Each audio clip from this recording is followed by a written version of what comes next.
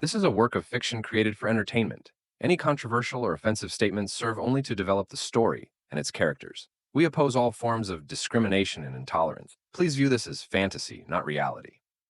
I live in a world where, after the wars, there are barely any men left. Now, for every man, there are 5 women, and the government gives out wives for money. I'm a blind beggar, barely able to feed myself. But when the last girl fell to her knees in front of me and whispered, "Please, take me. If you walk away, my father will kill me." I couldn't take it anymore. I simply took her hand and walked away. That's how I got my first wife. And that was only the beginning. Guys, if you haven't seen the previous parts, you'll find the links in the description and the pinned comment. Now, let's get to the story. 8,000 Tang troops were unstoppable. Those soldiers who had just been startled awake from sleep and broken through the attack had no time to put on armor. They simply grabbed their swords and spears and rushed out of their tents, only to be mercilessly slaughtered one after another in the darkness. These 30,000 elite troops could not even form a formation. They could only fight individually to protect themselves, and from the very start the battle was thrown into complete chaos. Even when Lu Dongzhan woke up in shock and hurriedly tried to command the army, his orders could not be spread out at all. Several times he was nearly killed when the Tang army swept past his tent. "It's over." Lu Dongzhan stomped his feet in anger. Looking around, he saw his camp engulfed in flames from the Tang soldiers' fire, unable to protect either the front or the rear. It was impossible for him to gather the army and counterattack amidst such chaos. "We retreat first. Try to inform as many soldiers as possible. Whoever can escape must escape. We will regroup at Stone City." Lu Dongzhan was filled with grief and indignation. His dream of slaughtering the Tang people and plundering them was now completely shattered. He could not even find a decent horse when fleeing, and had to disguise himself as an ordinary soldier, fleeing in disgrace. But the Midnight Massacre did not stop with the commander's escape. Instead, it grew even more intense. The raging fire burned until dawn, and when the first light of day appeared on the horizon, the entire camp had been reduced to ashes.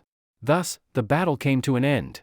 The battle report afterward was even more joyous. The Tang army lost only a few hundred men, yet they directly killed more than 10,000 and captured 3,000.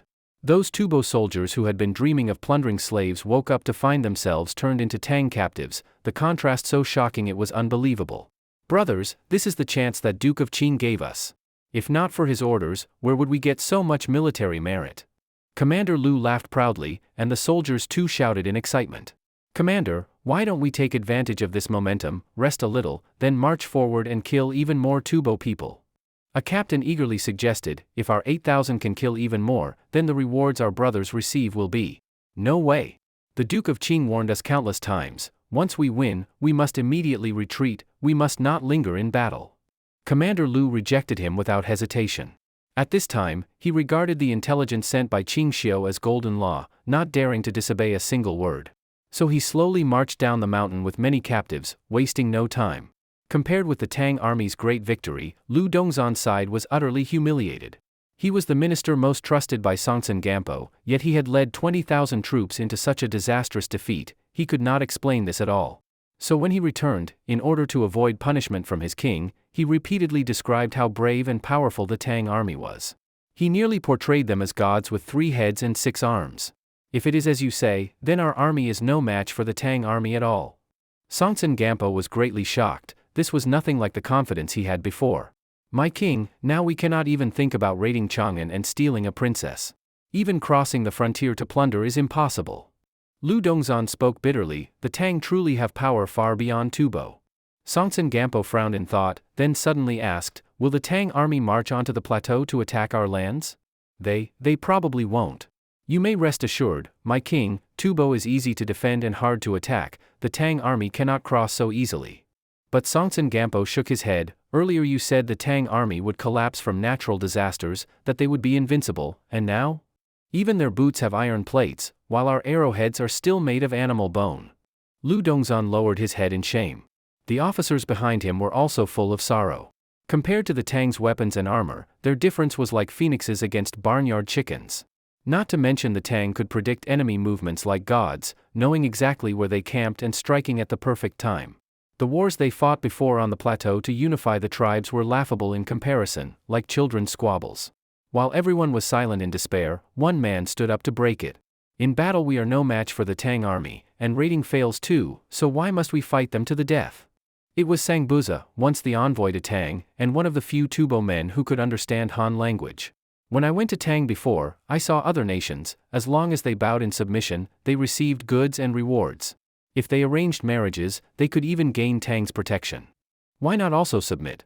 As the Tang request, we can even make the marriage princess our official queen. If we can gain large amounts of Tang goods, ironware, and farming tools, it would be worth it. Songtsen Gampo immediately turned his head. Truly. Clearly, Sangbuza's words touched his heart. My king, do not worry. The Tang emperor is a generous man, you will see then. Sangbuza spoke with certainty. This temptation was too great for Songtsen Gampo. Without hesitation, he decided. Sangbuza, personally write a state letter requesting marriage alliance. Promise to take the princess as queen, and swear loyalty to Tang. Since they could not win, they would simply join. As an empire born of tribes, they did not mind submitting to a stronger power. Besides, fortunes change, no empire stays strong forever. By then, who submits to whom may be different. Duke of Qing truly foresaw the enemy like a god. When Emperor Li Er circulated the victory report at court, his face was full of joy. In the report, Commander Lu made no attempt to hide his admiration for Duke of Qing, crediting almost all success to Qing Xiu. This man knows the times and can fight battles. I should meet him someday, thought Qing Xiu. Also, inform all ministers. After this victory report came, Tubo immediately sent their request for marriage alliance and submission. I have already allowed them to send envoys to Chang'an.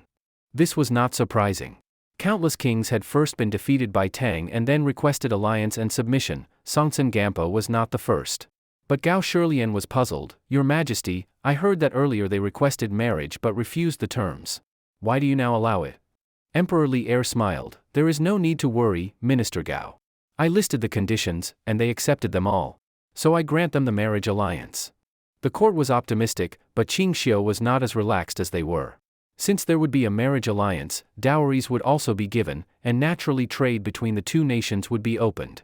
Tubo's land was barren and dangerous, though cheap trinkets and crafts could be exchanged for cattle and sheep at high profit. But these were not resources that could directly strengthen Tang's power, at most it was just profit. Meanwhile, Tubo could gain countless things from Tang that would truly strengthen their nation. The only most crucial point was that they could learn in the Tang dynasty the techniques of making iron tools and mining, which would cause the military strength of the Tubo kingdom to increase sharply. Not to mention that they could obtain from the Tang dynasty many seeds of high-yield crops to improve the poor grain production of Tubo. In fact, history indeed was like this. After the marriage alliance of Princess Wencheng, Tubo obtained many crops that had never existed on the plateau, and they were cultivated, along with many craft-making methods.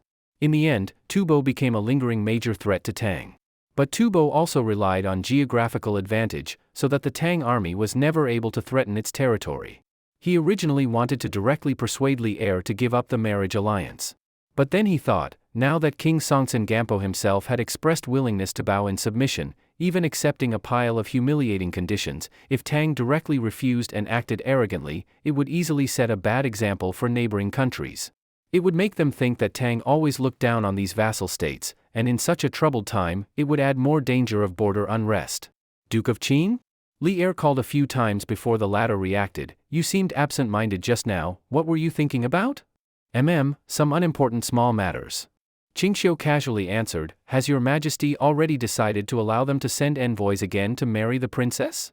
Yes, the king of Tubo's heart is toward our Tang, how could we not allow it?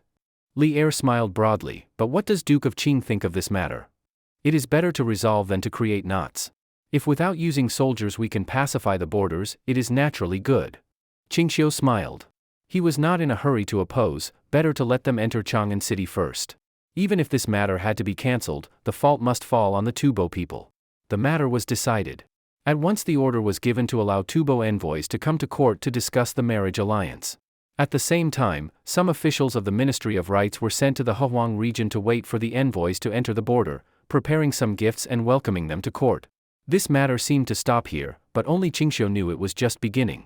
After the morning court, Qing Xiu planned to return directly to his residence, but unexpectedly old Cheng suddenly blocked him. Young man, seeing your relaxed look, you probably don't have much to do later? How about sitting a while at my mansion? He seemed to be asking Qing Xiu's opinion, yet with one big hand he pulled Qing Xiu's arm directly toward his carriage. Uncle Cheng, if there is anything you want me to help with, just say it, between us there's no need to be polite. Cheng Yaojin laughed loudly. Don't you know me yet? If I really had something I would have already said it. Come with me, today I just want to drink. Oh yes, don't forget to have your servant send some beer later, lately the weather is hot, drinking it is just right. To invite someone to drink but ask them to bring their own wine, this kind of thing only old Cheng could do. At Cheng's mansion, after a few rounds of wine, old Cheng suddenly changed the topic, mysteriously asking. Lately are your wives and concubines getting along well? They don't reject Cui Yuyan much, do they? Uncle Cheng, rest assured, since they became my wives and concubines, they will never suffer grievances. Moreover, they are like sisters. But Cheng Yaojin shook his head. I mean, do they oppose you taking concubines?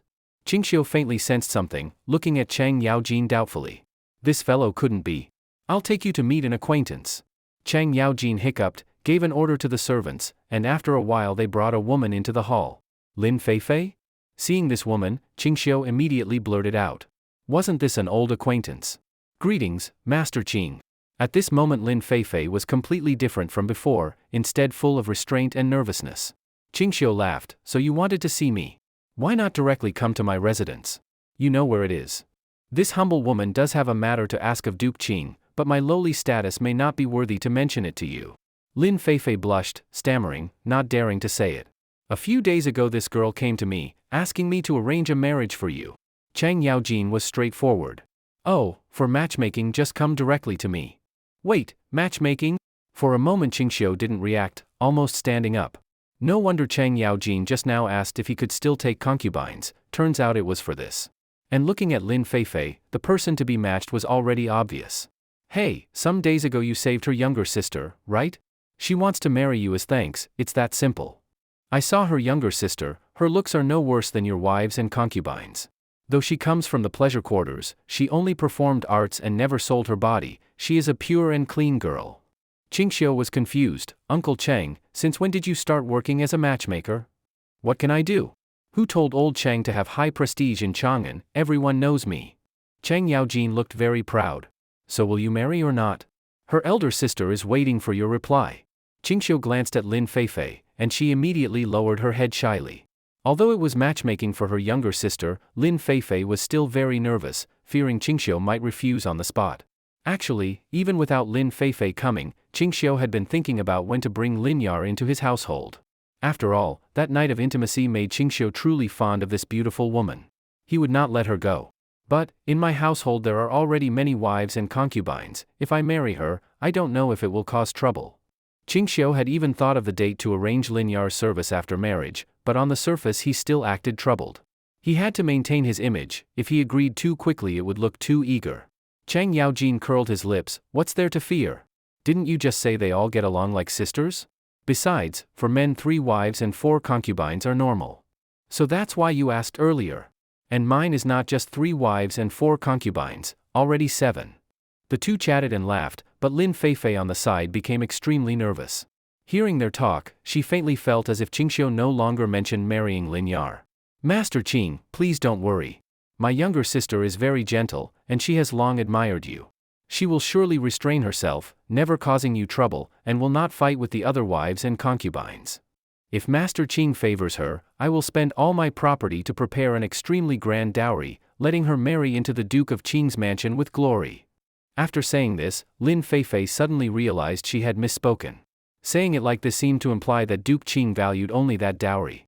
Even if she spent all her family property to prepare a dowry, in Qingxiu's eyes it was not worth mentioning.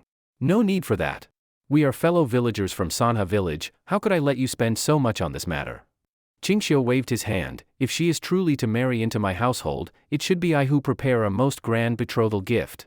Hearing this, Lin Feifei for a moment did not understand, and thought Qingxiu was refusing.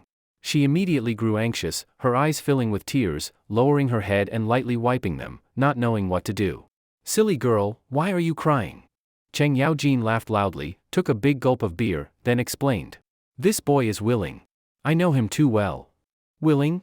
Lin Feifei quickly looked at Qingxiu, who only gave her a smile. The condition is that Lin Yar must be willing herself.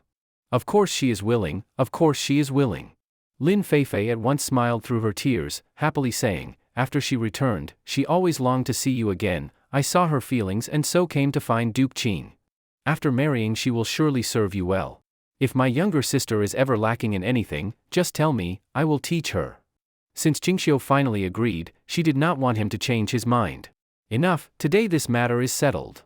Chang Yaojin slapped the table. Today old Chang will be the witness here, you two should pick an auspicious date and prepare for the wedding. After saying this, the old fellow even looked proudly at Qingxiu. Qingxiu also found it funny, never imagining that 2 of his marriages were arranged by this old man.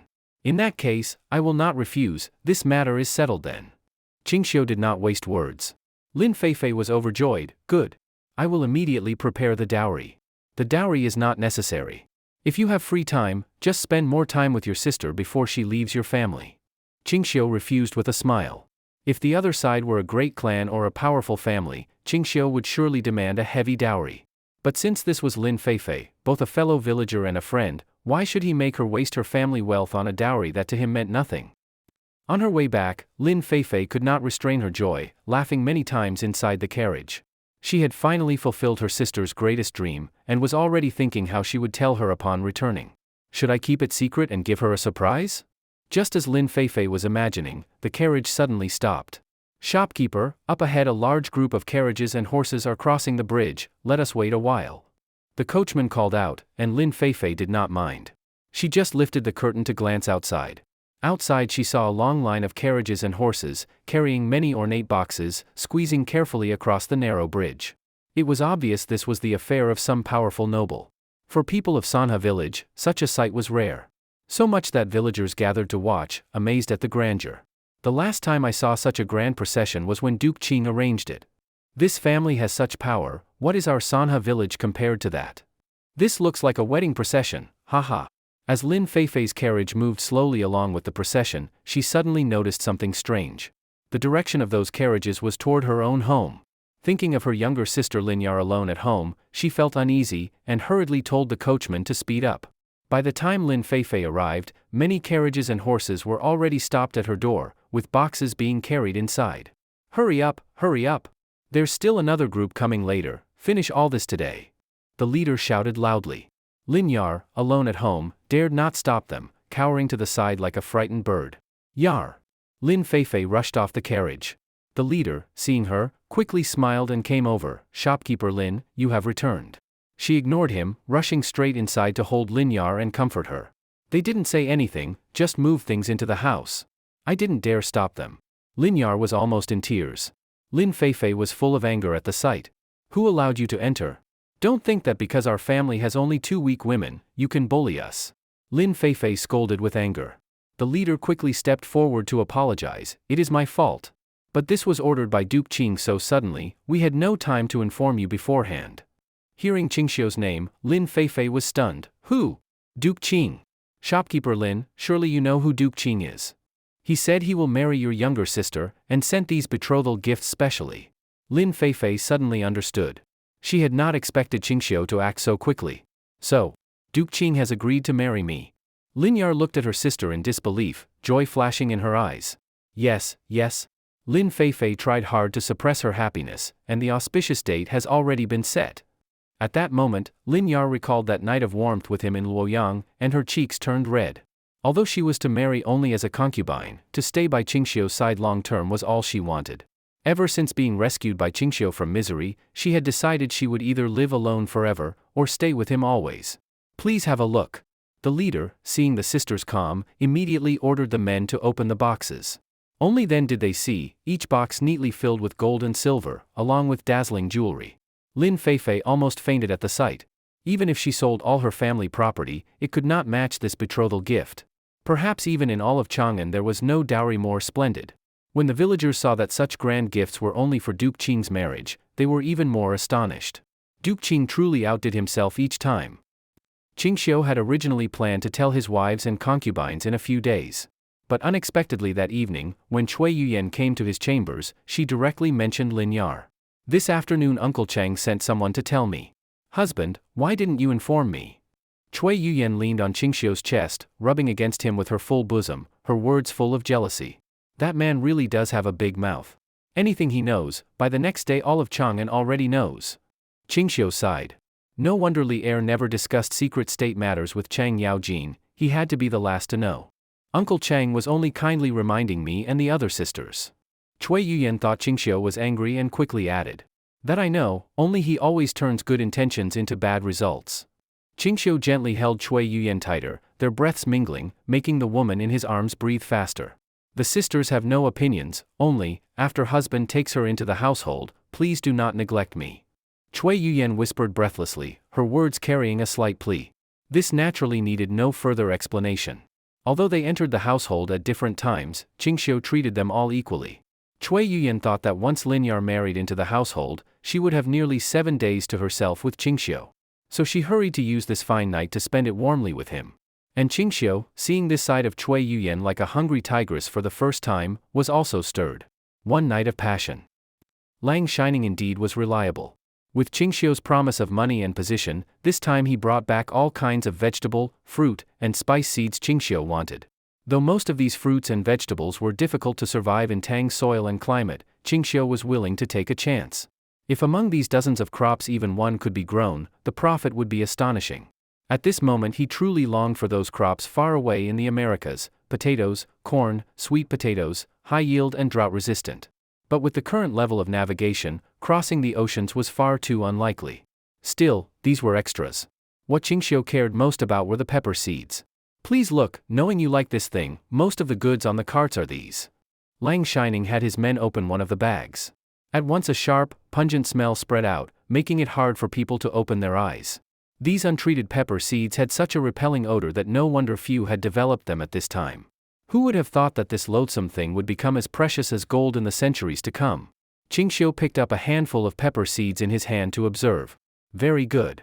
Lang Shining was about to take his leave, but Qingxiu called him back. My 100 Flavors house recently launched a signature dish. It has been quite popular. Would you like to try it? Lang Shining, a sharp man, immediately heard the hidden meaning. Qingxiu had something to instruct him. Not a negotiation, but an order. He was not qualified to bargain with Qingxiu. To be honored by Duke Qing, it is my fortune. Of course I will go. Lang Shining replied at once. At that time 100 Flavors house was crowded, but seeing Duke Qing come in person, the servants quickly prepared a private room upstairs. Lang Shining had not expected Qingxiu to treat him so seriously, and he grew nervous. He did not know what Qingxiu would discuss, but judging from the scene, it was surely an unequal cooperation. With pressure in his heart, even the delicious fried locusts lost all taste. You have been trading in Chang'an for so long, you must have heard of the Zheng clan of Xinjiang. Qingxiu suddenly brought this up, startling Lang Shining. Wasn't the Zheng clan executed by the court? You know then, that is enough. Qingxiu said faintly, though the Zheng clan was destroyed, before that they controlled half the caravan quotas on the westward trade route. You obtained them? Unlucky, only half of theirs. These words nearly made Lang Shining drop his chopsticks. 1/4 of the whole trade route's quotas were in his hands, equal to 1/4 of the wealth. Though fewer quotas than the Zheng clan once held, Qingxiu's goods were rubber, tires, and even gunpowder. These hard goods he alone controlled the price, no matter how high, they would still sell. With only these quotas, his profit would far surpass what the Zheng clan once made from all their quotas. Already, many Arab merchants carried Qingxiu's rubber tires west, welcomed and loved by all countries along the way. Even discarded tires could be sold at sky-high prices. If Qingxiu himself entered the trade. So, do you want to merge into my caravan? I can give you some goods, besides your capital, all profit will be yours. Lang Shining was overjoyed, barely hiding his excitement. With Qingxiu's goods, even if he multiplied the price many times, they would still sell. Knowing the situation, he quickly said, favored by Duke Qing, how could I keep all the profit? If there is income, I will surely share it with Duke Qing. No need, all is yours.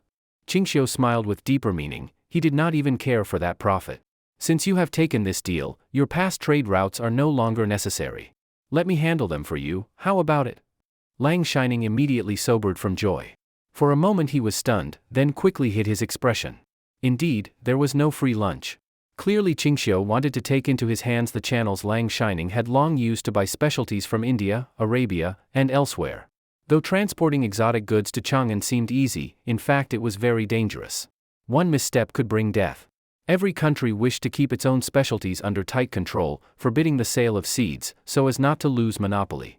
Just as in the Ming dynasty, the Spaniards obtained sweet potatoes from the Americas, but strictly forbade the vines from being sold into Ming China, saying, tubers not to China.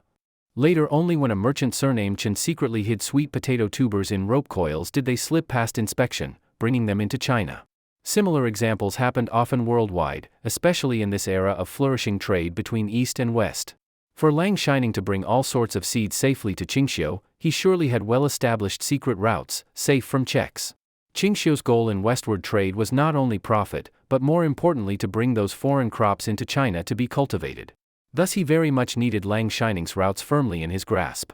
Though he had cooperated with Lang Shining before, the man was after all a foreigner. Who knew if one day he might leave forever, cutting off Qingxiu's supply? Or even further, what if he realized his route was extremely important to Qingxiu, and then took the chance to raise the price and extort? Qingxiu would never allow such an important route to be outside his control. Handing over his own goods to sell could be counted as compensation for him. Duke Qing, this is too sudden, please allow me to go back and discuss it with my caravan partners. In your caravan you are the only one who makes decisions, with whom are you going to discuss? Qingxiu's smile grew even more unfathomable. Please allow me to think again, at most in 2 days I will give you an answer. Lang Shining, flustered, was about to stand up and leave, but Qingxiu casually waved his hand. As far as I know, your caravan is now purchasing goods in the East market? Is the money in the bank still enough? This sentence instantly killed Lang Shining's thought of leaving. Qingxiu was reminding him, with just one word, Lang Shining could not buy anything in Chang'an at a normal price. And the silver stored in the city's bank, he would not be able to take even a single coin. Duke Qing, I have helped you much, you see this. I am not trying to make things hard for you. Though I merge your routes, I will still supply you goods at cost price. In 1 year you can earn more than a lifetime of trading. Qingxiu slowly raised a teacup and took a sip, giving Lang Shining a deep look. Besides me in this Chang'an, who else would even value your so-called rare goods? With both threat and promise, Qingxiu completely crushed Lang Shining's little schemes. In the end, merchants like this both wanted profit and feared trouble, in Qingxiu's eyes, the easiest kind to handle. Lang Shining felt great regret for the countless effort and money he had spent to open his routes. But clearly Qingxiu was offering him an easier path. And judging by this, if he did not agree, perhaps his caravan would never leave Chang'an again. Let it be as Duke Qing arranges. Lang Shining nodded helplessly. Qingxiu was very satisfied, stepping forward to pat Lang Shining's shoulder. He liked such merchants who knew how to read the situation. So, it is good.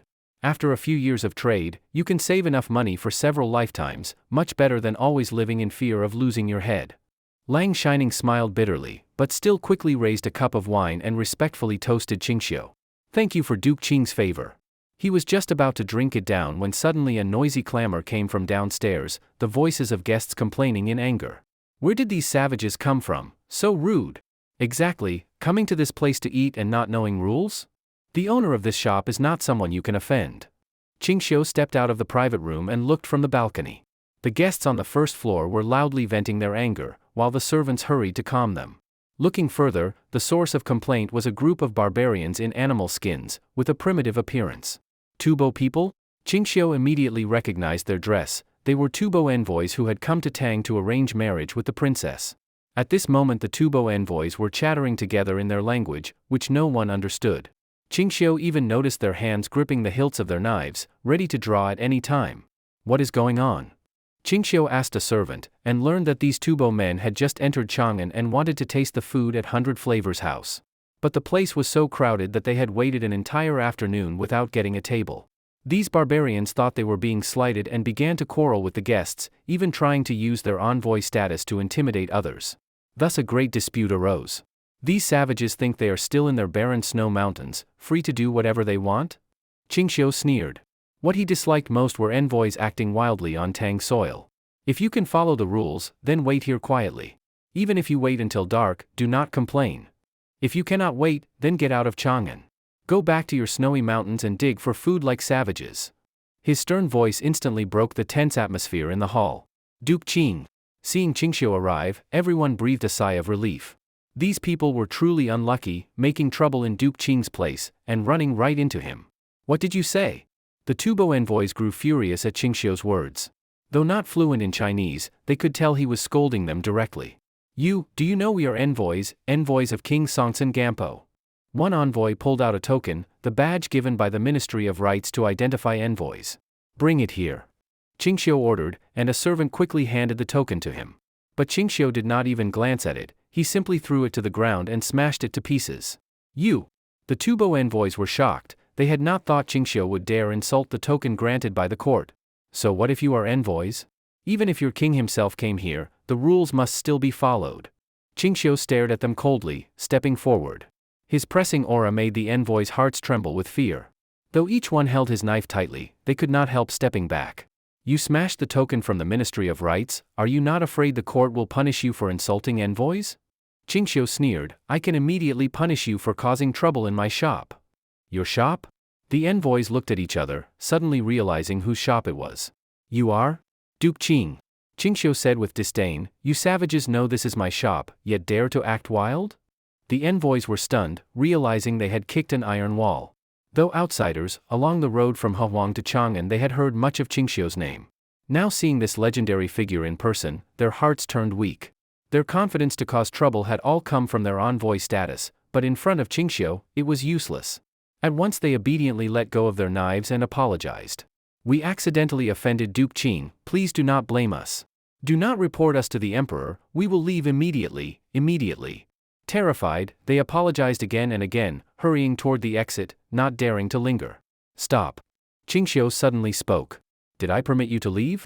After making a mess, you think one apology is enough to leave? What do you take this place for? Although no one blocked the main door, Qingxiu's words alone completely intimidated everyone. Not one of them dared to step out. One envoy still forced himself to argue, we were only quarreling just now, we didn't break anything here. How do you want us to compensate? Qingxiu did not answer him, but instead asked, this time your mission to Tang, who is the chief envoy? It is Minister Lu Dongzhan. Hearing this, Qingxiu nodded slightly, it really was him. This man's role to Songtsen Gampo was equivalent to Han Xian, Xiao He, and Zhang Liang combined. Songtsen Gampo was able to unify Tubo and govern it with strength and prosperity within his lifetime. Lu Dongzhan definitely had the greatest merit, and he was also an extremely skilled diplomat. Since such a capable person was sent into his hands, Qingxiu would not miss the chance. Tell Lu Dongzhan to come and take you away. If he does not come, none of you will leave. Qingxiu waved his hand. Take these guests to the firewood room. Without my order, they are not allowed to go out. Understood. With Qingxiu's command, the servants quickly stepped forward, gesturing politely. This way, gentlemen. Though unwilling, the envoys could only bow their heads and obey under Qingxiu's pressure. Meanwhile, Qingxiu stayed upstairs, drinking at leisure, waiting calmly for Lu Dongzhan to arrive. But Lang Shining was uneasy. Duke Qing, you are privately detaining foreign envoys. Will this not cause trouble for the court? Trouble? And letting them commit crimes and bully people in Tang territory is no trouble. Qingxiu was indifferent. Lang Shining had only been in Chang'an for a short time. If he had seen how Qingxiu had handled the envoys of Japan and Goguryeo before, he would know that today was light. At least Qingxiu had not killed anyone. Lang Shining forced a smile but was clearly nervous. Perhaps you are busy, I will not disturb you further. Qingxiu set down his cup, looking at him with a half-smile until Lang Shining's scalp prickled. Better stay here and wait with me. From what I know, your caravan is managed by others, you are not in a hurry. You have nothing urgent, right? Lang Shining gave a weak smile. No, I don't. I mean, no urgent matters. So he had no choice but to sit. Not long after, Lu Dongzhan rushed into 100 Flavor's house. Without waiting for anyone to announce him, he stormed straight toward the upstairs private room. If not for Qingxiu's high position in court, he would have kicked the door open. The Tubo envoys are here. Will Duke Qing release my men? Though Lu Dongzhan suppressed his anger, his dissatisfaction showed on his face. What angered him more was that Qingxiu kept drinking alone, not even offering him a seat. Your envoys do not know the rules, disturbing my guests and ruining my business. I wonder, do people of Tubo always act so rudely? Qingxiu set down his cup and glanced at him casually. When you meet His Majesty in court in a few days, will you also be so rude? Lu Dongzhan forced down his anger and dryly said, this matter is indeed our fault. If there was any loss, we will compensate. I ask Duke Qing to release my men. I am willing to apologize again. He even bowed deeply, appearing very sincere. Even Qingxiu was slightly surprised. Lu Dongzhan could endure humiliation. Given his status in Tubo, usually high above others, perhaps even Songtsen Gampo would not treat him this way. Yet now he tolerated Qingxiu's slight, indeed remarkable. Qingxiu had called him here to test him face to face. And it made Qingxiu even more determined not to let him go easily. Qingxiu said calmly, my business is fine. But those guests who were disturbed. We are willing to pay them silver as compensation. Before Qingxiu finished, Lu Dongzhan directly continued his words. What a clever man. Fine. Take your men away. At last Qingxiu looked at him seriously, his eyes full of meaning. That gaze made Lu Dongzhan's heart suddenly nervous, though he steadied himself. Thank you. He withdrew.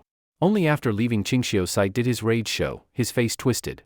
Damn boy, I, a grand envoy, was humiliated like this. I will remember this. Before I leave Chang'an, I will make you regret today. He whispered fiercely to himself, not knowing Qingxiu had already seen through it all. Which suited Qingxiu just fine, no burden in dealing with him. Come, now it is our own business. Qingxiu gestured for Lang Shining to follow. Do not worry, I will not treat you badly.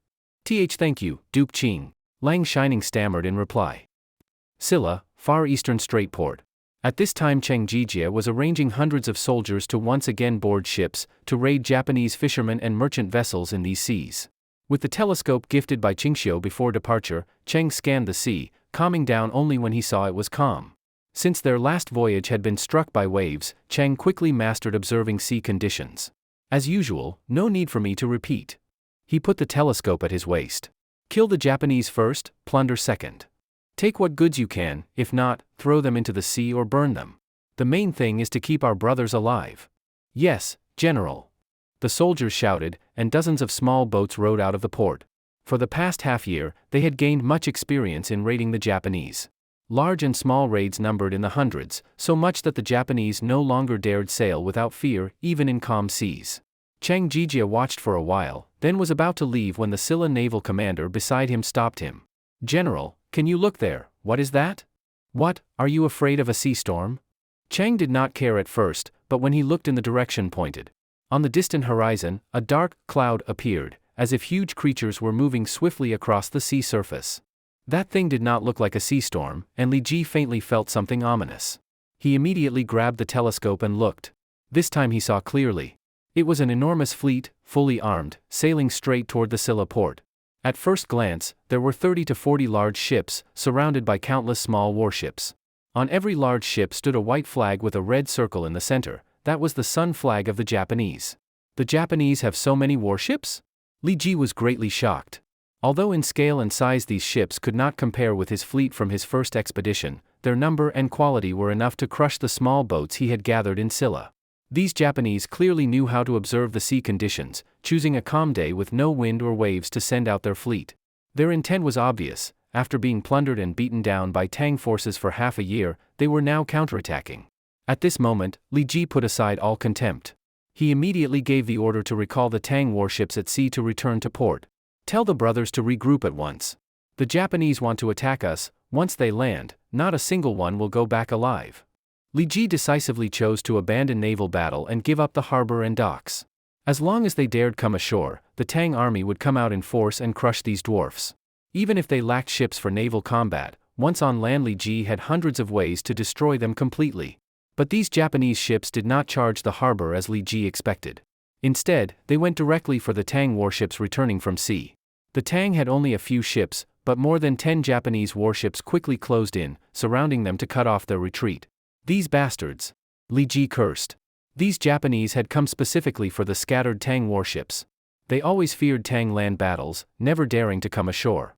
Today they sent such a fleet to frighten the Tang on land, stopping reinforcements, while surrounding and wiping out the Tang sailors at sea. Within moments, the Tang navy was surrounded. Dozens of Japanese ships loosed arrows like rain. The sheer volume suppressed the Tang completely. They could only hide behind shields on their ships. Even when they occasionally shot back and killed a few, it was far from enough to break through. Strangely, the Japanese navy, though having the advantage, did not rush to board and slaughter the Tang sailors. Instead, they tightened the circle slowly, attacking at a very slow pace. Watching closely, Li Ji immediately understood. The Japanese intended to lure reinforcements into a trap. If Tang sent warships to rescue, they would ambush and wipe them out. If Tang did nothing, their brothers would be trapped and die. General, let us sail to rescue them. These Japanese are too arrogant. We cannot let our brothers die helplessly in their trap. Let us go, we can break through and save them. The soldiers could not stand by and begged to fight. Li Ji was torn. To watch brothers die helplessly was painful, but to rescue would fall into the enemy's trap. How many ships do we still have? No large ships, only 13 small ones, each can carry 7 men. After brief hesitation, Li Ji made up his mind. Prepare the ships. Go to aid them. If we cannot break through, then retreat at once, do not throw lives away. Just then, the besieged Tang warships suddenly raised a small flag. Amidst the Japanese arrows, it was very clear. The flag signaled unmistakably, telling the Tang army on land to abandon the rescue. Set sail. Li Ji could not bear it. He resolved that today, no matter the cost, the Japanese must be crushed. Even with only 12 small boats, they would fight until the Japanese fled in disgrace. But as they rushed to prepare the ships, the dozens of Japanese warships suddenly stopped shooting. Then they slowly opened the encirclement and swiftly retreated to their large ships like arrows loosed from a bow. Everyone was stunned. Were the Japanese too confident, planning to land after all? But instead, their fleet quickly sailed out of the area, leaving in full force, showing no intention of further battle. What does this mean? No one could understand, the change was too sudden. General, look there. A captain pointed to the southern sea, shouting in shock, what is that? In the distance, a massive dark shadow spread across the sea, boundless. The closer it came, the harder it was to see the sun over the water, as if it covered the sky. A sea storm? The sight was terrifying, especially at sea where disasters were common. Li Ji was unsure. He took out the telescope and looked carefully, only to be even more shocked. It was no storm, but a fleet so large it was terrifying. Each ship was as massive as a mountain, several times larger than even Tang's largest warships. Calling them ships was not accurate, they were more like floating islands on the sea. Even more frightening, there were more than a dozen such gigantic ships, lined together like Mount Tai looming over the ocean. Just the sight of them made one's heart tremble, no wonder the Japanese fled at first sight. Friend or foe, their presence made it hard for Li Ji even to breathe. He felt they were most likely enemies. But what nation could build such monstrous ships? He quickly ordered the Tang troops to abandon the harbor and fall back, preparing to fight on land. The soldiers were tense as the fleet drew closer. Then, as the ships came clearly into view, all of them without exception raised a flag that was extremely familiar. Li Ji was utterly confused. It was the Tang army's own banner. Brothers, look. That's our flag. That must be our warships. Since when have we been able to build such powerful ships? General, should we open the port right away to welcome them? The soldiers were all excited when they saw the battle flag, but only Li Ji stayed tense. No. These are probably not our ships. Who knows if they hoist our flag just to lower our guard and then take the chance to break into the port. Do not break formation. Li Ji's heart was pounding. Most of his soldiers were scattered throughout Silla, and the ones he could move now were just over 1,000. So few men might not be able to stop more than 10 giant warships. With Li Ji's warning, everyone immediately sobered up. They quickly dropped their excitement and prepared for battle. At that moment, the ships drew closer. Their terrifying displacement pushed the port's waterline dangerously high. The waves rushing up to shore were even greater than the tides. Set fire to the port. At the critical moment, Li Ji gave an order that left everyone stunned. General, if the port burns, then we will. The urgent matter is to stop these enemies. In Li Ji's mind, there was no doubt, these strange warships were the enemy. All he could do now was delay their advance as much as possible, there was no other way. Go. Once they land, it will be too late. Li Ji knew this was no time for hesitation. He gave the order again, and the soldiers immediately prepared oil and fire starters to set the port ablaze. Hurry! Just as they poured oil over the port buildings, they saw the great ships suddenly speed up, rushing straight toward them. This made their fear worse, confirming that the newcomers must be enemies. Stop! From the bow of a ship, a man raised high the Tang battle flag. General, do you still recognize me? We have come to deliver warships to you, do not burn the port. The voice was very familiar. Li Ji froze when he heard it.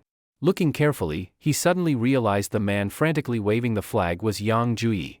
He and this man were not old acquaintances, but when he left from the Jiangnan shipyard, they had spoken many times. Stop! Li Ji hurriedly ordered them to stop burning the docks. General, do not worry. These are our own warships, designed by Duke of Qing and built by us. Yang Juyi waved the flag and shouted, so excited his voice trembled. Our ships?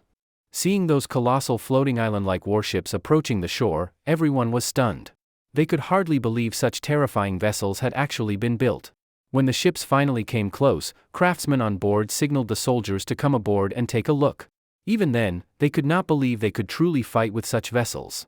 Especially when they saw the massive, intricate internal structures layer upon layer, they could only admire Duke Qing's genius design. They did not know this was a product ahead of its time, centuries before history would ever see such ships. And at this same period, there was nothing in the whole world that could compare to these great treasure ships. Can this ship withstand the waves? Standing on the top deck, Li Ji could faintly see the scattered islands of Japan across the strait. Yang Jui laughed.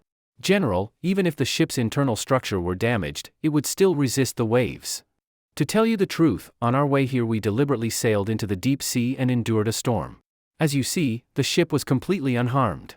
Good. Excellent. Li Ji slapped the great cannon in the cabin, his blood boiling. The last obstacle for the Tang army against the Japanese was completely gone. Li Ji could finally fight to wash away his shame. When we flatten the 4 islands of the Japanese, I will use their blood to honor the brothers who died in the storm. He still could not let go of that disaster at sea. Yang Jui added, General, I have one request, may I ask it? Speak. I want to follow these 13 treasure ships into battle against Japan, to see with my own eyes how the Tang Navy crushes them. Li Ji hesitated. Old sir, going on campaign is not as safe as building ships in the yard. If something should happen to you, no matter. Yang Jui cut him off, laughing loudly. These divine ships were designed by Duke of Qing and built by me with my own hands. I know their power.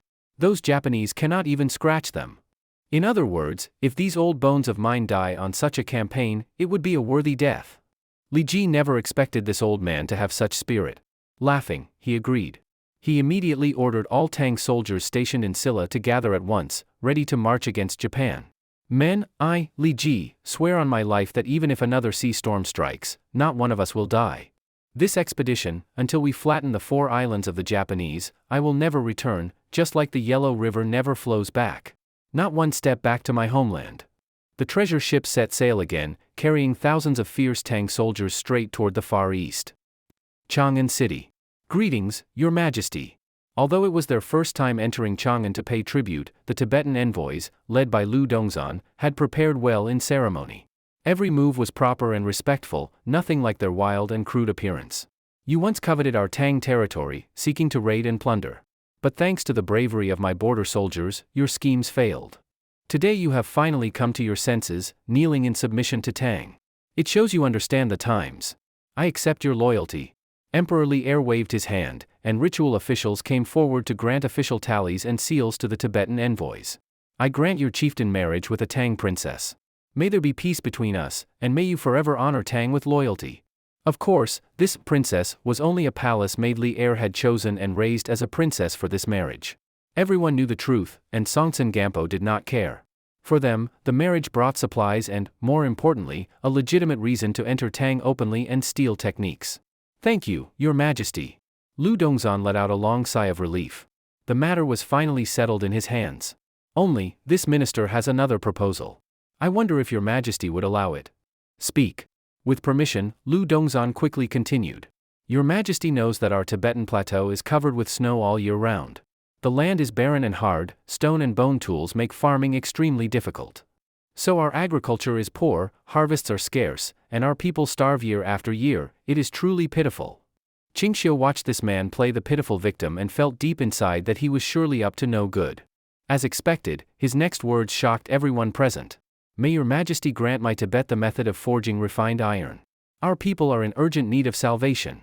So that was what he was really after. This was the first time Li Er had seen someone openly ask the Tang dynasty to give them the iron forging technique, and he almost laughed out loud on the spot.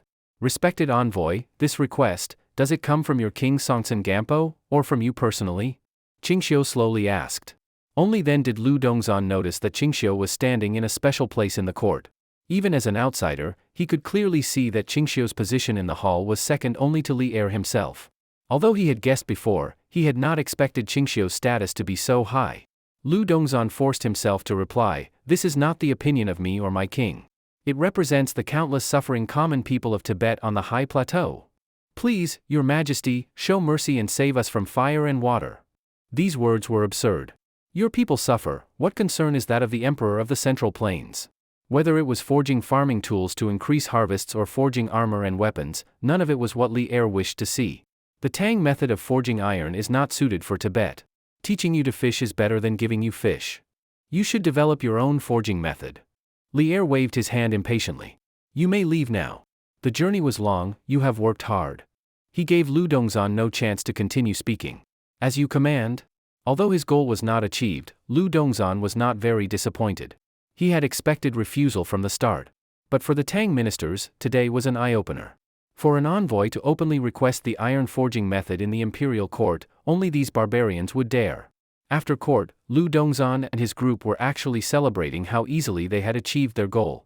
Some even became proud and overjoyed, thinking the Tang emperor must favor the Tibetans. In their happiness, they even went to a tavern on East Street to drink and celebrate. The Tang emperor agreed so readily. Our mission really went smoothly. This is clearly Minister Lu Dongzhan's achievement. When we return, how will the king reward us? While everyone else laughed loudly, only Lu Dongzhan frowned, secretly calculating something. In the next few days, don't get carried away. If you have free time, walk around the city markets. He lowered his voice. You all know what to do, right? Understood. Everyone nodded knowingly. But, Minister, did you see that Qingxiu in court today? Sitting so close to the emperor, so full of authority. No wonder he could use his status that day to suppress us. No wonder he is so favored before the Tang emperor. Exactly, that's why he acts so arrogant. Lu Dongzhan sneered at their complaints. He only has power inside Tang. Once outside here, what power would he have? If he came to Tibet, I would. Before his words finished, a sharp angry voice suddenly interrupted. Even in Tibet, you savages would be forced to kneel and beg for mercy, defeated like a collapsing mountain. Lu Dongzhan froze, his mind blank for a moment before he came back to his senses. He looked toward the voice and saw a refined-looking but capable young woman glaring at him angrily from the next table. This woman was none other than Lin Feifei. She had entered Chang'an to purchase supplies, and while resting at this tavern happened to hear them slandering Qingxiu. Given her personality, and her admiration and affection for Qingxiu, how could she tolerate these people insulting him so boldly? Lin Feifei's companions at the table also joined in with scorn. Manager Lin is right. These people only dare gossip behind backs. If Duke Qing were here, they wouldn't dare let out a single fart. Lu Dongzhan grew furious. He was about to speak when his companions acted first, flipping the table. Who are you? A few commoners dare to lecture us here. One envoy even drew his sword and pointed it at Lin Feifei, shouting angrily. What? This is Tang territory. You dare draw blades against people here? Don't you know that a crime committed by envoys is punished even more severely? The Tibetan envoys all drew weapons, terrifying the other customers, who screamed and fled in all directions. The tavern owner nearly fainted, no one had even paid the bill yet. Lu Dongzhan hadn't expected his men to already pull out blades, yet Lin Feifei still dared scold them face to face. Do you know who we are? Even if it's Qingxiu, what if we insult him? Lin Feifei sneered. Aren't you the same Tibetans who just days ago tried to invade Tang and plunder, only to be beaten down and forced to bow? She had hit Lu Dongzhan's sore spot. He roared angrily, even your Tang emperor must give me face, what are you to speak so? My holy emperor treats all guests with courtesy. When you kneel and submit, of course you are shown kindness. But if you raise arms in invasion, His Majesty would send you all to the Yellow Springs. Put the blades away, beat them. Lu Dongzhan, furious, ignored everything else and wanted to teach them a lesson. Lin Feifei had not expected these envoys to be so arrogant, actually daring to attack Tang citizens in broad daylight. As a weak woman, she trembled and stepped back quickly. Luckily, her companions rushed forward to block the Tibetans, and a chaotic fight broke out on the spot. You are truly outrageous. Lin Feifei saw that her companions were outnumbered and losing quickly. She was both pained and angry. But she stayed clear-headed. She rushed out to find guards to stop these barbarians. Not far away, she happened upon a slowly approaching carriage. Duke Qing. She immediately recognized the carriage, it was Qingxiu's. She rushed to stop it. Please, Duke Qing, help me. I'm in trouble today. Lin Feifei? Qingxiu lifted the curtain, puzzled. Don't worry, speak slowly. Lin Feifei couldn't stay calm. She blurted, those Tibetan envoys are running wild, fighting our people in the tavern. Hearing this, Qingxiu's face darkened. He hadn't yet gone looking for trouble with them, and the Tibetans had already started being arrogant first. The last batch of envoys who beat Tang citizens in Chang'an had long since lost their heads. Follow me. Qingxiu waved his hand and immediately took Lin Feifei with him toward the tavern. Just as they were about to enter, they happened to meet a squad of guards rushing over. They had clearly just learned about the Tibetans causing trouble here. Duke Qing. This small matter doesn't need you to trouble yourself, we'll handle it. Before they could finish, Qingxiu went straight inside. The soldiers dared not say more and followed behind him. As soon as he entered, he saw Lin Feifei's workers being beaten by a dozen Tibetan envoys, unable to withstand it. Even though the workers were strong, 2 fists could not beat many hands. They barely defended while retreating step by step, each already badly injured. Ah! One of them was shoved and lost balance, about to fall backward and smash his head on a table corner. At that moment, a hand caught his shoulder, saving him from serious injury. Duke Qing? The worker looked back and saw it was Qingxiu who had helped him, and hurriedly gave thanks. You came just in time, these Tibetans are lawless. Not only did they insult you in public, but they also started hitting us. Please, Duke Qing, uphold justice for us and punish them. Everyone, clutching their wounds, gathered behind Qingxiu, begging him to help. Qingxiu said nothing, but his expression grew darker as he looked at their swollen faces. Lu Dongzhan quickly ordered his men to stop. It wasn't out of fear of Qingxiu, but because he saw the city guards behind him and didn't want the situation to escalate. He was already arrogant, believing that since the emperor had received him, his position in the court was no less important than Qingxiu's. With little fear, he forced a fake smile. Duke Qing, what wind has blown you here? His tone was mocking. Step back. Qingxiu motioned for the workers to stay behind him. Guests in the tavern, leave now. Don't watch. I'll pay for your wine. At his word, the curious onlookers immediately dispersed. Everyone knew what it meant when Qingxiu cleared a place, no one wanted to get stained with blood. Lu Dongzhan began to feel uneasy, but since Qingxiu stood alone, he and his men weren't much afraid. Do you want to fight us? We are Tibetan envoys. Is this how Tang treats its guests? You call yourselves guests? Just uncivilized stepdogs beaten into submission. Qingxiu's words shattered Lu Dongzhan's pride on the spot. He had always thought highly of himself. How could he bear being compared to northern Turks? In that case, don't blame us for being rude. Lu Dongzhan roared in anger and ordered his men to attack Qingxiu. Bastards! The guards hadn't expected the Tibetans to be so bold and were about to draw swords to stop them. But Qingxiu stepped forward first, his killing intent clear, charging directly at the burly Tibetans. They almost laughed seeing a blind man armed only with a cane rush at them. A blind fool like you, an ox could kill you easily. The man raised his fist to smash Qingxiu's head. But in that instant, his fist froze in midair, and his eyes widened in pain.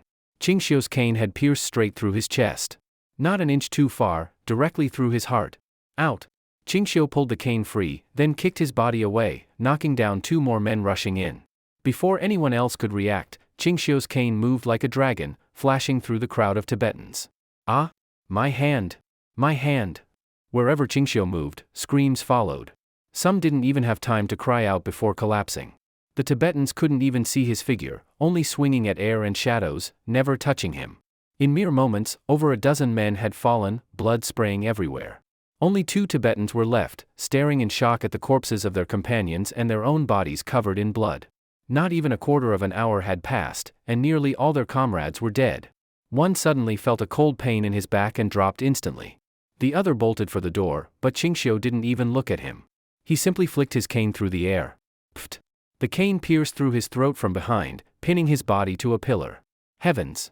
The tavern boy and the shopkeeper, hiding behind the counter, were terrified out of their wits. So fast. Even the guards hadn't seen Qingxiu's movements clearly before the fight was over. Then it struck them, Qingxiu had just killed Tibetan envoys. And not just any, these were envoys who had already submitted and been approved by the emperor for marriage alliance. Before, Qingxiu had killed arrogant envoys, but never ones already formally accepted. This was the first time. This has nothing to do with you. If your commander asks, tell him it was me. Qingxiu shook the blood from his cane, face unchanged, as if he had killed nothing more than a few stray dogs. He had wanted to kill Lu Dongzhan too, but that man ran faster than a rabbit, fleeing at the first sign of blood. No wonder Songtsen Gampo trusted him, he had a good sense of danger. Master Qing. I didn't mean for them to be killed. Won't this bring trouble? Lin Feifei was stunned. She hadn't thought a quarrel would turn into such a bloody slaughter. No matter. Don't worry about it. Go on with your business. Even without today's incident, I would have found a chance to deal with them. You've actually helped me a lot. Qingxiu smiled at her, but the others couldn't be as calm. Lin Feifei insisted on going with him to report to the authorities, but Qingxiu ignored her. Back to the mansion. He climbed into his carriage and left leisurely, leaving the onlookers outside shocked. Such composure was truly awe-inspiring. Lin Feifei, full of worry, decided to put aside her business for the day and help Qingxiu resolve this matter first. The crowd was suddenly pushed aside by a few men, and behind them came a very beautiful young girl, staring at the carriage moving farther away. This young woman was Ho Junji's daughter, Ho Haitang. She had just passed by, and when she heard that foreign envoys were bullying others here, she hurried over with her servants to help, but when she arrived, she only saw the aftermath already settled. Isn't that Duke Qing's carriage? The one who fought and killed the envoys inside was him. Ho Haitang was surprised. What a coincidence. A servant answered, it was indeed Duke Qing. We asked the guards just now, more than 10 of the envoy's followers inside were all killed. Well done. Ho Haitang sneered, I heard Duke Qing always teaches those arrogant envoys a lesson. Killing them is still too light. But Duke Qing may be in trouble this time. It seems that the Tibetans he killed had already received His Majesty's approval for the marriage alliance, and in a few days they were to take the princess away.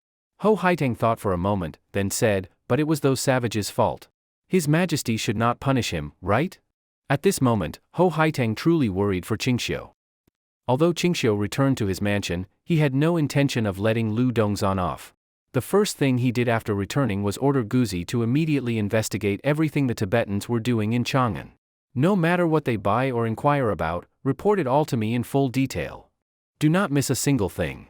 Qingxiu believed these people would not sit idle, but secretly try to steal Tang's agricultural, ironwork, and other forbidden crafts. Once the evidence was solid, unless Tibet gave all its land to Tang, the marriage alliance and their submission would surely be ruined. Find it out. If they attempt this, report at once. Guzi accepted the order and withdrew.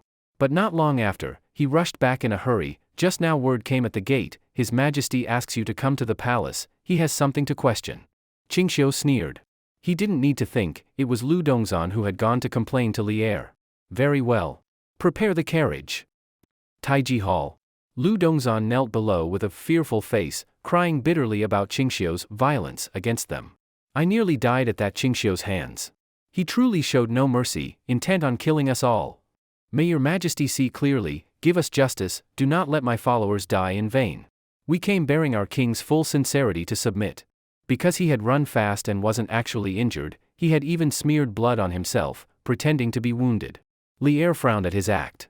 He knew Qingxiu would not stir trouble without cause, yet he could not understand why every time Qingxiu clashed with these envoys.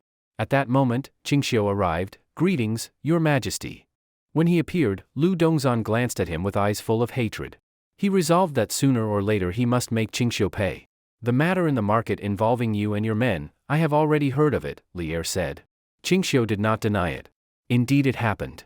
Did Your Majesty summon me so that he would apologize and compensate me? What did you say? Lu Dongzhan exploded in rage, pretending to leap forward, but Li Er immediately stopped him. Outrageous. I did not summon you here to brawl in court. Yes, Your Majesty. Lu Dongzhan quickly bowed his head again. Of course he would not truly fight Qingxiu. This was the man who had killed over 10 strong warriors in an instant. Qingxiu only found it laughable. Clearly this fellow was a pure actor. Your Majesty, this man insulted me in public. Others argued with him, yet were beaten. He even drew his blade against me. Qingxiu calmly described the events. In truth, I did not expect his men to be so weak, dying from just a single strike. Lu Dongzhan was enraged by this remark, about to protest, but Li Er cut him off. Envoy, this is not the same as what you just said? It is Qingxiu who twisted the facts. It was he who provoked us first. Lu Dongzhan tried to argue further, but Li Er coldly said, You think I know nothing? He tossed a document in front of Lu Dongzhan. Before you came to accuse him, the daughter of Duke Lu had already reported the matter here. In the city there are over 100 commoners and many guards who can testify. What you just said, that Duke Qing attacked you without cause, was lies. Lu Dongzhan was stunned. He hadn't thought Li Er would be so thorough, not listening to his side alone. Your Majesty, these Tibetans are nothing but uncivilized savages. Quarreling and fighting is their habit. I merely taught them a lesson. Qingxiu said with a faint smile. Even so, you acted improperly. After all, they are envoys who came from afar, how can you kill them so lightly? Li Er now pretended to sternly scold Qingxiu. They were to compensate you, but since lives have already been lost, let's not speak of compensation. Enough, it ends here. Lu Dongzhan still knelt, waiting for further orders, but instead the guards urged him to leave. Your Majesty, is that all? Li Er looked impatient. You fought in the streets. Whatever trouble came of it, you must bear it yourselves. This is all I can judge. Do you not know? Under Tang law, brawls have no death penalty. Street fighting is strictly forbidden, and it was you who provoked first. Lu Dongzhan did not understand the law, but he grasped one thing. The matter was finished here. Your Majesty, what is this? A brawl ends with each side responsible for itself? My dozen men just die for nothing? If that is so, why didn't you learn Tang law before causing trouble? Did you think this was your Tibet, where the strongest fist rules? Li Er shook his head. He truly had no wish to reason with such barbarians. According to Tang law, brawls with injuries were self-responsible, though killings would normally be punished. But this time, Li Er was deliberately protecting Qingxiu. How could he punish Qingxiu for the sake of a few Tibetans? Especially since they had broken the law first. Your Majesty, please see clearly. Qingxiu saluted briefly and left gracefully. Lu Dongzhan, though filled with deep unwillingness, had no choice but to leave under the guard's urging. On the way back, his mind was entirely occupied with Li Yan's verdict just now. Without a doubt, it was clear that Li Yan was favoring Qingxiu. Otherwise, how could the judgment be so absurd? Since he said the outcome of the duel is at one's own risk, then if I retaliate, the Tang Emperor shouldn't say anything, right? Anger surged in Lu Dongzhan's heart. He thought of a way to use the enemy's spear to break his shield. When he returned to his residence, the Tubo officials who had been waiting anxiously rushed to ask about the outcome. Did the Emperor execute Qingxiu? That man killed more than 10 of us. If he doesn't repay with his life, this is hard to accept. Can we ask His Majesty to hand him over to us, so that we can judge him ourselves? The crowd all spoke at once, emotions running high. Execute, my ass. That Qingxiu wasn't punished at all. Instead, the blame was put on us for starting the fight. Lu Dongzhan gnashed his teeth, his eyes almost spitting fire. When they heard the full account, everyone burst into rage. This Tang Emperor is clearly protecting that Qingxiu, treating us as nothing. We lost more than 10 men, and yet it ends like this? What could be more ridiculous than that?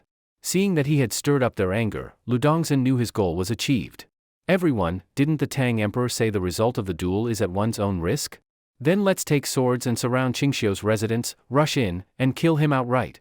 When the Emperor questions us, we'll just use his own words as our excuse. People are already dead, he won't be able to do much to us.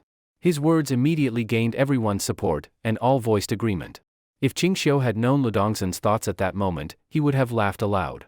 Let alone whether Lu Dongzhan's small group could even reach him. Did this fool really think that because Tang allowed Tubo to marry into them, and their rulers became a little related, he could act recklessly? With their mind set, Lu Dongzhan and the others began planning how over 100 of them would leave the palace in small groups, buy weapons in the city, and then surround and attack Qingxiu's residence. Late at night, Qingxiu looked at the evidence gathered from the city and sneered. Their reach was really long, and they seemed quite interested in weapons and agriculture. They were even inquiring about how his rubber tires were made. Clearly, they wanted to bring such things back to Tubo. Is this enough? More than enough, enough to throw them into prison without trouble. Qingxiu motioned to Guzi to put everything away. Tomorrow, have someone draft a memorial and write all this down. Guzi was about to collect the items, but Qingxiu suddenly frowned and asked, have the guards grown lax lately? No, why do you say that? Guzi looked at him in confusion. If they aren't lax, then why did a guest arrive and yet none of them noticed? Qingxiu's inner eye had already seen it clearly. Outside the residence, a group of men armed with swords and blades had quietly surrounded the place, ready to break in at any moment. Ordinary people couldn't perceive it, but his vision revealed everything clearly, down to their clothing and faces. These Tubo men are getting bolder and more arrogant. Qingxiu waved his hand. Tell Yuchan I'll be late tomorrow night. There are matters I need to handle first. Though puzzled, Guzi followed his instructions. Qingxiu stepped out of his room, just as 2 patrolling guards appeared. Duke of Qing. Before they could salute, Qingxiu ordered, gather all the guards and arm them with armor and weapons. At the same time, outside the residence, the Tubo men waited until the city patrol had gone far, then prepared to smash the gates open. Listen, once inside, don't bother with anything else. Kill anyone who blocks the way, and seize Qingxiu. No need to capture him alive, kill him on the spot. Lu Dongzhan no longer wore the pitiful mask he had shown in the hall earlier, his face was now cruel and fierce. Understood. Several strong Tubo warriors stepped forward, raising hammers and axes to break the gate. But just then, the gate suddenly swung open, and booming sounds like thunder exploded from inside. Flashes of light tore through the air, and in an instant, the warriors with hammers and axes were riddled with bloody holes. The Tubo men froze in shock, only to see armored guards inside, brimming with killing intent. Each one held heavy weapons, their black armor under the moon showing no glint, only suffocating pressure. Ludongzhen, you actually dare to deliver yourself here? Do you want me to make up for the regret of not killing you earlier today? Qingxiu stood among his guards, instantly recognizable. There he is, kill him. Ludongzhen, though shocked at being discovered, knew there was no turning back. With over 100 men fully armed, how could they fail against only a few dozen? Kill! The Tubo men charged with blades and spears straight toward Qingxiu. Finish this quickly. Qingxiu waved casually, and his guards immediately rushed forward. With the guards present, he didn't need to fight. At the very first clash, the Tubo men were overwhelmed. The guards killed over 10 instantly, their strength far beyond expectation. Ludongzhen hadn't imagined that though few in number, each guard fought with the might of 10 men. They were no match at all. In just moments, the guards forced them out of the residence, chasing and cutting them down in fury. Close the gate. Don't disturb the lady's rest. Hearing the screams outside, Qingxiu only frowned slightly. Soon, the killing cries faded until silence returned. By then, the tea in Qingxiu's hand still hadn't cooled completely. The guards, their armor dripping with enemy blood, returned. Duke of Qing, most of the Tubo men have been killed. A few surrendered, and we've brought them in for your judgment. As they spoke, several wounded Tubo captives were pushed inside at sword point. Ludongzhen, you really know how to adapt. Every time, you're the one who survives. Qingxiu looked at the silent Ludongzhen and couldn't help but laugh. Back in the Battle of Hehuang you were the fastest to flee. At the tavern duel you also ran the fastest. How will you escape this time? Ludongzhen lowered his head in silence, but anyone could see his shoulders trembling uncontrollably. This man was clearly not as calm as he tried to appear. Qingxiu laughed. I had originally planned to gather evidence of you stealing secrets in Chang'an to deal with you, but you actually saved me a lot of effort. Evidence? Only then did Ludongzhen realize that Qingxiu had been secretly investigating him all along. Since I came to the capital, you have constantly targeted me. Why is that? Hearing this, Qingxiu couldn't help but laugh in disbelief. What was this if not the villain complaining first? Since you came to Chang'an, have you ever behaved properly even for a single moment? And now you actually have the face to say I've been making things hard for you. Ludongzhen was speechless, unable to refute Qingxiu's words. Qingxiu then glanced at his guards. They immediately lowered their heads and responded, "What are your orders?" He frowned slightly. Tonight's matter was handled well, but why did you leave me a tale uncut? At these words, the men were briefly stunned. Then they noticed that Qingxiu's gaze was fixed on Ludongzhen, and suddenly understood. We were blind. One burly guard immediately stepped forward, grabbed Ludongzhen by the hair, and dragged him outside the gate. Even though he screamed in agony, they showed no mercy. The rest of the men knowingly followed him out. The gates closed. Soon after, the sound of chaotic blades chopping rang out, then the screams abruptly ended. Duke of Qing, the escaping Tubo rebels have all been wiped out. Their resistance was too fierce, we had no choice but to kill them. Qingxiu was very satisfied. Even if handed over to Li Er, Ludongzhen would still have been executed, but Qingxiu preferred to kill this fool with his own hands. Brothers, clean up the street. Don't let the bodies and blood of these savages disturb the townsfolk. The next day, when the people came out, the street was spotless, no trace of blood or corpses remained. No one knew that the previous night, a bloody battle with over 100 dead had taken place there. Meanwhile, in the palace, it was discovered that the Tubo envoys who should have attended the morning court were nowhere to be found in their residence. Even after the guards searched everywhere, they found no trace. Strange, did they get drunk somewhere and forget to return to their quarters? These dogs spent the whole night carousing, and now we suffer, searching for them everywhere. The soldiers grumbled, only hoping the envoys would show up soon. If they had to keep searching all night and morning, it would be endless misery. But before long, a new military order was issued by the commanding officer. They have been found. No need to waste more time searching. At court, the civil and military officials looked in horror at the 100 severed heads displayed in the Great Hall. They never expected the missing envoys would reappear in this way. Apologies for disturbing your majesty and everyone. But last night things happened too suddenly, I had no time to keep any alive. Qingxiu spread his hands. Here are 113 heads, all accounted for. Your majesty may have them counted. Li Er's eyes were full of shock. It was not because of the corpses, he had seen much bloodier scenes in his years of war. What shocked him was how decisively Qingxiu acted.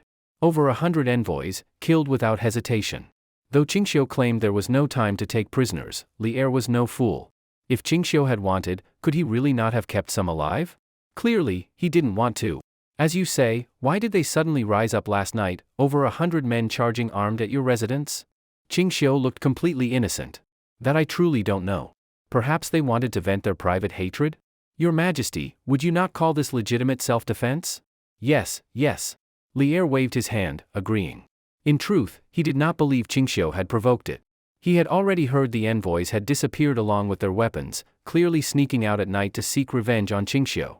Otherwise, how could Qingxiu have killed over 100 men on his own initiative? Besides, the envoys' quarters were under guard. A battle of such scale could not have gone unnoticed if it had been Qingxiu attacking them. Your Majesty, these Tubo envoys refused to accept judgment, and in broad daylight still dared to attempt to wash the Duke of Qing's residence in blood. By all reason, this is a crime beyond forgiveness. I believe Duke Qing's action to kill them all in self-defense was justified. Changsun Wuji immediately spoke in Qingxiu's favor, putting all the blame squarely on the dead envoys. But even without his words, Lier would never have forgiven them. That such an atrocity could happen under the Son of Heaven's eyes was intolerable. Whoever had been attacked at night, he would never forgive the culprits. In fact, those Tubo men were lucky Qingxiu had wiped them out. Otherwise, in Lier's hands, they would have first suffered torture before death. Fujai speaks rightly. Lier responded casually, looking at the severed heads with deep disgust. Display them outside the palace gates. Let all the foreign envoys see this is the fate of those who break Tang's rules. After 3 days, burn the remains to ashes, as a warning. At that moment, Qingxiu stepped forward. Your Majesty, since these Tubo envoys behaved so rudely and offensively, regarding the earlier promise to grant a princess in marriage. Lier cut him off without hesitation. Duke of Qing raises the matter well. I also intend to declare this. Withdraw the seals, edicts, and royal title bestowed on Tubo. Break off the marriage alliance. Forbid Tubo from sending tribute or trading at the borders. List them as a country subject to punishment and conquest at any time. These 3 decrees meant the Tang-Tubo marriage alliance was completely destroyed, with no chance of revival. Even if Songtsen Gampo himself came bound in ropes to beg forgiveness, it could not be undone. This also meant Tubo lost its best chance to grow strong, along with the fall of Songtsen Gampo's most trusted minister. Your Majesty is wise. Qingxiu smiled slightly. His plan had succeeded. Your Majesty, should this matter be delayed before announcing publicly? Suddenly, Xiao Yu stepped forward. I believe it unwise to declare this too soon. It may enrage Tubo, provoking them to attack the frontier, greatly straining the defenses of Huang. Moreover, Tang's border troops are spread thin, and many are still deployed abroad. At this time, the borders are not ready for war. What Xiao Yu said was absolutely true. Even though in this matter Tang holds the reason, the Tubo people will surely launch a large-scale attack on the border, so preparations must be made. If the matter is temporarily suppressed, it also gives enough time to prepare for when the break inevitably comes. Your Majesty, this matter cannot be hidden. I believe not only should it be announced quickly, but we should also immediately send troops from the border to attack Tubo. At this time, Qingxiu, standing to the side, voiced his opposition. If nothing unexpected happens, in a few days the Tubo will take the princess and leave. The Huang region is not far, going and returning takes at most 7 days. If too much time passes and the Tubo see neither the princess nor Ludongzhen return, they will send men to inquire and find out the news. By then they will be prepared, which will be unfavorable to us. This. Xiao Yu frowned. He had clearly not considered this point. Lier was also a bit puzzled. Attack Tubo? But Tubo's terrain is perilous. Even if we invade, it is hard to reach their heartland. We cannot gain much, and in the end our borders will still be hard to defend. What I mean is not to destroy Tubo entirely, but to seize a strategic high ground from them. Qingxiu had already prepared. He pulled out a map from his chest and handed it to Lier. Your Majesty, look. The areas marked in red are those I recommend we must attack and seize in this war. Hearing that Qingxiu had brought another map, Lier immediately perked up and ordered an eunuch to bring it to him. Every time Qingxiu produced these things, it gave him a deeper understanding of the lands beyond Tang. Looking at the map, he saw that at the Huang border, the high Hingduan mountain range did not connect directly to the Tubo plateau. On the contrary, the Hingduan mountains were completely separate from the plateau, like a giant wall dividing Tang from Tubo. Until now, Central Plains dynasties had always focused on the western regions and the Heshi corridor, never paying attention to the plateau beyond these mountains. This was because Tubo had previously been too weak to matter. Thus the Central Plains knew very little of the geography there, while Tubo, once unified, quickly seized this mountain high ground. If we can seize this high ground, then for Tubo to attack Tang, they must first climb the mountain and then fight us on the high ground. In this way, we will have the full advantage. 1 man can guard the pass, and 10,000 cannot break through. At a glance, Li Er saw this mountain was indeed vital ground that must be seized. Duke of Qing, what is this mountain called? As yet it has no name. I have temporarily named it Pinglu Mountain, Pacify the Barbarians Mountain. Li Er's eyes lit up. Good name. Let it be so, Pinglu Mountain. In the future, Tang will rely on this peak to crush all of Tubo. After a little thought, Li Er looked at Li Jing, who understood at once. He immediately announced that Li Jing would personally command the army to seize Pinglu Mountain. This expedition is not merely to drive the enemy back, but to incorporate the land into Tang's territory, making it a shield for Huang and the Heshi corridor. Yes, Your Majesty. Li Jing answered with solemn confidence. He seemed certain of success. Your Majesty, in this campaign I also wish to participate. Let me join as a staff officer. Just after Li Jing received the order, Qingxiu suddenly spoke. Duke of Qing also desires this merit? Li Er was a little surprised. Qingxiu replied, Tang's army has only half a month to seize it. Speed is crucial, we must take it as quickly as possible. Hearing this, Li Jing felt displeasure. Was Qingxiu mocking that he could not fight? Qingxiu was skilled in war, yes, but did he think so little of Li Jing himself? Duke of Qing, rest assured. I will set out tonight for Huang, mobilize troops locally, and will surely seize it. Li Jing was full of confidence, and no one doubted his ability. But Qingxiu shook his head slightly. I believe Duke Wei can seize Pinglu Mountain, but storming such a peak will cause great losses among our soldiers. Those are hardened troops, tempered by years of bloody battle in Huang against the Hu. To let them die there is truly not worthwhile. Even Li Er could not help but speak, Duke of Qing, how can there be no deaths in war? I know this well. But if we use fire weapons, the losses will be greatly reduced. At these words, the court officials grew interested. No wonder Qingxiu volunteered, he intended to use fire weapons in this war. Do you still have stock of those fire weapons? Li Er's eyes lit up, recalling their power when used against the Turks in the north. But Qingxiu always kept gunpowder and firearms firmly in his own hands. The court could not obtain them without his consent. Even when Ho Junji marched against Tuyuhun, the small amount of fire weapons was only because Qingxiu specially allowed Shui Rengue to carry them. Ho himself had no authority. Now that Qingxiu was willing to bring them into battle, Li Er was overjoyed. Good. Then I appoint you as the chief commander of this western campaign, with Duke Wei as your deputy. Everything shall be under your command. Li Er immediately changed the orders. This meant all merit from this campaign would belong to Qingxiu, and rightly so. Li Jing, though demoted to deputy, had no complaints. He knew Qingxiu would reduce casualties to the hundreds or even the tens. For him to act as deputy was entirely fitting. I need 2 days of preparation, then I will depart for the battlefield. Duke Wei, please go ahead to Huang and gather the soldiers for me. Even before the war began, Qingxiu was already giving orders to Li Jing in court. Li Jing had no objection. Of course. Leaving the court, Qingxiu glanced at the envoy's severed heads displayed at the palace gates and sneered. At last the day had come, he truly had to thank Ludongzhen for handing him such a pretext. When the Tang army assembled beneath Pinglu Mountain, Qingxiu had the fire weapons transported from the rear prepared and ready. This mountain assault did not require cannons or the 10,000 enemy killer, but Qingxiu had already devised ways suited to the terrain. Though the fire weapons had not yet been revealed, Li Jing was already bracing himself for a shock. This peak is still far lower than the Tubo Plateau? Do those people really live in the heavens? Li Jing looked at the towering Pinglu Mountain before him, unable to imagine the land where the Tubo lived. In his understanding, he could not imagine that there could be flat land higher than mountain peaks where farming could be done. Duke Wei, have you ever climbed a high peak? Qingxiu suddenly asked. Of course. Back before the Sui dynasty was destroyed, I once personally climbed the summit of Mount Taihang. Qingxiu smiled. The peak of Taihang Mountain, compared to the plateau where the Tubo live, is nothing at all in height. Can you imagine that the place where they live is so high that the air becomes extremely thin, making it hard to breathe? Truly so? This was the first time Li Jing had heard that at too high an altitude, breathing could become difficult. One day, when you and I lead a great army onto the Tubo Plateau, you will understand. Qingxiu gave no further explanation. His next order was for the soldiers to begin climbing toward the summit. The mountain road was steep. They could not carry much. Each soldier was allotted only 3 days' rations. As for Qingxiu's firearms, they were carried by the 2,000 firearm soldiers he had personally assembled, and naturally it would be they who operated them. This time Li Jing did not see those great cannons of massive caliber, only that each firearm soldier carried a long pole with a small round hole at the tip, its purpose unknown. Anyway, once the battle starts, I'll know what it's for.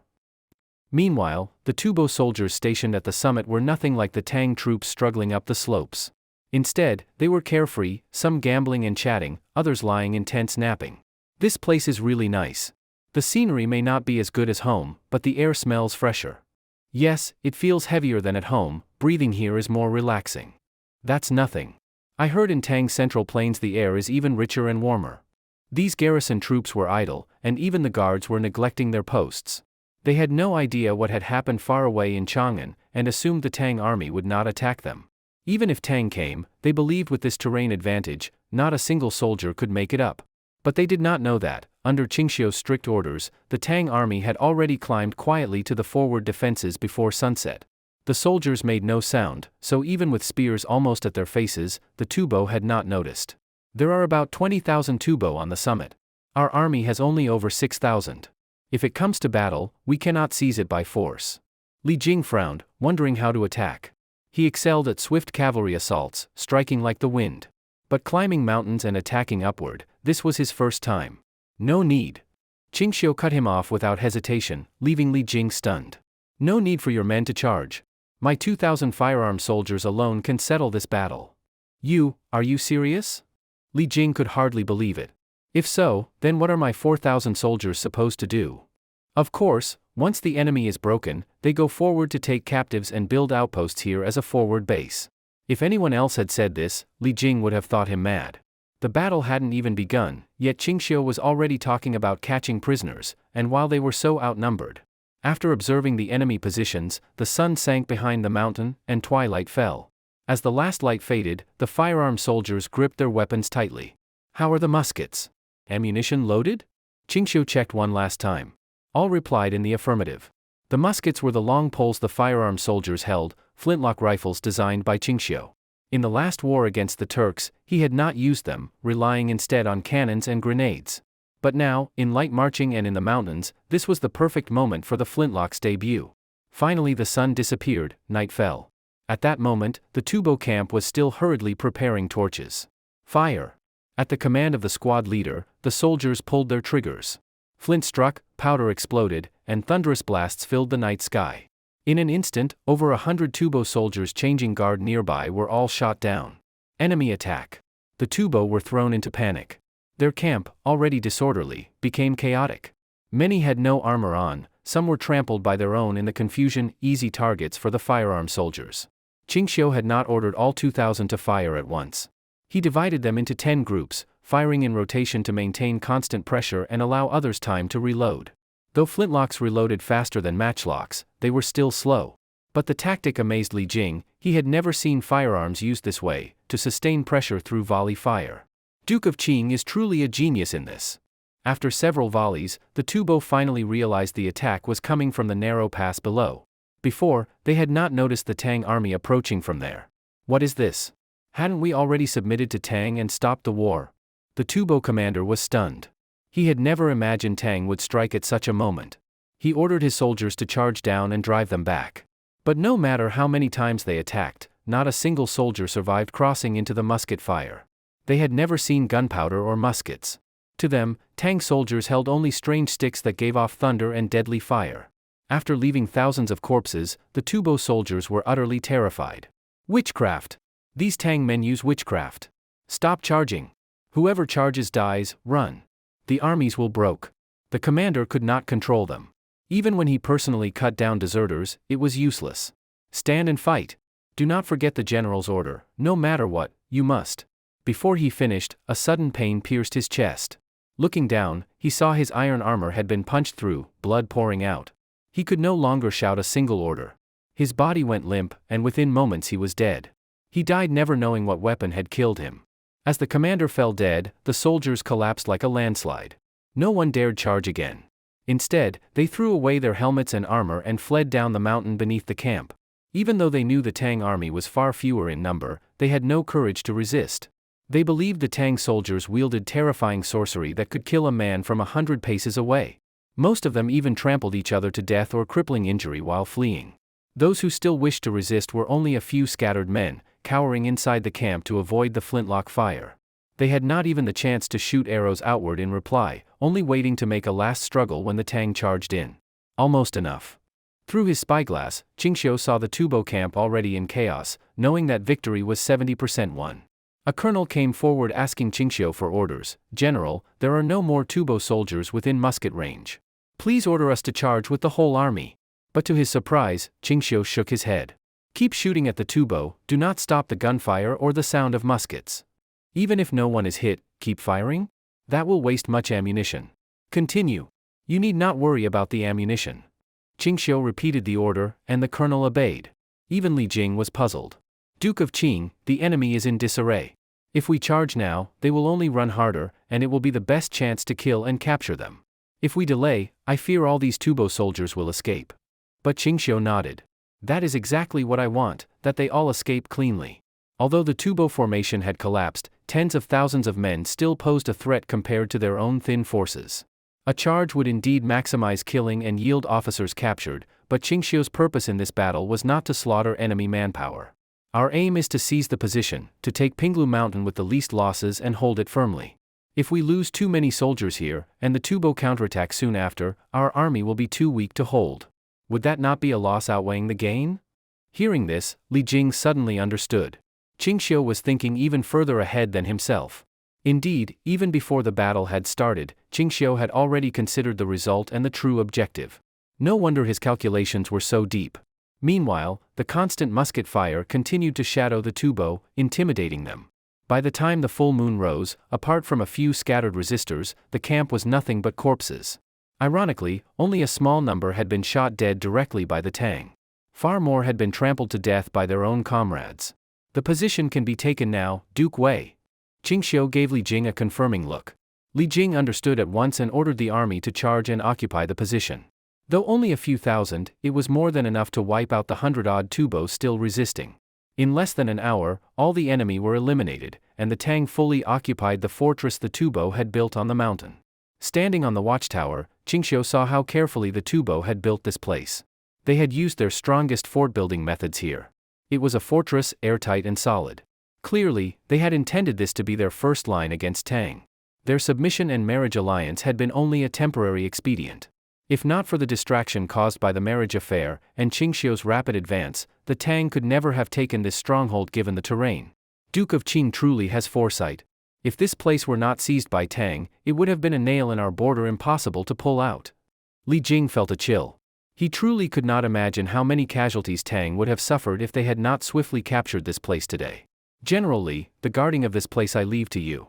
I trust this is no difficult task for you." Qingxiu had no intention of staying. His mission was already complete, garrisoning was no longer his duty, nor did he wish it. "No problem, rest assured." Li Jing laughed. If he could not even hold such a fine position, he would not deserve to be counted among Tang's great generals. When Qingxiu led the firearmed troops down the mountain, Li Jing suddenly recalled the time Qingxiu had promised Li Er to take the mountain. He had sworn to take it within half a month, yet from departure to now, not even 5 days had passed.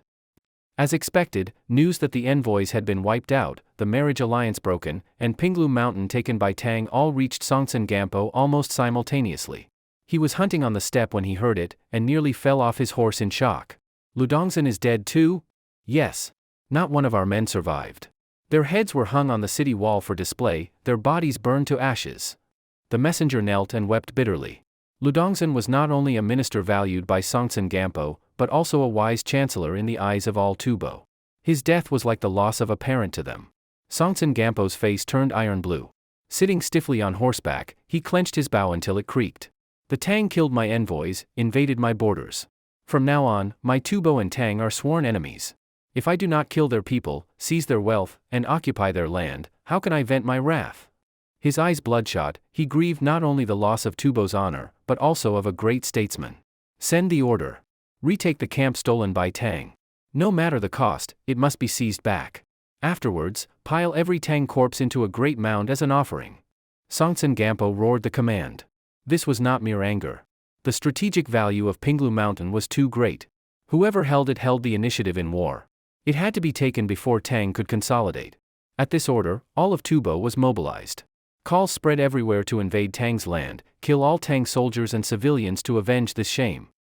Within only a few days, Qingxiu returned to Chang'an with news of triumph, leaving Li Er astonished.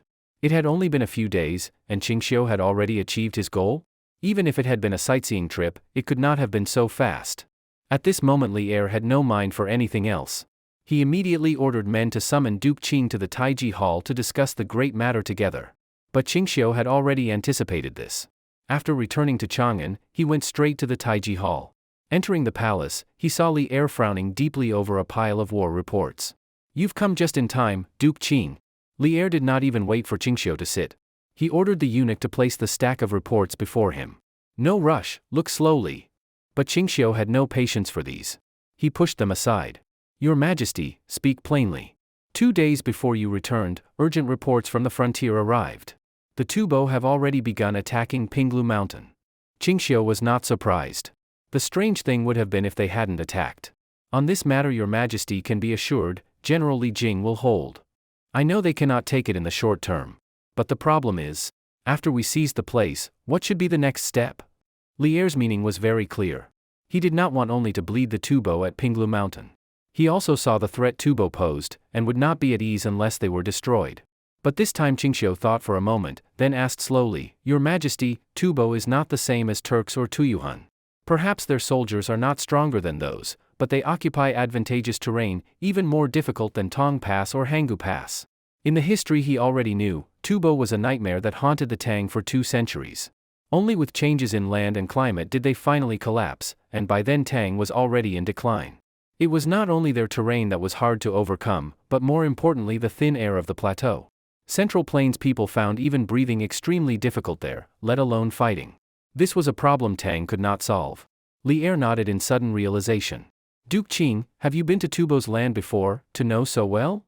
For him, this was modern common sense.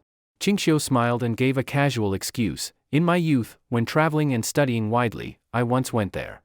But to return to the point, your Majesty should now see that sending a great army to destroy Tubo directly is not possible." For the first time, Li Er felt such frustration. If so, then Tubo will surely become the greatest danger to the Central Plains. "But your Majesty can make Tubo destroy itself." Qingxiu suddenly changed the subject. "Does your Majesty still remember the map I drew for you some days ago?" "Of course. I know it by heart." At once, Li Er ordered the eunuch to fetch the map from his chambers and spread it out. Qingxiu marked 3 places with his brush: the Heshi Corridor, the Western regions, and Hahuang. For Tubo to leave the plateau, they must pass through these 3 places. These are their only routes to connect with the outside. Even the Western regions connect to them? Li Er was greatly surprised. This was his first time hearing of such a passage. "So, your Majesty, if we hold these 3 areas firmly, and seal Tubo's passage to the world beyond the snow mountains, then they cannot receive supplies from outside. They will be forced to live only on their barren land, barely surviving, and gradually weakening. In time, without Tang ever sending troops, they will collapse on their own and return to their old tribal ways." This plan was vast and long-ranging. Even Li Er had to admit Qingxiu's vision was extraordinarily deep. He did not know that Qingxiu had truly seen history itself, and that his strategy was planned in units of centuries. How could ordinary ministers, who only fought for the day, compare? Li Er muttered, "If we take this path, I fear I may not live to see Tubo's destruction." Qingxiu laughed. "Your Majesty, man makes his own fate. The future is long, and who knows what changes may come. Just as back then, who would have thought that Liu Bang, once only a petty pavilion chief, would rise and within 7 years become master of the world?" This awakened Li Er. Indeed, he had wanted to solve all threats in his own reign, but men are limited. "You are right. Decades hence cannot be known. For now, we must lay the groundwork and then press forward step by step." Li Er put away the map, having resolved to follow Qingxiu's strategy. If Tubo could be destroyed in his reign, good. If not, he would prepare the foundation for his descendants to crush them easily. This was truly a plan of decades. An auspicious day, at the Duke of Qing's mansion. The residence was decorated with lanterns and red silk. All was ready for a wedding. For this was the day of Qingxiu's marriage with Lin Yar. Though the people of Chang'an had seen this before, still they rushed out to watch. Crowds filled the street outside, guests came in endless numbers, most of them nobles and officials of the city. At this moment, not only the Duke's mansion but even the long alley outside was filled with dignitaries. Throw a brick and it would strike an official of 3rd rank or higher. The bride's sedan, escorted by villagers from Sanha village, moved slowly toward the Duke's mansion. Nearly 1,000 accompanied it, so grand even the city guards were stunned. Not even a princess's wedding had such a procession. The people of Sanha village were overjoyed. At last one of their own daughters was marrying Duke Qing. How could they not show full pride? The whole city of Chang'an marveled. Children followed the procession, shouting for red packets and candies. Sitting in the sedan, Lin Yar listened to the noise outside, her heart full of joy and nervousness. Yar, don't worry. Duke Qing treats his wives and concubines well. Though he already has several, they all live in harmony. Her elder sister held her hand gently. So you need not be anxious. No, I'm not anxious, I'm happy. At the thought of living by Qingxiu's side, Lin Yar felt warmth flood her heart. Good sister, since you are to marry, let me look at you more before you leave us. Lin Feifei hugged her younger sister, her words tinged with sorrow. The sisters had only just been reunited, and now they were to part again. But this parting was a joyous one. Sister, don't worry. In the future I will often come back to the village to visit you. Lin Yar gently lifted her red bridal veil and smiled at her elder sister. That face, already breathtakingly beautiful, adorned with delicate makeup, left even her sister stunned. Good sister. At this moment Lin Feifei truly felt reluctant to let go. Not until the bridal sedan reached the mansion, and after Qingxiu had dealt with all the guests, could he finally marry Yar with the wedding rites. After all the bustle, the stars were already shining. The guests dared not disturb Qingxiu's bridal chamber, and all departed. Qingxiu had planned to return quickly to the room and relive that warmth with Lin Yar. But when he entered the chamber, he found all his wives and concubines already waiting there. Husband, you're back. The guests did not dare disturb the bridal chamber, so tonight we'll accompany husband ourselves. Yes, husband, surely you don't want to go to bed so early? The 6 ladies sat beside Lin Yar, watching Qingxiu with half smiles. Surrounded by them, Lin Yar grew even more nervous, her hands clasped tightly, unable to make a sound. Don't frighten Yar. She just married into the family. Qingxiu stepped forward and lifted her veil. The young woman lowered her head shyly, unable to meet his eyes. Husband. She bit her red lips, her voice barely audible. Good sister, don't be nervous. Let me take a look. Cui Yuyan lifted Yar's face, and the 6 wives all nodded with satisfaction at her beauty. Husband, each sister who marries into the mansion is more beautiful than the last. Won't you someday grow tired of me, your old wife? Su Xiaochun leaned on Qingxiu's shoulder, speaking coquettishly. What nonsense, you are my first wife. Chang Sun Pingting embraced Lin Yar's waist. Sister, I must tell you something first. On the first night, it is our custom to serve husband together. Don't be too shy later. Lin Yar's eyes widened. Is there such a rule? Of course. If you don't know how to serve husband your first night, who else could guide you? Qingxiu was confused. When did you make such a rule? I just thought of it. Chang Sun Pingting said boldly. Qingxiu was left speechless. All right, sisters, stop teasing. Tonight is husband's rare joyful night, we should not disturb him. Su Xiaochun led the others away, but before leaving she asked. Shall I stay behind to teach this sister? That won't be necessary. Qingxiu remembered how attentive she had been their first night, and smiled. At last, with only herself and her husband left in the room, Lin Yar sighed in relief. Husband, your wives truly live in harmony. Of course. A woman who marries me must not suffer bullying. So I make sure they all live in peace. Before he could sit, Lin Yar gathered her courage and stepped forward to help remove his robes. Husband, it is late. Let us rest. Who would have thought this gentle and shy girl would be more eager than Qingxiu himself in such matters? So the two spoke and shared affection until midnight. Husband, are you satisfied? Lin Yar's cheeks were flushed with charm. Smiling, she whispered, recently I studied some books, knowledge to make husband happy. Very good. You can also learn more from Yunyang in the future. Qingxiu clasped her fingers tightly in his, despite her exhaustion, and drew her into further intimacy. So it went for several rounds, until Lin Yar, half-conscious, faintly saw the sky outside the window growing pale. Duke Qing, you've just been newly married. Why concern yourself with trade already, instead of resting a few more days? Lang Shining was uneasy seeing Qingxiu come personally to his trading post, followed by a group of his men. But he forced a smile. It has already been half a month, still call it newlywed? Qingxiu didn't even glance at him. He casually picked up an item from the counter and examined it. This is a small sculpture from Europe? I don't know where you mean by Europe. But this came from Rome, Lang Shining answered quickly. Qingxiu then recalled, this era had no concept of 7 continents. What he meant by Rome should be the already divided Eastern Roman Empire.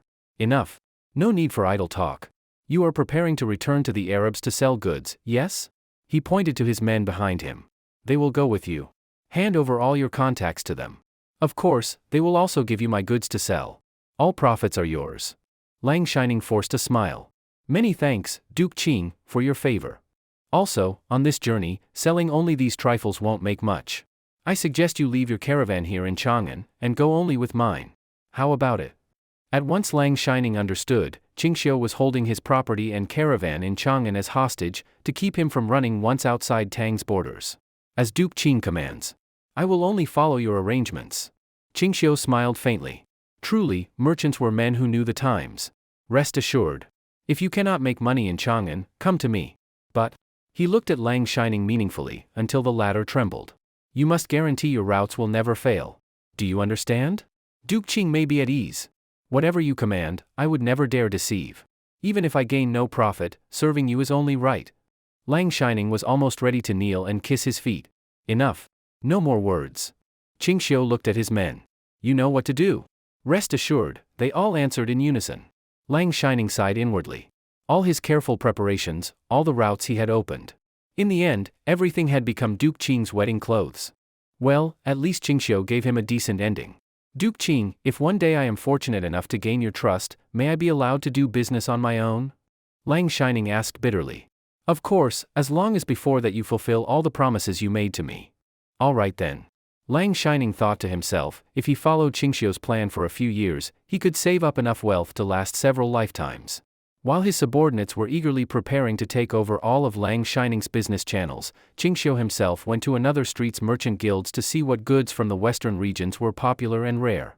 Only after going there did he realize that this year the goods from the western regions were shockingly more abundant than in previous years.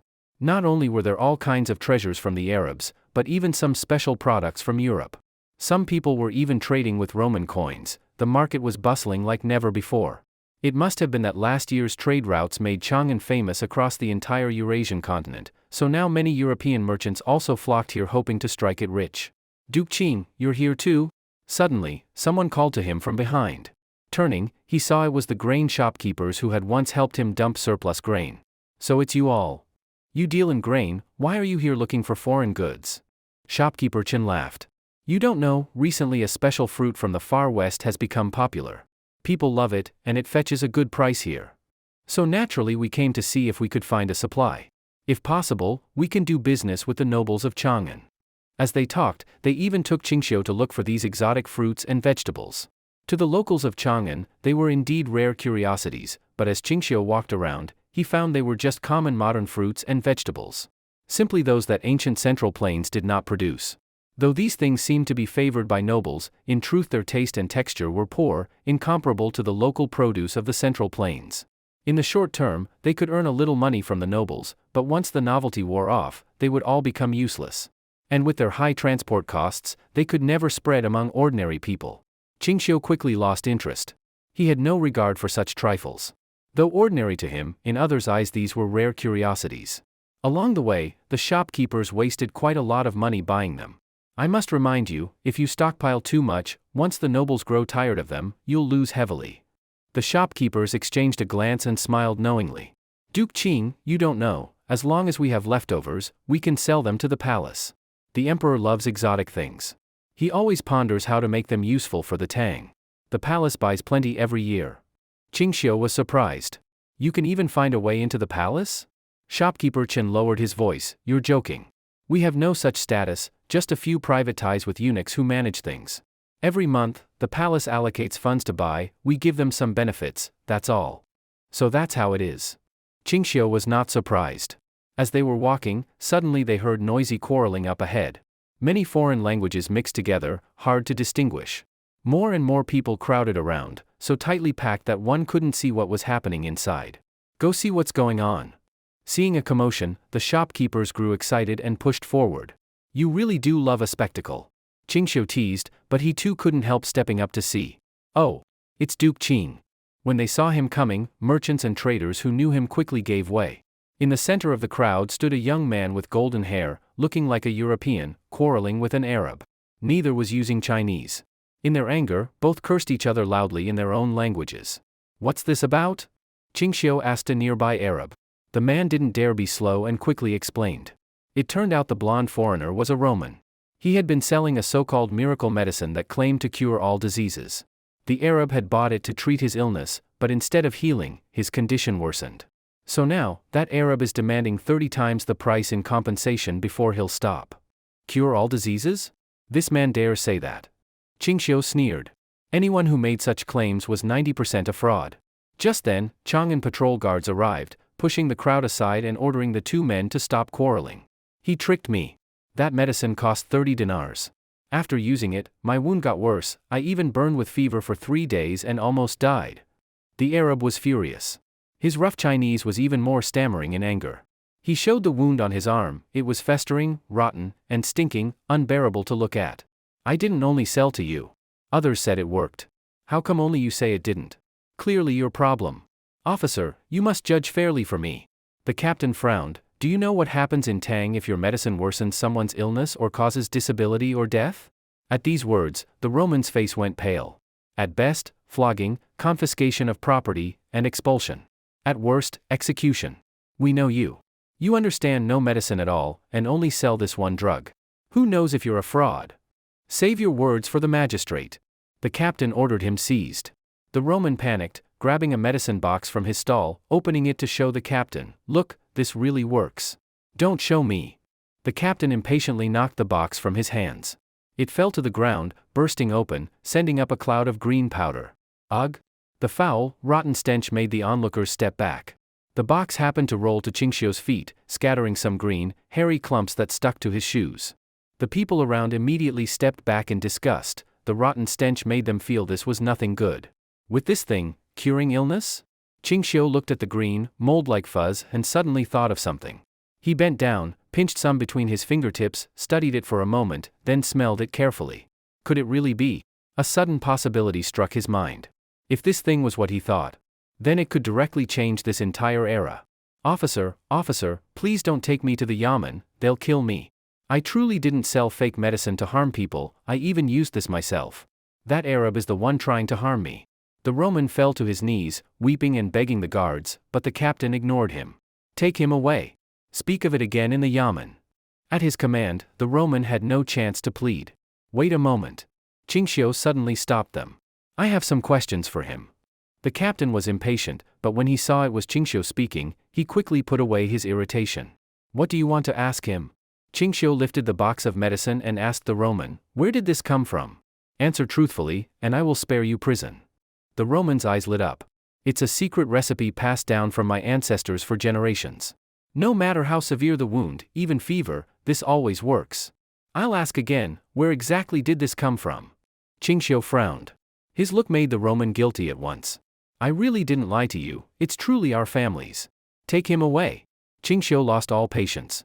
And add a charge of fraud. Yes, sir.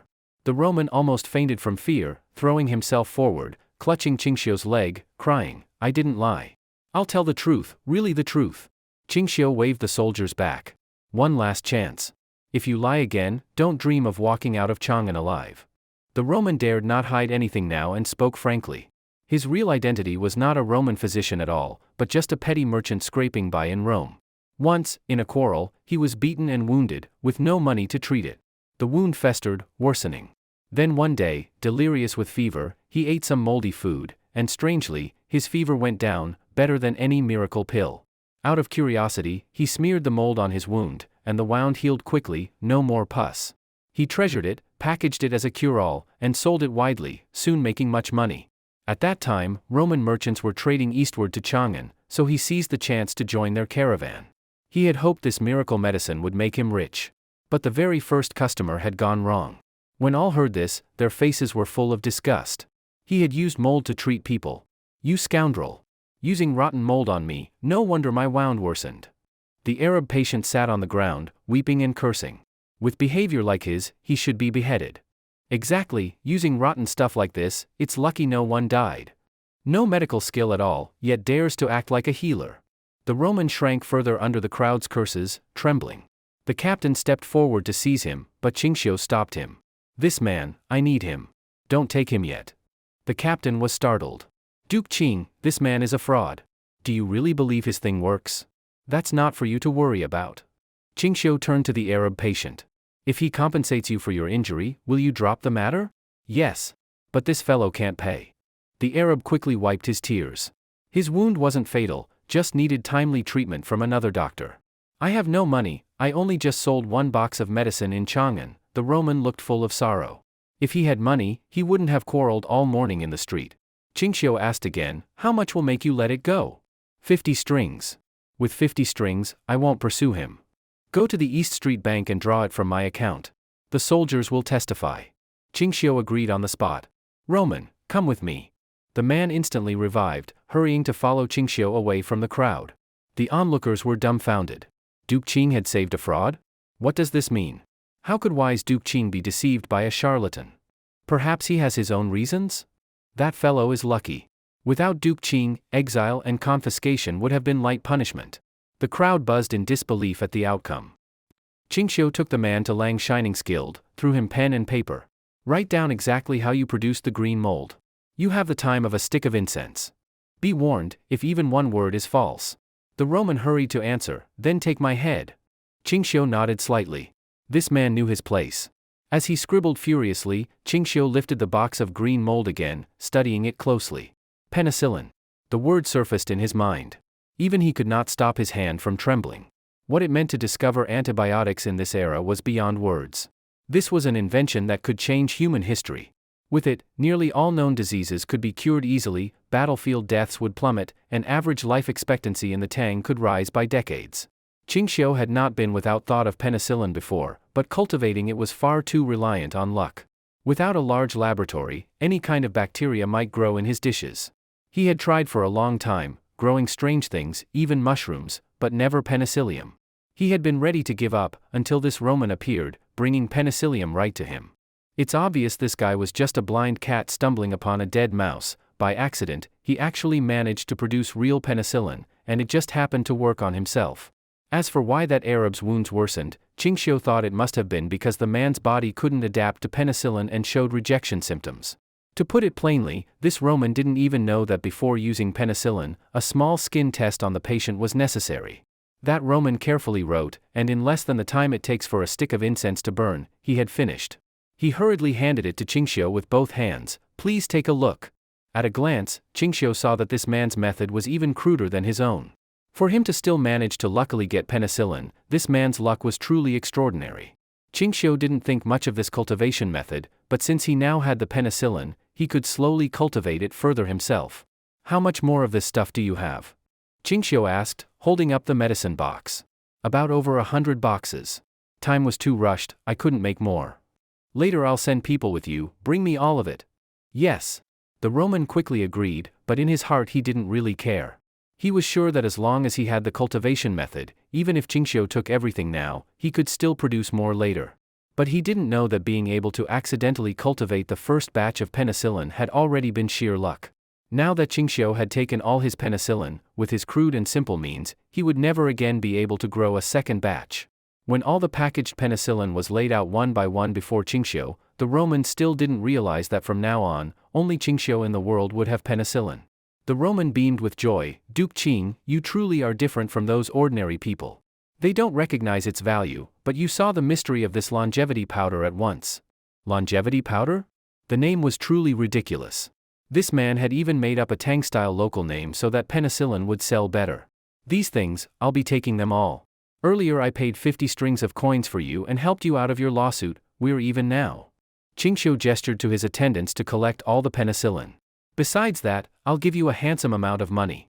After that, return to your Roman homeland, and don't ever appear in Chang'an again. The Roman was overjoyed at these words. Getting a large sum of money, of course, made him delighted.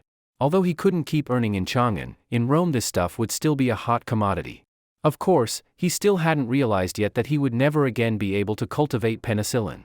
After the man left, Lang Shining finally dared to come forward and ask, Duke Qing, you already know this man is a swindler, why treat him like this? You don't understand. Qingxiu opened a box of penicillin, studying it carefully, his face unable to hide a smile. This is a treasure. Everything you know in this world is nothing compared to it. Today, he had truly struck incredible luck. On the steppe and desert, King Fuyun of Tuyuhun led 70,000 troops, desperately marching northeast across the grasslands. Though the army looked vast, each man's morale was utterly broken. Have they caught up yet? Fu Yun kept asking his attendants nervously. Don't worry, General Wushan is holding the rear. The Tang army shouldn't be able to catch up for now, we have enough time. But Fu Yun kept recalling the first clash with that Tang army pursuing behind, still terrified. It had only been a little over 10,000 men, while he held an overwhelming advantage in numbers. Yet their leading general was unbelievably fierce. He led a small force of cavalry and cut straight through the Tuyuhan army, even threatening the central command. Even when Fu Yun's army encircled him again and again, that man broke through like a knife slicing through butter. Even scarier, this Tang army carried a strange weapon. From hundreds of paces away, it thundered like lightning and easily killed men. Even those clad in heavy armor were pierced through by its roar. That alone was enough to strike terror into the Tuyuhan.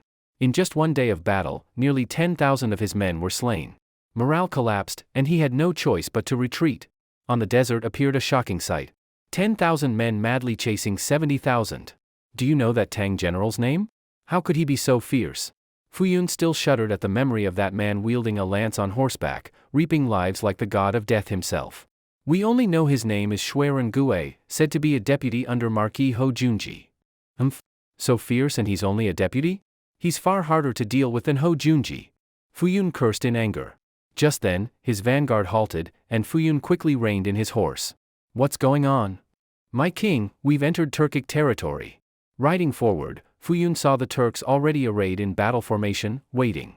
Good, good. Earlier, when the Tang attacked Tuyuhan, Fu Yun knew he could never withstand them, so he had already arranged with the Turks to borrow their land as refuge. It seemed the Turks had kept their word. My king, since you're here, please come to my camp to rest a while. The Turkic leader, Aluamona, called warmly from afar. Excellent, we are indeed exhausted on this march, then please. But before he could finish, the desert suddenly shook violently. The thunder of hooves came closer and closer. The Tuyuhan panicked. Looking back, they saw the Tang banners shaking in the distance. An overwhelming cavalry force was swiftly approaching from the rear. Their escape was completely cut off. Shuiren Gue. How could he have caught up so fast? Fu Yun was terrified, almost falling off his horse in fright. He had already sent over 20,000 men to ambush and block the Tang army on the way, but from this sight? Those troops hadn't stopped the Tang at all, they had been crushed. Stop! As they neared, Shuiren Gue suddenly ordered his troops to halt, no longer charging. The two armies faced each other tensely, blades drawn. Even Fu Yun didn't understand why Shuiren Gue didn't strike when he had the chance. Both sides froze in this eerie stalemate. My king, come quickly, we should join forces and crush these Tang. Aluamona urged anxiously, eager to unite with Tuyuhan. But in this strange atmosphere, Fu Yun grew even more uneasy. In front were the Turks, behind were the Tang, he was caught in between. Attack! Smash through the Turks' formation and break out. Fu Yun suddenly gave the order, shocking his entire army. Great king, the Turks came to support us. If we fight them, wouldn't that be? The generals at his side were shocked, wondering if their king had taken the wrong medicine. Just then, war drums thundered on all sides, banners were raised. From every direction Tang banners stood tall, even within the Turkic formation itself. By now, the Tuyuhan army was completely surrounded. Aluamona, how could you betray us like this? Fu Yun roared toward the sky in fury. But Aluamona had no mind to answer him. He spurred his horse into formation, riding up to stand by Ho Junji. General, what do you think? After this battle, I will ask His Majesty to reward you. Ho Junji nodded with satisfaction. Though the Turks had been obedient and lent great help, the truth was that Shuiren Gue's ferocity alone had forced the Tuyuhan to seek Turkic aid. It was precisely such a dazzling record that made the Turks abandon their double-dealing and join fully in encircling Tuyuhan. Otherwise, once this war ended, they would have been the next target. Many thanks, General, but I don't need any reward. I only ask to annex Tuyuhan's people, cattle, sheep, and lands. Ho Junji gave him a glance. Land? You want to hold territory, and later threaten Longxi and the Heshi corridor? No, no. Absolutely not. Since the emperor minds it, we don't need the land. Aluamona realized he had spoken wrongly and quickly corrected himself. Ho Junji sneered. Sooner or later, these surrendered remnants of the Turks would also be dealt with. Kill! Shuiren Gue had already tightened the encirclement. He charged first into the Tuyuhan army.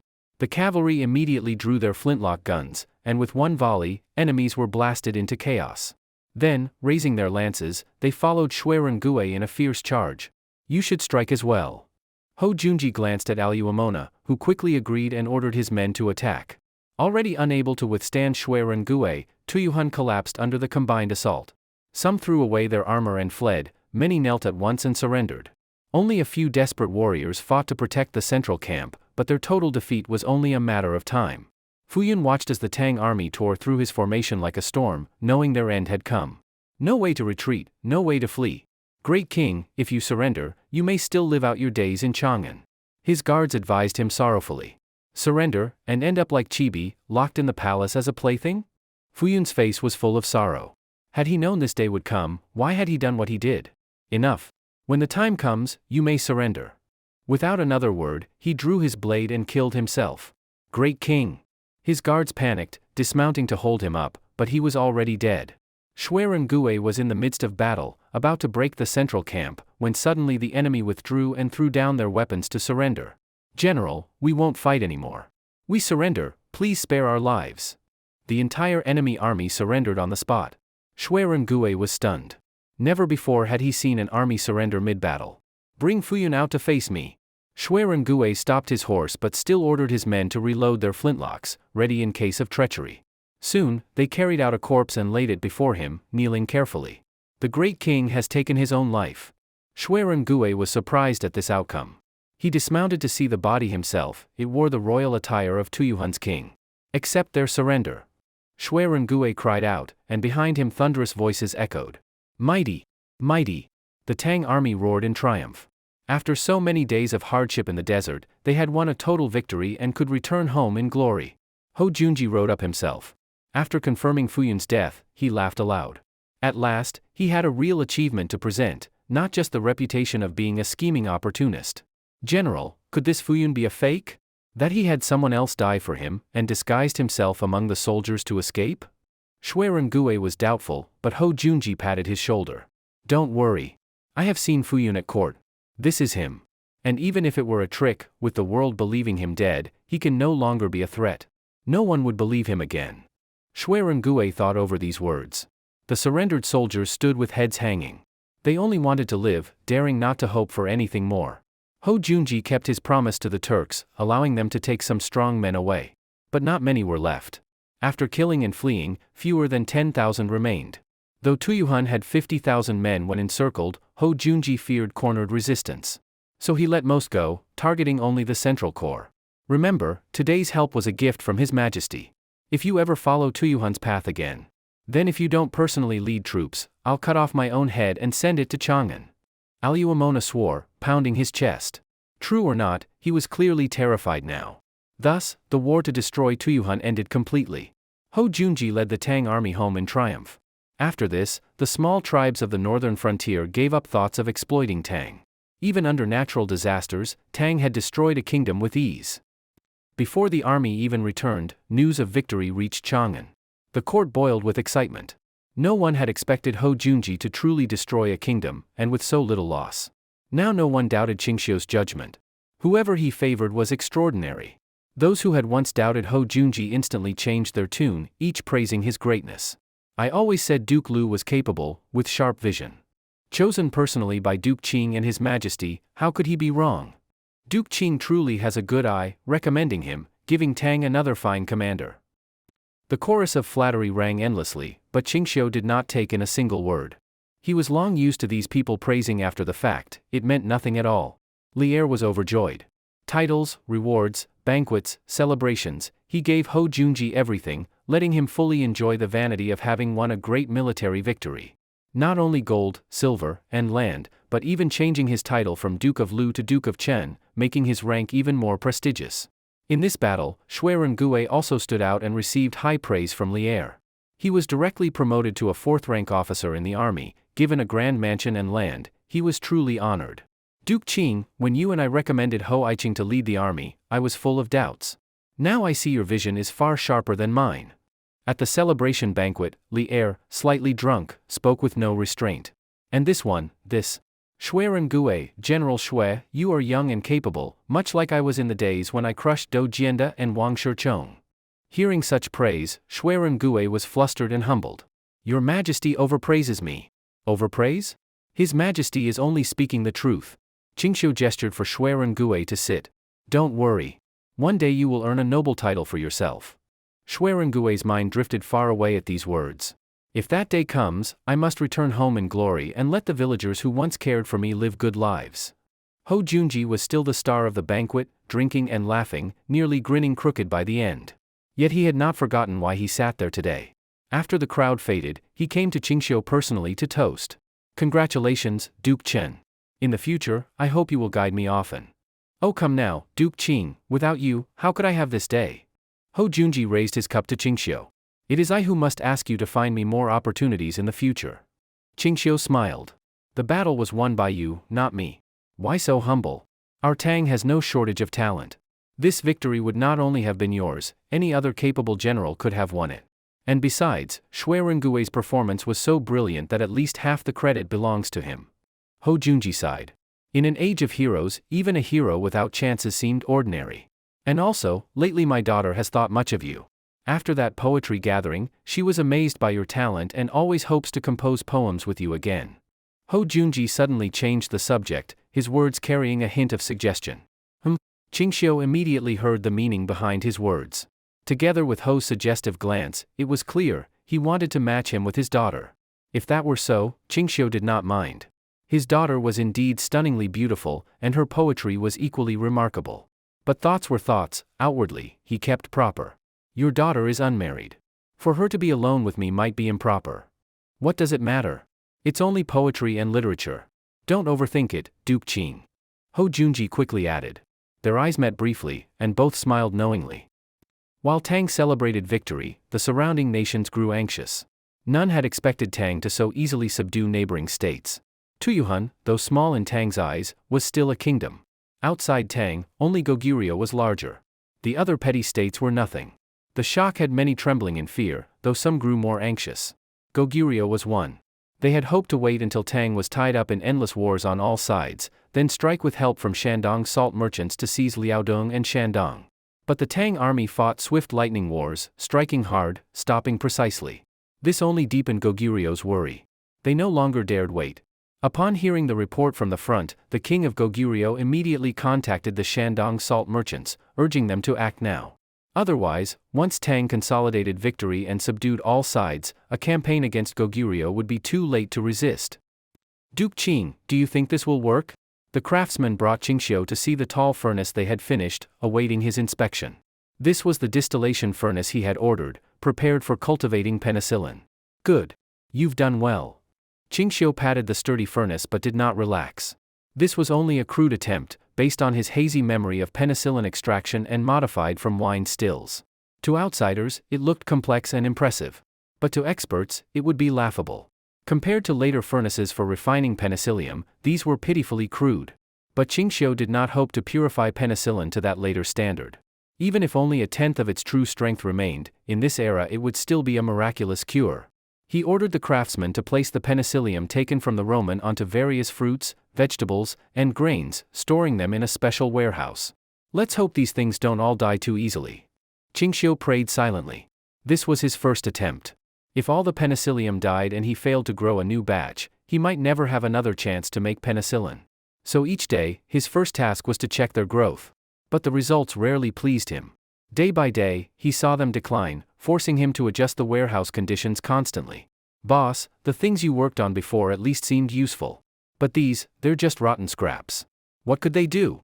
Shui Rengue watched Qingxiu scraping mold carefully from a rotting melon rind, utterly baffled. To him, it was a waste of time. You don't understand. I tell you, if this succeeds, the survival rate of wounded soldiers will increase tenfold. So powerful? Shui Rengue frowned. So you've already succeeded? Qingxiu laughed and cursed. Nonsense. If I had succeeded, would I still be here every day? I really don't get it anyway. I can't understand whatever you're up to, old man. Shui Rengue stretched lazily and slumped into the chair. So boring.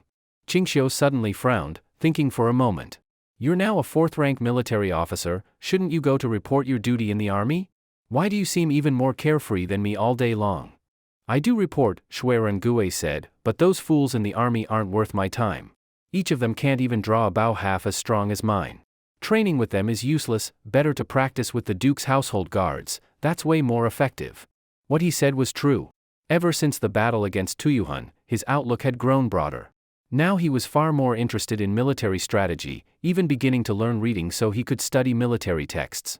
It's good that you want to study strategy, Qingxiu nodded, but a general must not only lead charges and command troops, what's even more important is training soldiers. Training soldiers? Shui Rengue looked utterly confused. Nonsense. Do you think soldiers are born knowing how to fight? Those fierce troops you led in battle were all trained by others. You just picked the fruits of their work. One day, you'll need to train your own troops. Otherwise, will you just lead a bunch of farmers who only know how to use hoes and spades, who don't even know how to wear armor, into battle with you? Seeing Shui Rengue looking more and more dumbfounded, Qingxiu shook his head. The boy might have improved quickly, but he still knew too little, too young, too green. Take it slow, one day you'll understand. At that moment, Urguzi came to report to Qingxiu. Lord Qing, a group of merchants from Shandong say they are acquaintances of yours and request to see you. From Shandong? Yes, judging from their accent, they are indeed local Shandong traders. They also gave me this to show you. In his hand was a token-like object. Qingxiu glanced at it once and recognized it immediately. It's really them. He signaled Urguzi to let them in. Soon, two plain-looking merchants were led before Qingxiu. Lord Qing. They bowed at once. They were the very spies Qingxiu had planted in Shandong when he accompanied Li Tai to reward the army there. Their true identities were not merchants at all, but Qingxiu's own men borrowed from Li Ji, stationed as informants. As you expected, those merchants are indeed up to no good, one of them reported, handing over a booklet. All the movements of the Shandong salt merchants are recorded here. Good. Qingxiu opened it, and with just a glance already understood the contents clearly. Just as he thought, these people had long harbored disloyalty. During the time when the Tang was struck by locusts and drought, the salt merchants had the most frequent dealings with Goguryeo. They not only sold salt to them but also supplied steel and grain in large quantities. Every one of these charges was enough to condemn them to death. And what else? Qingxiu asked, putting away the evidence. Please look at this, they said, handing over another list. These are salt merchants who own many businesses outside Shandong, especially in Guangzhou. Forgive me for asking, my lord, but why are you collecting these records? That's none of your concern. Qingxiu cut him short. After some thought, he continued, can you find a way to infiltrate the salt merchants' guilds? I can provide you with money and businesses. I fear that won't work. One man said uneasily. Not because we don't want to, but because these Shandong salt merchants are extremely exclusive. Even if you were filthy rich, they wouldn't cooperate with you. Instead, they'd try to squeeze you dry and seize your assets. I see. Qingxiu sneered. These salt merchants were not only greedy but also short-sighted. You've done well. Stay hidden a while longer. When this matter is resolved, I'll personally petition for your rewards. In addition to the emperor's honors, I'll give you my own. Hearing this, both men were overjoyed and bowed deeply in thanks before leaving. After they were gone, Shui Rengue leaned over curiously. Boss, what were you all talking about? I didn't get a word. Of course you didn't. You only caught half the story, how could you understand? Qingxiu thought deeply. With the Goguryeo people so restless, perhaps the next great war would break out in Liaodong. Though history often paints Goguryeo as unimpressive and poor at war, in reality they were as much a frontier threat as the Turks. Unlike the Turks, who only lived off the saddle, Goguryeo was a full agricultural state. Otherwise, they wouldn't have drained the Sui dynasty dry, nor forced even Emperor Taizong's personal campaign to fail. Shui Rengue, since you're idle these days, I've got a fine job for you. Qingxiu suddenly said. Ever been to Liaodong? Huh? Shui Rengue was stunned. No, I've never been. I only heard it's very far and freezing cold. Good. I'll request that the emperor send you to guard the frontier in Liaodong. You'll depart tomorrow. Go pack your things. He didn't give Shui Rengue a chance to object. Tomorrow? That's too rushed, boss. What, you don't want to go? It's not that I don't want to, it's just too sudden. No excuses. Tomorrow it is. Make it quick. Qingxiu wasn't being unkind, he just sensed the border situation was getting urgent. There wasn't time for leisurely preparations. And since Shui Rengue was restless anyway, better to keep him busy with a real task. All right, if boss says so, I'll do it. Shui Rengue agreed readily, then suddenly added, wait, boss, hasn't that green stuff of yours started growing again? Qingxiu froze, then quickly looked down at the petri dishes. Sure enough, the dead penicillin had begun sprouting anew at the roots. It was even killing off the surrounding black mold and slowly taking over the dish. It worked. Qingxiu clenched his fists in joy. Finally, the first step had been taken. He could now cultivate penicillin continuously. Excellent, excellent. He immediately ordered servants to bring bottles, scraped some of the penicillin himself, and sealed it inside. Take these with you. Remember, if your body is injured, apply some on the wound, and it will heal very quickly, and there will absolutely be no worsening of the condition. Not only you, but also your soldiers and subordinates, no matter who gets hurt, they must use this thing. Shui Rengue looked a bit doubtful. Is this stuff really that effective? It wasn't that he didn't believe Qingxiu, but he had seen with his own eyes that this thing was cultivated on a pile of rotten food. Anyone would have doubts after seeing that. After all, in people's minds, miraculous medicine always carried a certain image. No one would expect something that grows out of decay to be effective. What, now you don't even believe my words? I believe. Shui Rengue quickly answered, taking the bottles from Qingxiu's hands. There's another point you must remember. Before using it, be sure to first apply a small amount to the wound and observe. If the condition worsens, it means this person's body is not suitable for using this medicine, and you must never use it again. Qingxiu had not forgotten the lesson from that Arab man. If it had been someone else's reminder, Shui Rengue would have long forgotten it. But seeing how seriously Qingxiu treated it, and how he repeated his warning, he did not understand, yet still firmly remembered it in his heart. After Shui Rengue left, Qingxiu immediately handed over a list to Erguzi. Send word to these merchants for me. No matter where they are, tell them to rush to Chang'an at the fastest speed. Otherwise, they will bear the consequences. At first, Shui Rengue did not understand why Qingxiu was so anxious, but he still obeyed and hurried to Liaodong. When he arrived, it was already midsummer. He had always heard that Liaodong was cold and icy, but to his surprise, in midsummer it was even hotter than Chang'an. This damned climate. In winter it's colder than inside the passes, and in summer it's not cooler either. Who can stand this? Sometimes it's even hotter than the central plains. Standing under the sun, it feels like melting away. Sai, hurry up and let a battle break out so we can earn some military merit. When I've made enough money, I won't be a soldier anymore, I'll just buy land and farm. Settling into the camp, Shui Rengue heard nothing but soldiers' complaints all along the way.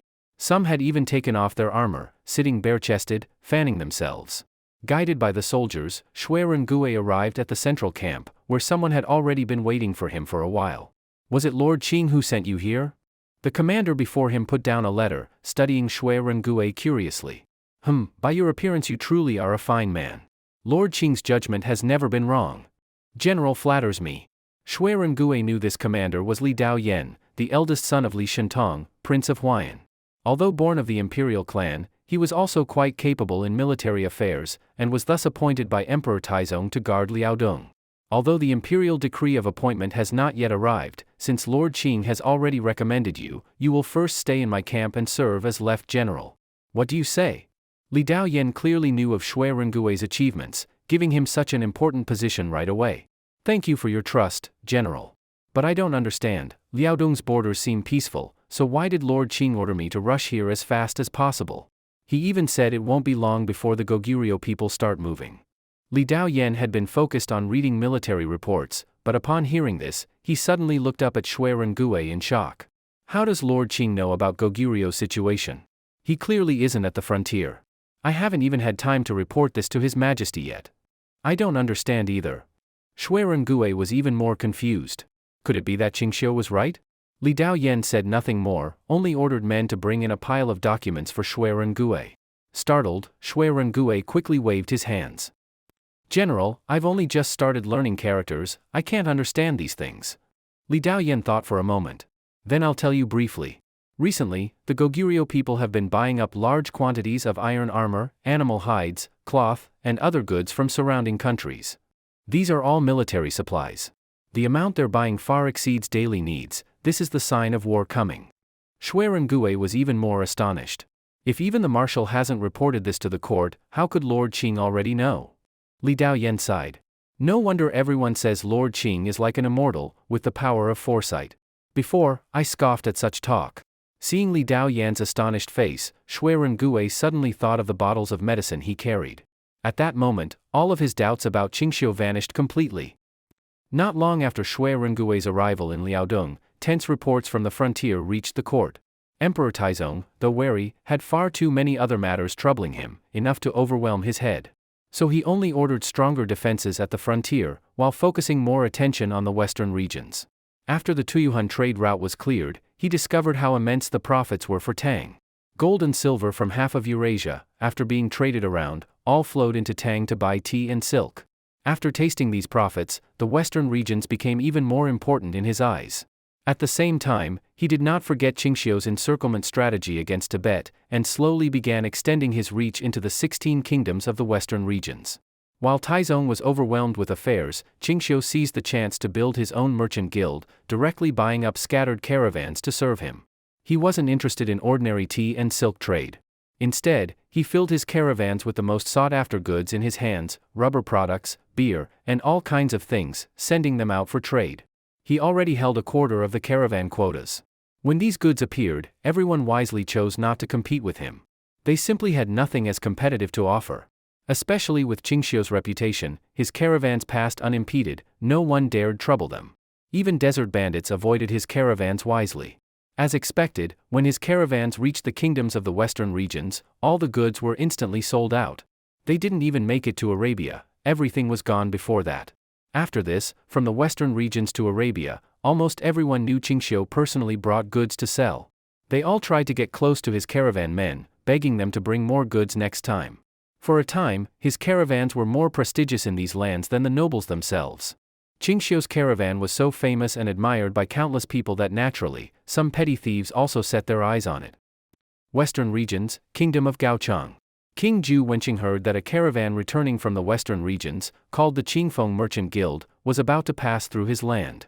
They planned to rest here for a while, reorganize their men, and purchase supplies. This was supposed to be a good thing. These people had just come back from the western regions, their profits overflowing. If they were hosted properly, the locals could also earn a good sum of money. Qingfeng Merchant Guild?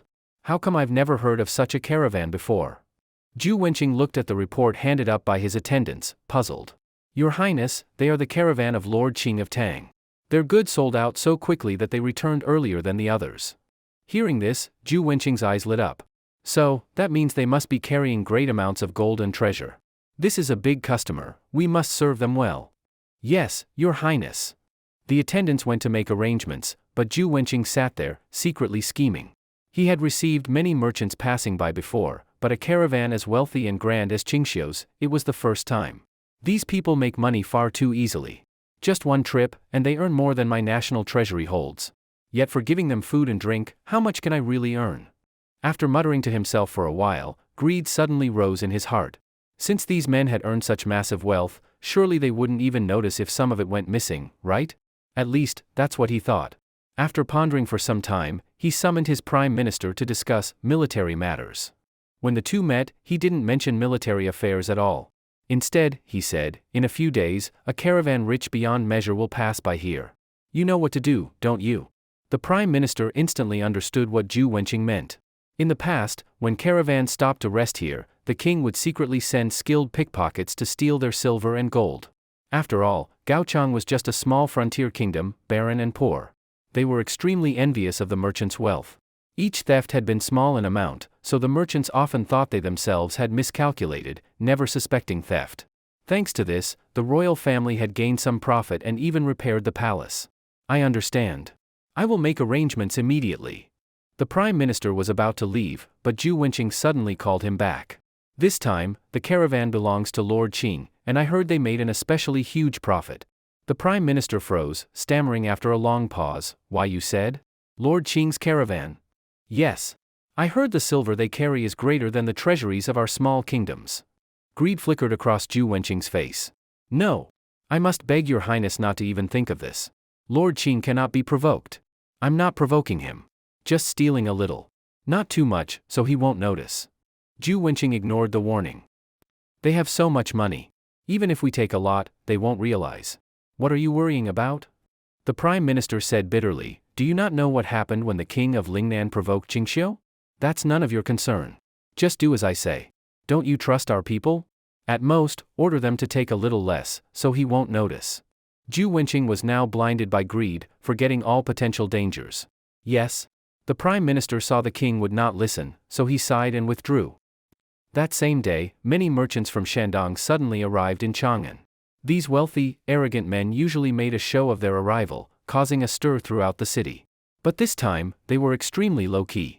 Even their carriages were the cheapest rentals. They gathered in the city and then hurried straight to the residence of Lord Qing, bringing many valuable gifts to show their sincerity. Greetings to Lord Qing. When Qingxiu entered the hall, all the merchants rose and bowed, smiles plastered across their faces. Qingxiu only nodded slightly, then asked Erguzi, "Is everyone here?" "All present, none absent. And each has brought 10 heavy gifts. Here is the list for you to check." Qingxiu didn't even look at the list. He simply sat down. "You've all read the letters I sent, haven't you?" Of course, of course. Since you instructed us to read them, how could we neglect it? You may rest assured, we stand firmly with the court. We have no second thoughts." These men scrambled to flatter him like lapdogs. Clearly, Qingxiu's letters had worked. These Shandong merchants were the influential members of the Salt Merchants Guild, with large estates in Guangzhou and Zhongyuan. Qingxiu's letters were simple. He warned that a bloody war between Tang and Goguryeo was inevitable. He emphasized that the court already knew of the salt merchants' dealings with Goguryeo, and once war broke out, they would be the first punished. Their estates in Guangzhou and Zhongyuan would be confiscated immediately. Qingxiu promised that as long as they came to Chang'an and cooperated obediently, he could protect their property so they could continue living wealthy lives. But this only worked on those with property in Guangzhou. Those without had no fear of losing anything. Let me be frank.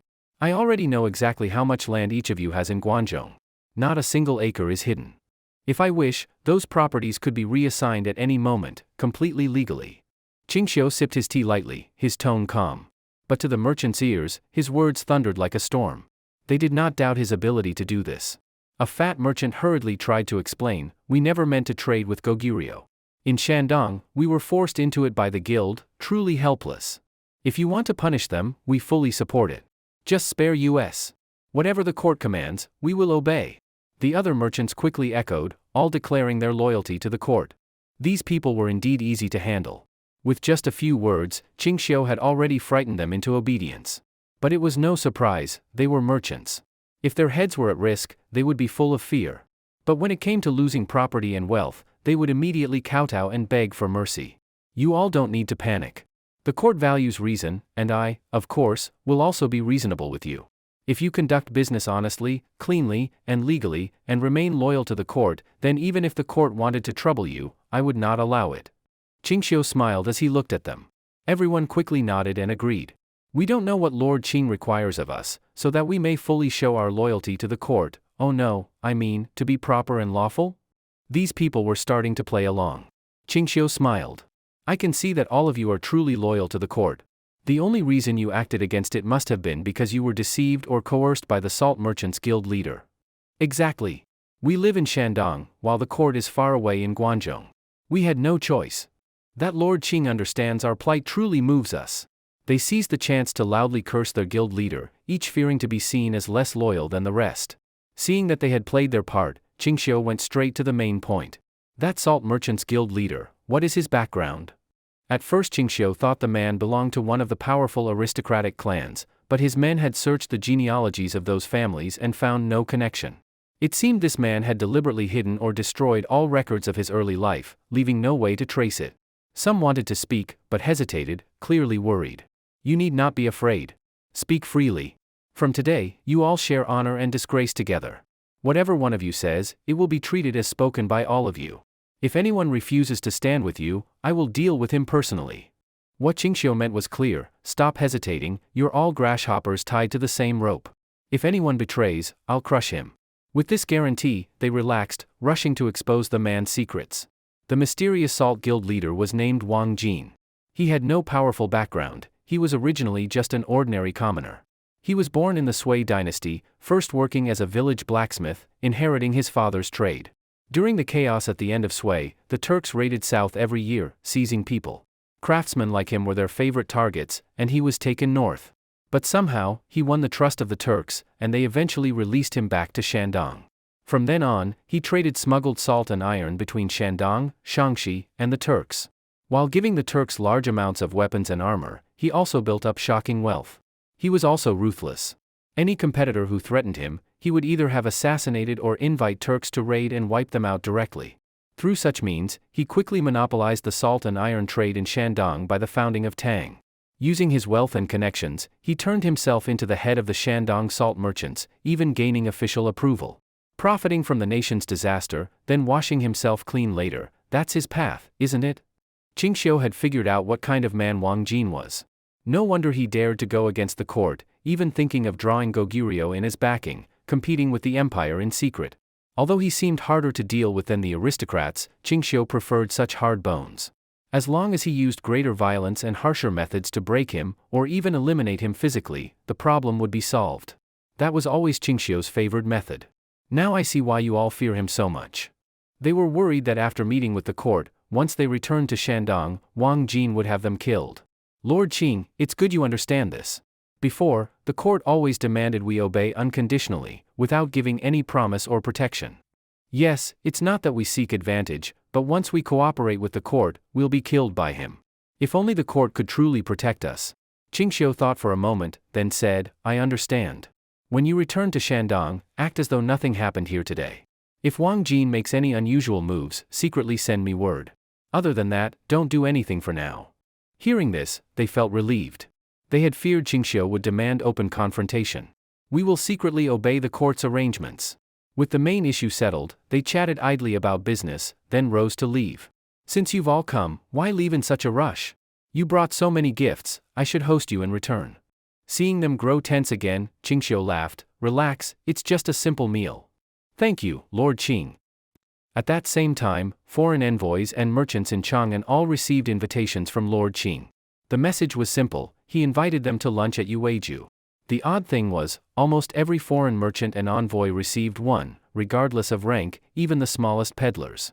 Surprised though they were, they all felt honored. Everyone dropped what they were doing and hurried to Yueju. The restaurant had already announced it would close for the day, serving only these foreign guests. Soon, Yueju was crowded with merchants from many lands.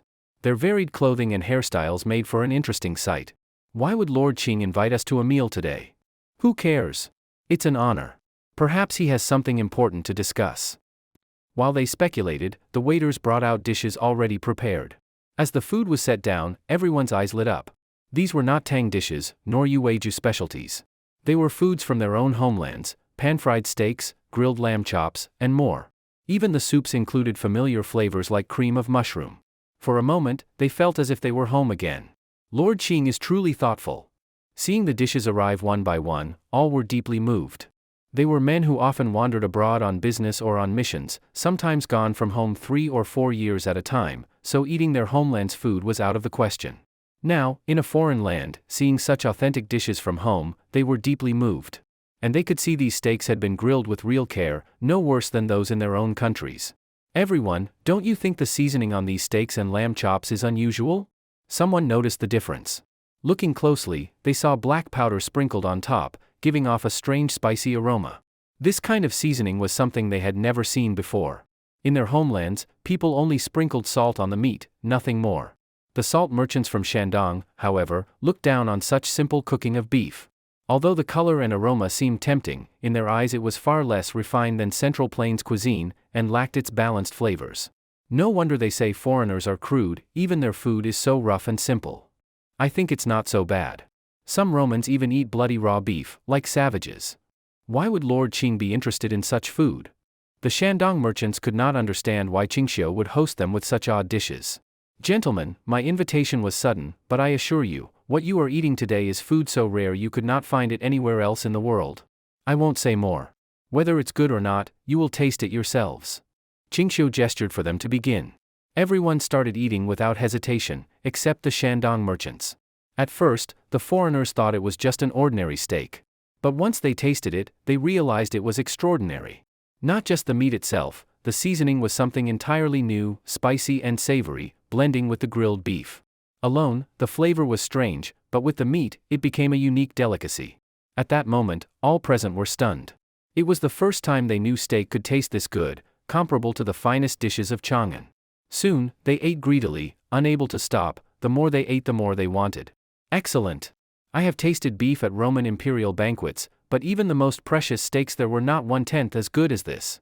Forget Rome, even in Arabia we have nothing like this. How did you make it? No wonder they say Yueju's cooking is unique. The foreign merchants and envoys all praised it endlessly. Some even licked their plates clean of the leftover juices. The Shandong merchants, seeing this, were stunned. Could it really be that good? One shopkeeper cut a piece and tried it, his eyes lit up. Good. Truly worthy of being called a fine dish. Seeing their reaction, Qingxiu wasn't proud. He had expected it. Black pepper, famous across Eurasia, was meant to have this effect. Everyone who tasted it was astonished.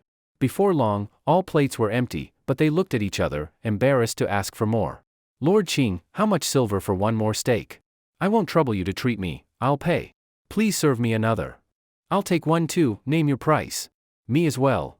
Clearly, they had fallen in love with the black pepper seasoned steak, all begging for another. Sorry, Qingxiu shook his head. Today's steaks were prepared in a fixed quantity, no more and no less. The Arab envoy quickly asked, then can we eat this again at Yueju later? This black pepper steak tastes good, but it doesn't suit Tang people's taste. And it wastes too much beef, so it will not be a regular dish. I only happened upon this fine seasoning, and thought you envoys would like it, so I hosted you with it. Qingxiu casually dropped the name, black pepper. At first, they were disappointed, but the Arab envoy immediately noticed it. You mean, the seasoning is black pepper? Exactly. The name was strange to them. They looked at each other, none knowing what it was.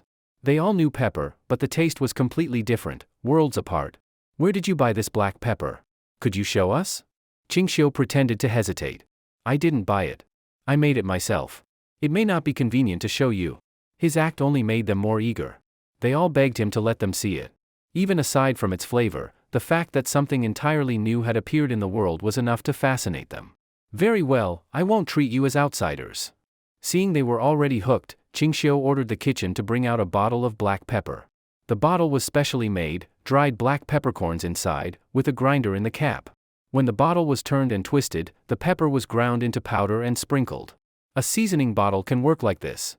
Lord Qing is a genius, to even think of such a way to grind spices. They praised him endlessly, passing the bottle from hand to hand. Since the peppercorns were dried and shriveled black, none of them recognized it as the common Indian spice. They only marveled at its flavor, a perfect match with beef and lamb. Until it reached a Roman merchant. After looking it over, he was reluctant to give it back. Just this black pepper made the beef taste so good? Qingxiu nodded. Yes. Then, would you sell it to me? The Roman's eyes gleamed. I am willing to pay 3 Roman gold coins. Such a price for seasoning was unheard of. 3 Roman gold coins weighed as much as 10 taels of gold, an enormous sum. But to Qingxiu, it was still far less than the true value of black pepper. Qingxiu had intended to decline politely by saying it was not for sale, but before he could, someone already spoke up in his defense. Such a rare treasure as Lord Qing's, and you only offer 3 gold coins? Who are you looking down on? I'll give 10. Only 10 gold coins? I can afford more. I'll give 11, and no matter how much you bid, I'll always add 1 more. I say 50 at least. The banquet suddenly turned into an impromptu auction, everyone raising the price without backing down. They had just tasted the flavor of black pepper, unforgettable for life. Here before them was likely the only bottle in the world. If they didn't fight to get it, they would regret it forever. Not to mention, if they brought it back to their own lands and presented it to their princes or emperors, the rewards would be even greater. The Shandong merchants, however, watched in confusion. They admitted the steak tasted very good, but compared with the diverse and rich dishes of the Central Plains, it was at best mid to upper quality. Someone muttered, "How can they be scrambling like this?" An older Shandong merchant stroked his beard. Don't overestimate these foreigners. They can't cook like we do in the Central Plains. Years ago, I dealt with Roman traders. Their emperor's finest banquet was nothing but a bloody steak. A younger merchant asked doubtfully, why don't they just learn our cooking methods? Humph, do you think they haven't tried? Our cooking is too complex. They, who only know how to fry beef, could never learn it. They call themselves the Roman Empire, the Arab Empire, but aside from their so-called learning, their level is no better than the Turks. Though harsh, the old man's words carried some truth. Compared with complex techniques, these people could more easily appreciate black pepper, which greatly enhanced steak's flavor. Everyone, stop! Qingxiu slapped the table. The bidding immediately ceased, the room falling silent. By then, the price had already reached 50 gold coins.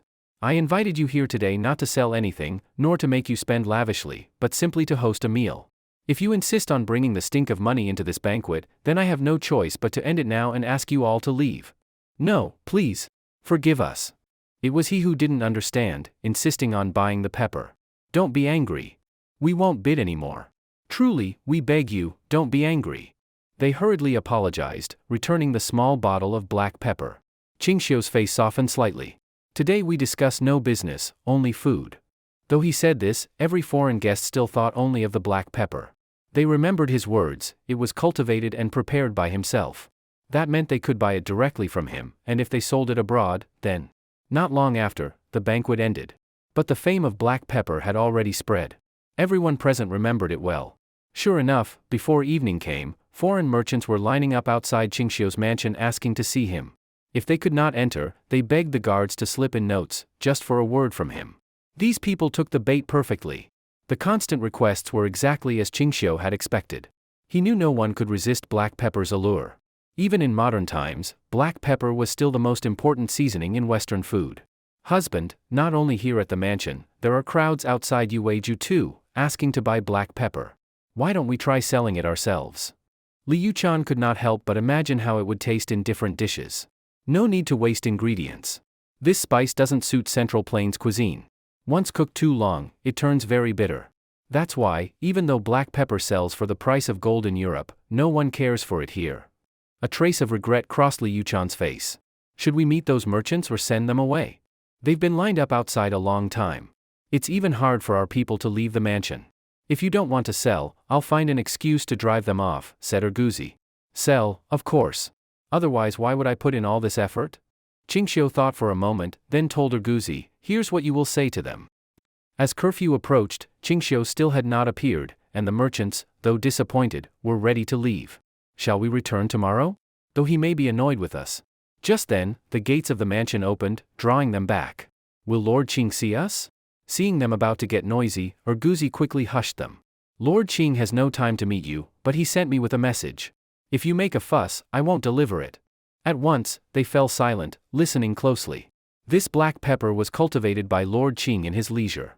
It was meant only for you to taste, not for sale. But since you all like it so much, he is willing to do a kindness and sell some to you. The merchants were overjoyed. Excellent. Excellent. But wait, black pepper is extremely troublesome to cultivate and prepare, requiring much investment. Before Erguzi could finish, the merchants all rushed to say the price didn't matter, however much there was, they would buy it all. Erguzi was astonished. Their reaction was exactly what Qingxiu had predicted. He took out the small bottle, shaking the black peppercorns inside. All eyes followed his hand. After careful calculation, Lord Qing has set the price, 10 strings of cash per tael. The crowd gasped sharply. The price was indeed steep, beyond many expectations. But compared to the spice's true value, it was worth spending so much to obtain. They didn't even need to say it, everyone could already imagine the craze this thing would stir up in the future. If they could reliably get supplies from Qingxiu, the profits they would earn on the market would be enormous. This would surely become hard currency in trade. If any of you can't accept the price, you may leave now. Lord Qing already dislikes the trouble of producing it and doesn't want to waste too much effort. Erguzi pressed them at just the right moment, forcing them to decide. We're willing to buy. So am I. Lord Qing's price is fair, we can accept it. All the merchants agreed, almost none raising objections. Good. Lord Qing is also happy to do business with straightforward people. Erguzi laughed as he saw their ready agreement. If he hadn't witnessed it today, even he would not have believed Qingxiu could sell an ordinary-looking spice for such a high price. 10 strings of cash per tael, more expensive than gold, yet just for a seasoning. It shocked him deeply. When can we buy black pepper from Lord Qing? Yes, please tell us. If possible, we want it soon. We have the money ready. They were clearly impatient. Erguzi replied, there's no need to rush. Later, Lord Qing will open a special shop in Chang'an to sell it. You can buy it there. But let me be clear, production is low, and it is extremely troublesome to make. For the first batch, each merchant can only buy 3 taels at most, no more. Only 3 taels? They looked at each other, clearly finding the amount too little. But remembering Qingxiu's words about its difficulty, they understood. Such a precious thing being scarce was only natural. What they didn't know was that this was Qingxiu's hunger marketing trick. He had already mastered planting and drying black pepper. 3 or 4 dozen jin per buyer would be no problem. But since it was the first sale, he used scarcity to raise its perceived value. Then it's settled, we'll come to buy soon. The merchants finally left satisfied. The grand sight of richly dressed traders walking together on the street drew much attention. People wondered why they kept going to Lord Qing's mansion every few days. Just then, an imposing carriage came slowly out of a nearby alley, blocked by the group of merchants. Out of the way. A guard was about to drive them off when a voice came from inside the carriage, stopping him. Forget it, we're in Chang'an now, no need to make a fuss. The guard returned to the carriage without another word. These people look like foreign merchants? Lifting the carriage curtain, the man inside looked at them. Yes, they seem to have just come out of Lord Qing's residence. Lord Qing's residence? I didn't know he was also a merchant. The curtain lifted fully, the man inside was clearly interested in Qingxiu. It was Li Shaogong, Prince of Hejian, a kinsman of Emperor Taizong. Not only of high rank, he was also a skilled commander, already famed for leading troops even before the Zhenguan era. That was why he had long been stationed in Liaodong, making the Goguryeo people wary. Since the Xuanwu Gate incident, he had guarded Liaodong for 2 years without returning to court. Only when Li Daoyan replaced him did Li Shaogong finally come back to Chang'an. Before this, he had often heard stories about Qingxiu, but never met him. I've just returned to Chang'an. I wonder if Qingxiu is really as extraordinary as the rumors say. Prince, it's true. Even His Majesty relies on him greatly. Almost everything you've heard among the people about him is real. Li Shaogong laughed. Really? Even the tales of 3 heads and 6 arms? Well, haha. Enough, let's not waste words. First, take me to the emperor. Though he set it aside for the moment, his curiosity about Qingxiu was far from gone. If not for the duty of reporting to the emperor first, he would have gone straight to see Qingxiu himself. After sending off the foreign merchants, Qingxiu summoned the Shandong merchants again. Lord Qing's skill in business is truly remarkable. We've had our eyes open today. As soon as they sat down, they praised him endlessly, full of admiration. By using a banquet to spread black pepper's fame, then withholding it, he created room to raise its price sky high. Step by step, he had sold black pepper for more than gold. This marketing skill amazed them, far better than Wang Jin's crude monopolies. Qingxiu smiled. A small trick, nothing worth mentioning. Don't be too modest. If Wang Jin had even half your ability, he wouldn't be hated everywhere as he is now. An old shopkeeper couldn't resist mocking Wang Jin, clearly hating him. No one answered, but their uneasy look showed they thought the same. Today we won't talk about Wang Jin, only black pepper. Qingxiu placed the bottle before them. What do you think, if this is sold in Goguryeo, would it be welcomed? The old shopkeeper answered at once, yes. Goguryeo is poor, with little production. Their cooking is plain and dull, some meats and fish they even eat raw, without seasoning. Their only dishes are simple pickles, yet even those they treasure as delicacies. With black pepper, which enhances flavor so well, it would surely be loved there. His words were reasonable. Even Qingxiu could find no flaw. Clearly, the man had dealt with Goguryeo often and knew them well. Qingxiu nodded. It seems you have much experience with them. To be honest, I intend to sell black pepper in Goguryeo too, and make a fortune there. Hearing this, the old shopkeeper hesitated, then said uncertainly, I fear it may not be easy to profit from Goguryeo with just this. Why? Qingxiu asked. The old shopkeeper replied, this item is as valuable as gold, far beyond what the people of Goguryeo can afford. Even if it's their royal family or nobility, they may be able to afford the high price, but the quantity they can buy is still limited. We can't sell much. These words were reasonable. Qingxiu had already expected this. But what the old shopkeeper didn't know was that Qingxiu had never expected to make money from Goguryeo through this item in the first place. I don't care about anything else. I just want to know one thing, can this item win the favor of the nobles of Goguryeo? It definitely can, the old shopkeeper answered without hesitation. Good. That was exactly the answer Qingxiu wanted. He had vaguely thought of it long ago. I want you to transport this stuff to Goguryeo and sell it. And not by smuggling, but by openly dispatching trade caravans into Goguryeo. Everyone was shocked to hear this.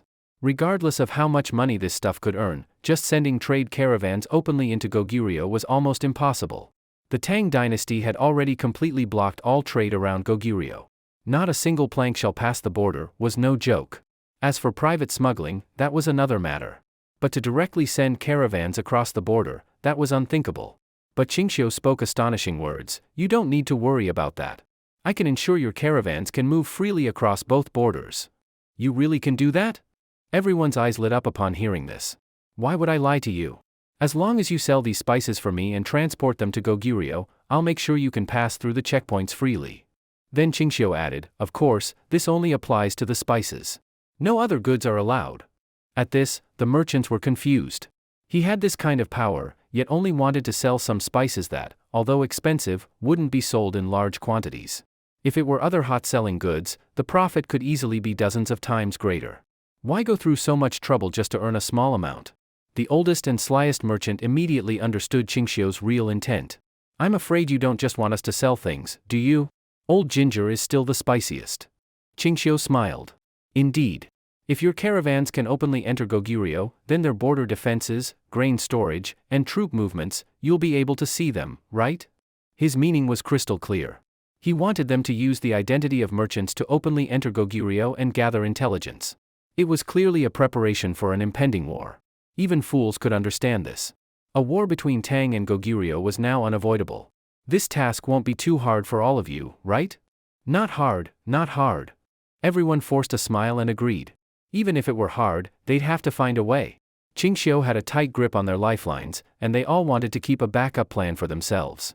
If they couldn't even handle this small task, how could they survive when the court settles accounts later and takes down Wang Jin? Good. I like how straightforward you all are. Qingxiu then called over Erguzi and told him to distribute the black pepper to the shopkeepers. Consider all this black pepper a free gift from me. Whatever money you make is yours to keep, as your reward. You should know how to protect it, right? He glanced across the faces of every merchant, making them all break into a cold sweat. We will comply.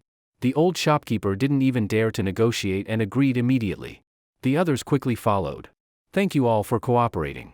Seeing how sensible everyone was, Qingxiu knew he wouldn't need to waste time threatening them anymore. He liked dealing with people who knew their place. At the same time, in the Hall of Supreme Harmony. Prince, you've worked hard. There's been much unrest around Tang lately.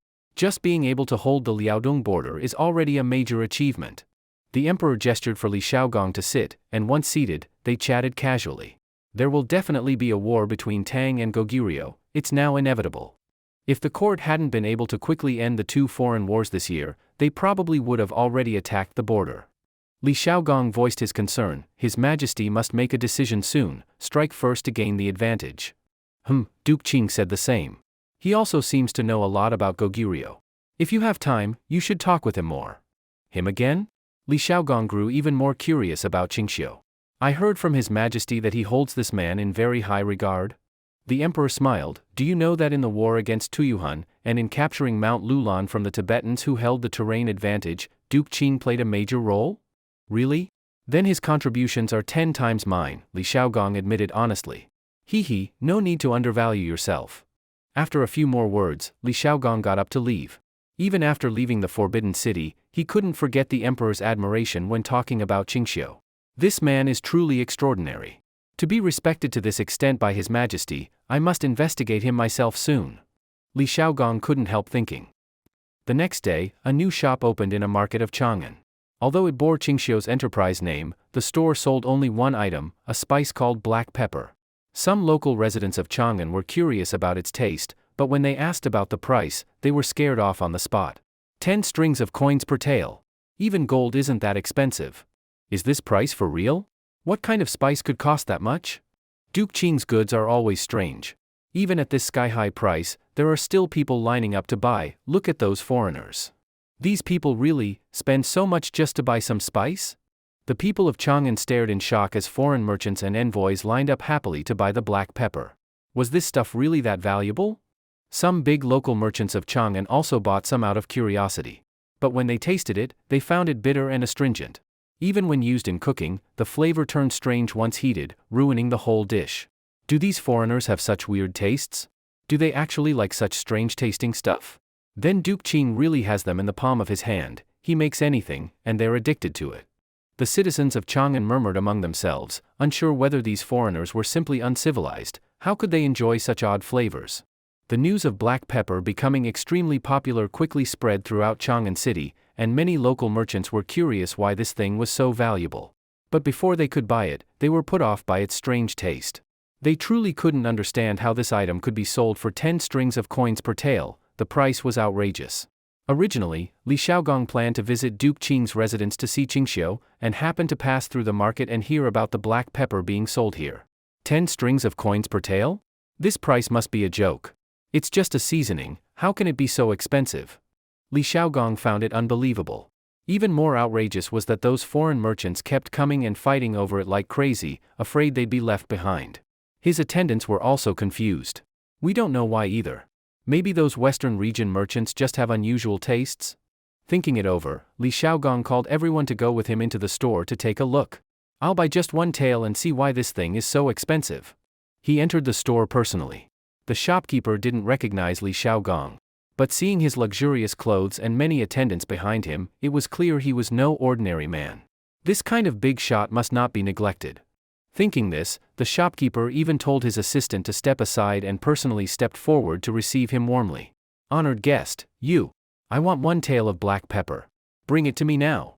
Li Xiaogong gave the order, and his attendant immediately handed over 10 strings of coins. The shopkeeper was immediately in a tough spot. Honored guest, it's not that I don't want to do business with you, but there's a rule: every customer must buy at least one jean. At least one jean? 100 strings of coins. Li Xiaogong frowned. If all Chang'an merchants did business like you, I'm afraid the entire wealth of the Tang dynasty would be emptied by you. The shopkeeper was about to say something when a lazy voice came from the back room. That's naturally impossible. I never intended to make money off the people of Chang'an with this stuff. Li Xiaogong couldn't help but laugh after hearing this voice. Your shop is in Chang'an, yet you say you don't want to earn money from Chang'an people. Then who do you want to earn from? Foreigners' money. Li Xiaogong was a little annoyed. He, a noble prince, was being spoken to through a door?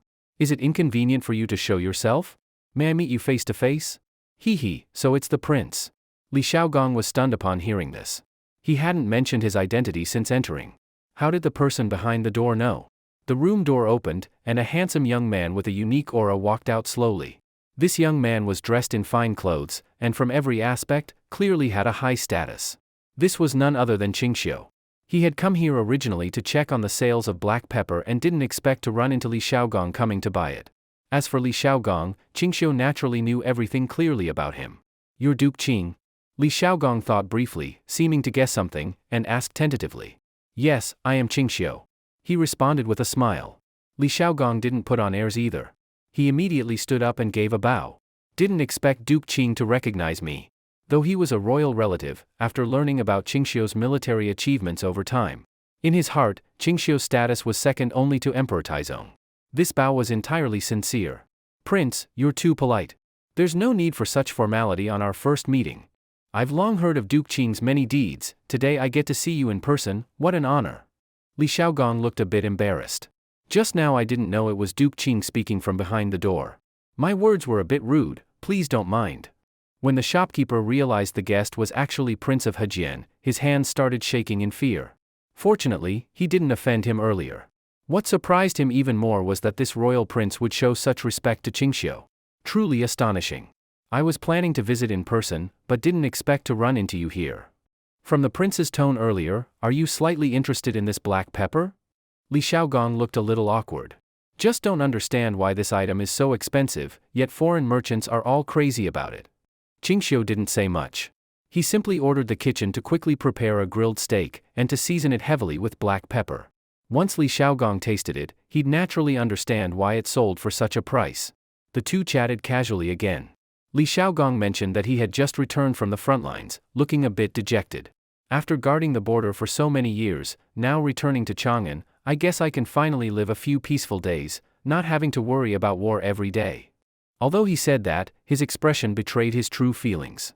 Clearly, he wasn't happy about not being able to continue fighting on the border. No surprise there. Historically, Li Xiaogong was a war fanatic. His outstanding achievements even earned him a place among the 24 meritorious officials of Lingyan Pavilion. Letting someone like that be idle was a huge waste for the Tang dynasty.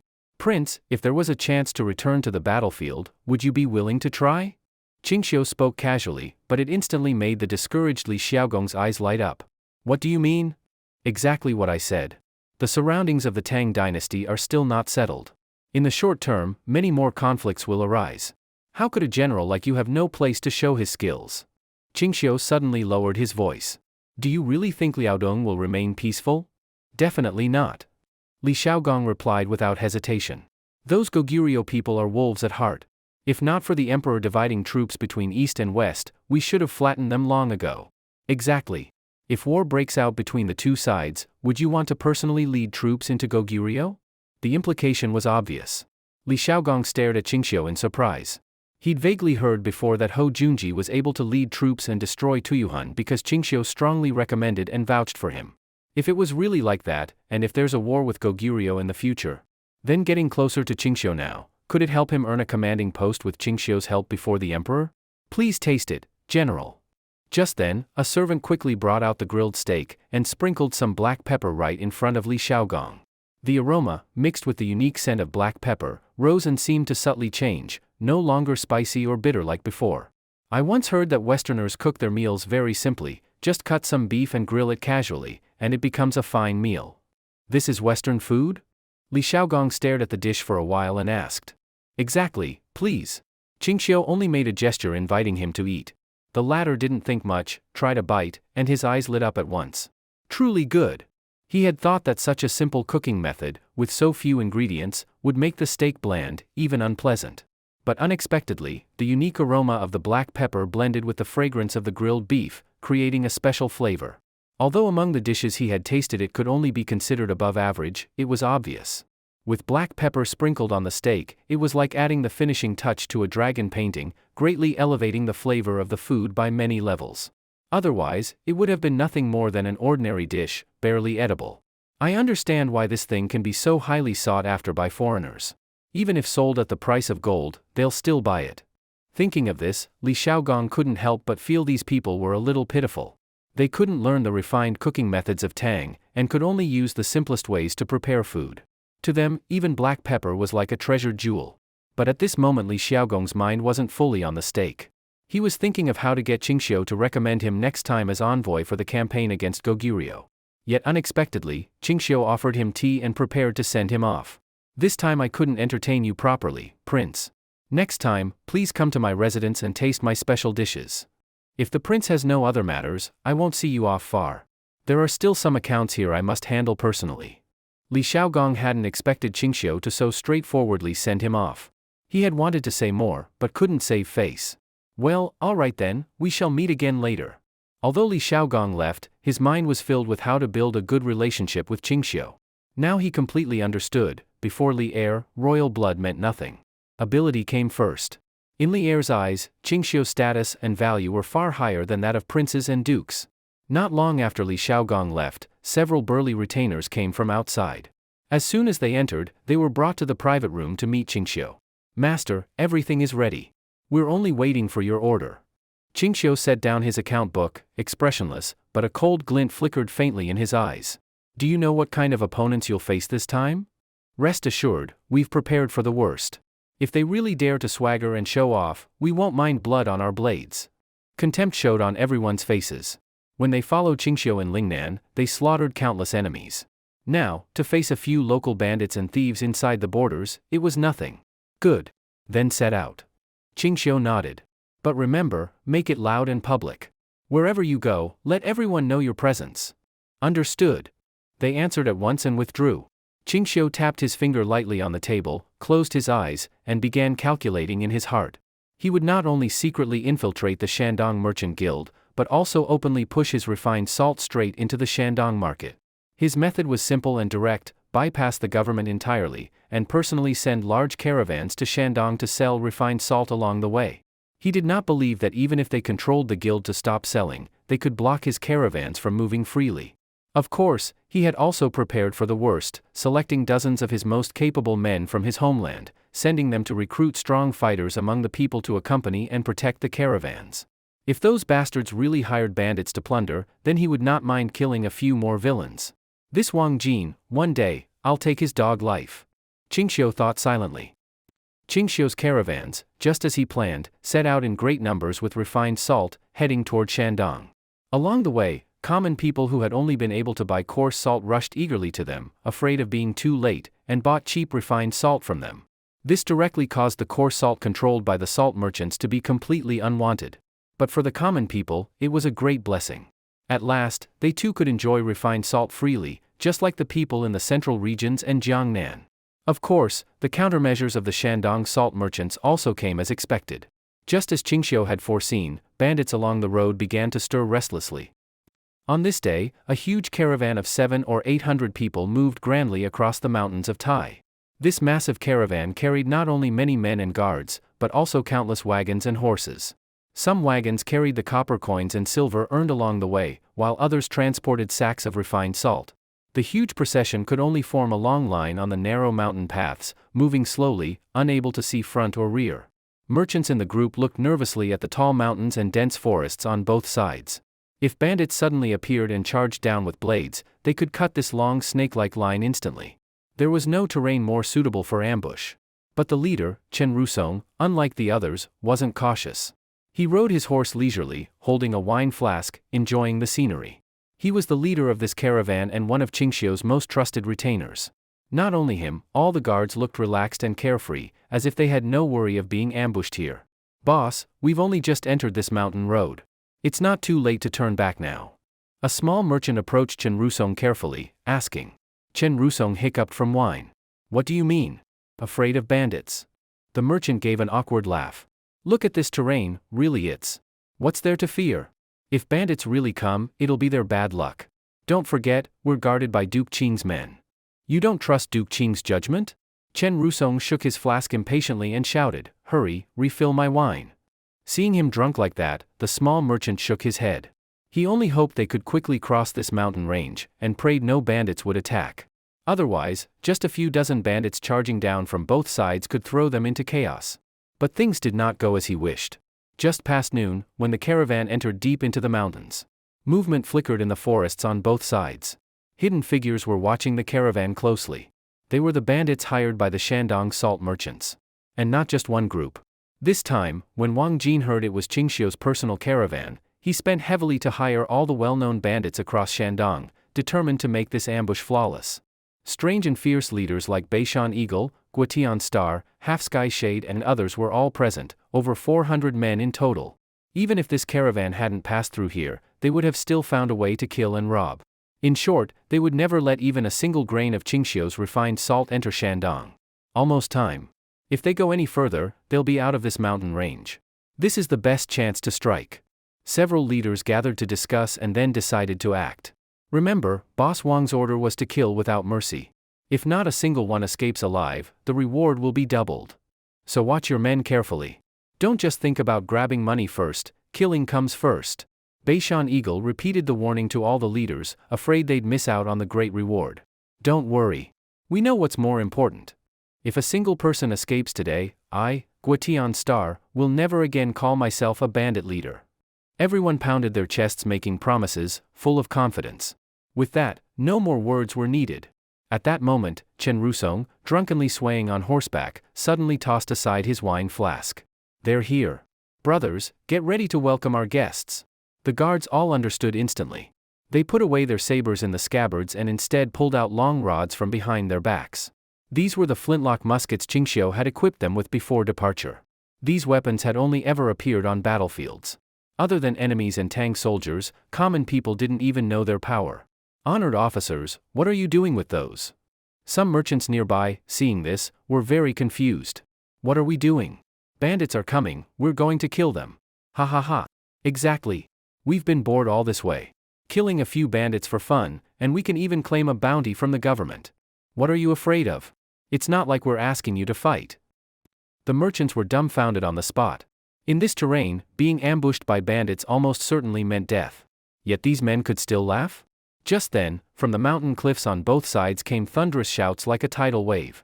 The forest shook as one after another figures emerged, holding sabers and spears, the bandits brimming with murderous aura. These 400 bandits nearly covered the entire mountainside, raising their weapons and shouting excitedly. Attacking in this terrain was simply easy money. Kill!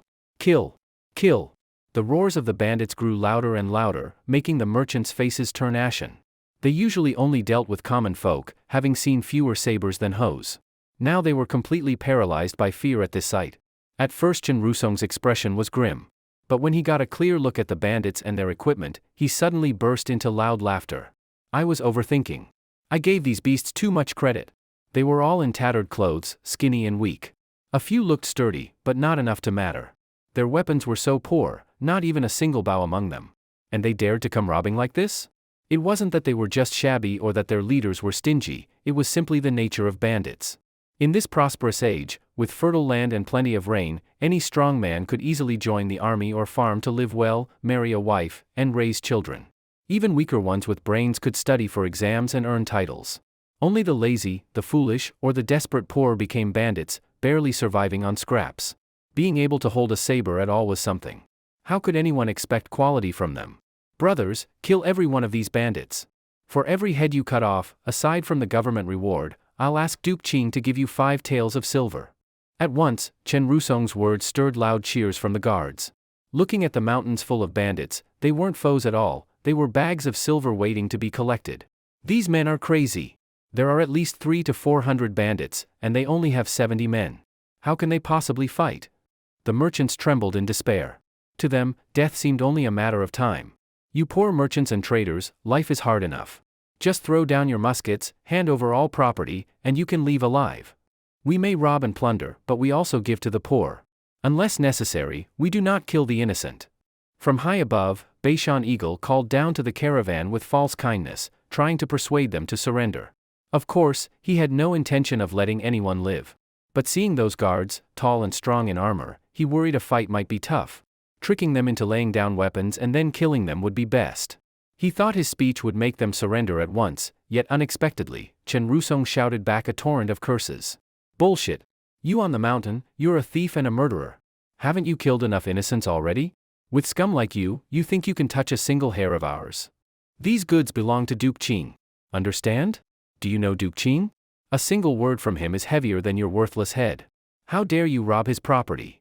Now get down here and kneel before me. Maybe I'll beg Duke Qing to spare your life. Beishan Eagle hadn't expected that, even when trapped like prey, these men would be so defiant. His dark face instantly turned red with fury. Kill them all. Don't leave a single one alive. Beishan Eagle roared in rage. Immediately, a squad of bandits raised bows and shot arrows. But Chen Rusong had already prepared. He ordered the merchants to hide under the wagons out of the arrow fire. As for the guards, each wore armor. The crude, poorly made arrows struck their bodies but couldn't even spark. Pull harder. Can't even draw the bow fully? Didn't you eat? With trash like you calling yourselves robbers? Any farmer swinging a hoe could beat 3 of you. A bunch of useless wastes, ha ha ha. The guards laughed wildly in the rain of arrows, mocking without fear, leaving the bandits dumbstruck. Usually, when they robbed, just flashing a blade made the enemy's legs go weak.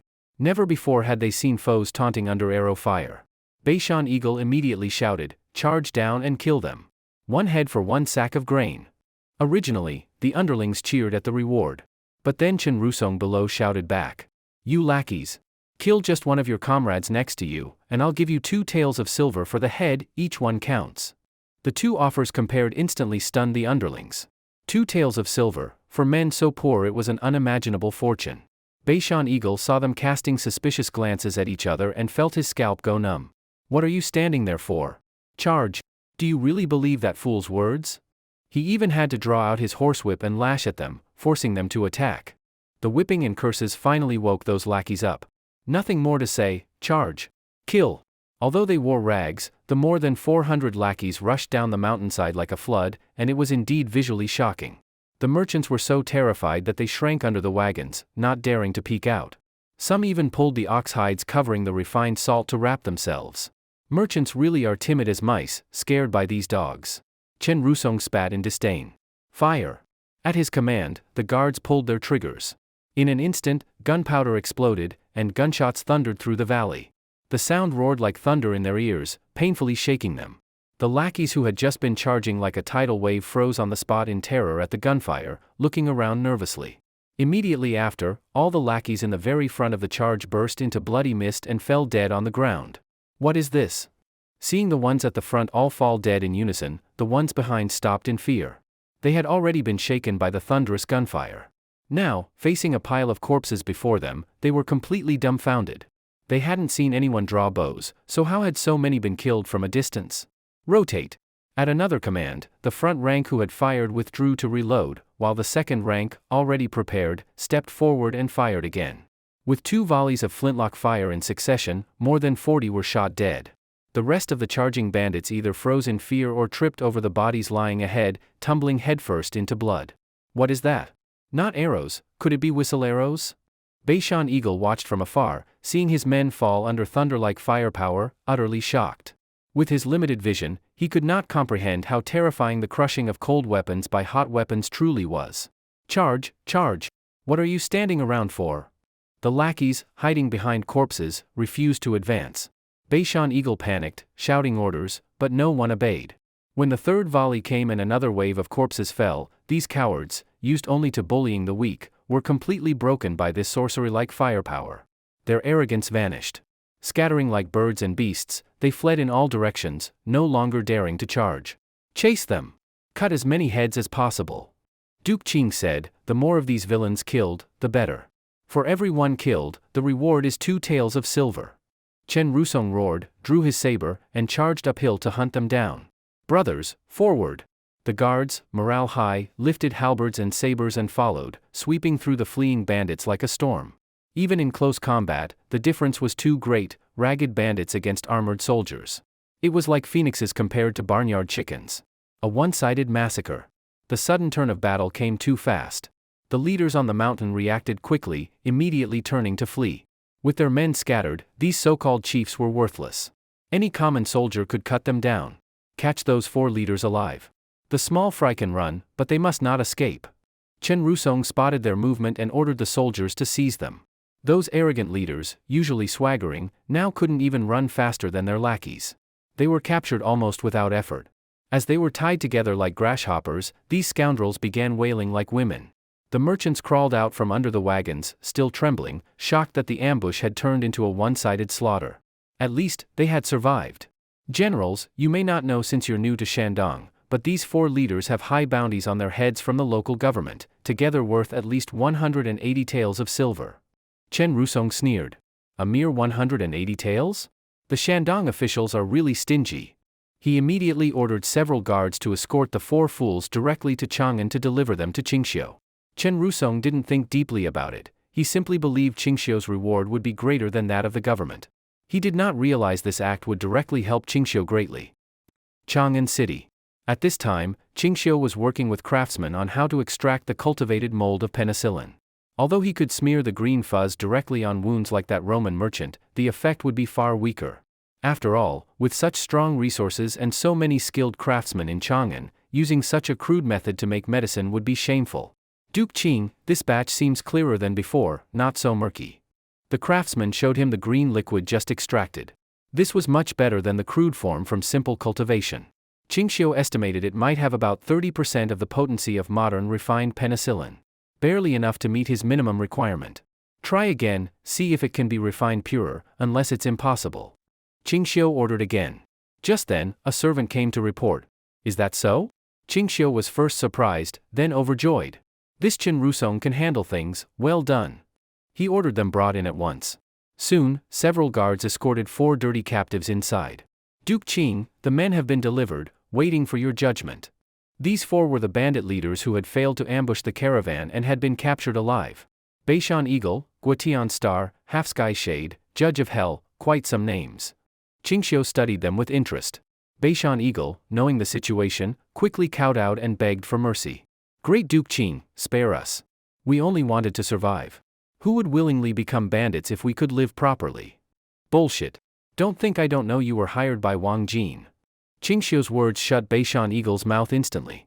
The other 3 leaders dared not say a word, only staring at Qingxiu, hoping for mercy. So, how much did Wang Jin pay you to rob my caravan? Qingxiu asked again. Beishan Eagle lowered his head in silence, while Guotian Star stammered out, We were each given 100 taels of silver, and whatever goods or money we robbed, we could keep for ourselves. 100 taels? Qingxiu immediately said to the guards who escorted them, tell Chen Rusong, these 4 men, I'll reward him 500 taels of silver. And as for you escorts, I'll give you another 200 taels to divide among yourselves. The guards were overjoyed at once.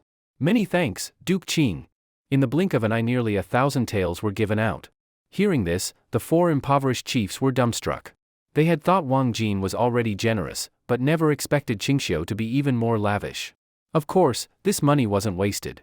From these 4, Qingxiu knew he could extract value no less than gold. Go to the Yamen prison, borrow me a few prison wagons. Just after noon, as commoners finished their lunch rest and were preparing to return to work, they suddenly saw a strange scene in Chang'an City. Several of Duke Qing's retainers and guards escorted 4 prison wagons.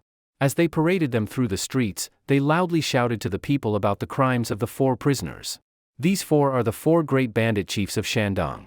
They robbed and plundered daily, harming countless commoners, raiding caravans along the roads, killing many innocent people. Duke Qing, filled with righteous anger at their crimes, sent us to destroy them. We captured these 4 chiefs alive to parade through the streets, so everyone can curse and spit on them. The people, hearing the accusations along the way, suddenly understood, it was the bandit chiefs. Damn, so it was these bastards. Last time, the caravan I invested in was robbed by them, I lost everything. My neighbor went to trade in Shandong, and was killed by these bastards. Duke Qing is truly righteous. Knowing they were plaguing the land, he sent men to wipe them out. Those who knew their names immediately cursed them. Whatever was in their hands was thrown at the wagons, leaving the 4 men beaten black and blue. Even those who didn't know them still joined the shouting. After all, anyone punished by Duke Qing could not be a good person. If not for the guards protecting them, these 4 would have been stoned to death before the parade ended. But Duke Qing had strictly ordered, they must be kept alive. He had greater plans. Qingxiu's grand display quickly spread through all of Chang'an, and both people and officials praised his righteousness. Some even thought him more reliable than the court itself, for at least, when it came to bandits, he truly destroyed them. Until evening, when the parade ended, the 4 were returned to Duke Qing's residence. As soon as they arrived, the guards asked, Duke Qing, the court is asking for the prisoners. How should we handle it? They want them. Qingxiu refused without hesitation. Ignore them. If they keep pressing, tell them, catch them yourselves if you can. There are still plenty of bandits in Jiangnan. Let them go catch those. In Qingxiu's hands, these scum had far greater use. How could he let the officials take the benefit? Just then, noise arose outside the Duke's mansion. A large crowd seemed to be gathered, wanting to come in.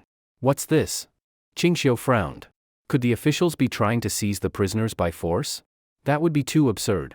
Urguzi hurriedly reported, Master, a group of merchants has come. They request to see you, asking you to hand over the 4 bandits to them. Qingxiu hadn't expected that a parade of these scoundrels would make them so sought after. But it was understandable. Merchants feared highway robbers most. Many likely had relatives or partners killed by these 4, and wanted revenge. Tell them not to think about it. Impossible to hand them over. Urguzi added, please don't refuse so quickly, they're willing to pay. They offered 3,000 taels of silver. Qingxiu was surprised. He hadn't expected these usually profit-driven merchants to be so willing to spend on 4 heads. To see them generous, it was truly rare. Send them away. Not for 3,000, even 10,000 taels, I won't give them the men. After thinking, he added, tell them, those 4 heads in their hands would be nothing but vengeance, meaningless. But if kept in my hands, I can make use of them in ways that might greatly reduce banditry in the whole realm. That would benefit them much more. Don't let anger blind your judgment. Sure enough, his persuasion worked. When Urguzi relayed the words, the merchants calmed down. Can Duke Qing really achieve this? If he has this ability, we'd burn incense for him every day. Urguzi quickly said, no need for that. Just trust Duke Qing. From this matter alone, you can see, he works wholeheartedly for the country and the people. The merchants thanked him profusely, and before leaving said they wouldn't let Duke Qing's effort go unrewarded. These 3,000 taels we plan to spend on 4 heads, after thinking, we'd rather use them to thank Duke Qing. Qingxiu hadn't expected them to be so generous. Looking at the 3,000 taels displayed in his residence, he sighed deeply. Seems this wasn't wasted after all. Gave away nearly 1,000, but ended up earning 2,000 more. Next morning court. After discussing major affairs with the ministers, Li Er did not yet dismiss the assembly. Duke Qing, yesterday I heard you captured 4 Shandong bandit chiefs alive. How do you plan to deal with them? If you haven't decided, why not hand them to the court first? Let the court announce to the world and praise your deed. You'll also be rewarded. The words sounded pleasant, but in the end, it was the same 2 words, hand them over. Would Qingxiu give them for nothing? No need to trouble your majesty. These 4 I still have great use for. Qingxiu refused without hesitation. Li Er, still unwilling, probed again. Duke Qing, though your status is high, abusing private punishment is not proper. Rest assured, your majesty. I do not intend to kill them. Qingxiu replied smoothly, leaving no room for flaw. This time Li Er was even more puzzled. Qingxiu neither killed them nor released them, but kept them like pigs? What does Duke Qing intend to do? I have great use for them. His reply was even more vague. Forget it. Li Er shook his head. He knew that once Duke Qing had made up his mind, even if he argued endlessly, it was impossible to change it. If he said they were useful, then let him keep them. Standing below the court, Li Xiaogong truly had his eyes opened by this scene. He had heard that Li Er gave Duke Qing 3 points of courtesy, but now that he saw it in court, it was far more than 3 points. In this way, I must build a relationship with him. The rumors that Hou Junji became general thanks to Qingxiu's recommendation must be true. Li Er pondered for a moment, then asked again, I hear you sent caravans to Shandong. How is the situation? Qingxiu smiled. The Shandong people are simple and honest, but the commoners have long suffered from the monopoly of the salt merchants. Now that refined salt is sold in Shandong, the people everywhere welcome it greatly, with very good reputation. In half a year, the people will no longer recognize coarse salt. By then, those salt merchants hoarding goods will lose everything. Li Er was very satisfied with this reply. He thought that indeed he should have first sent Qingxiu's caravans to test the waters. Excellent, excellent. Without hesitation, Li Er decided, I grant you sole rights to refined salt trade in Shandong for 1 year. You will manage it. As you command. This title seemed a great concession to Qingxiu, but in fact, he was already the only one able to sell refined salt there. In reality, there was no difference from a monopoly. Better to have the official title than not. After court, since recent affairs were not busy, Li Er idly strolled to the harem. He went straight to the princess's palace, just as several exhausted imperial physicians came out. Greetings to your majesty. They bowed quickly, but he waved his hand, excusing them. You've worked hard.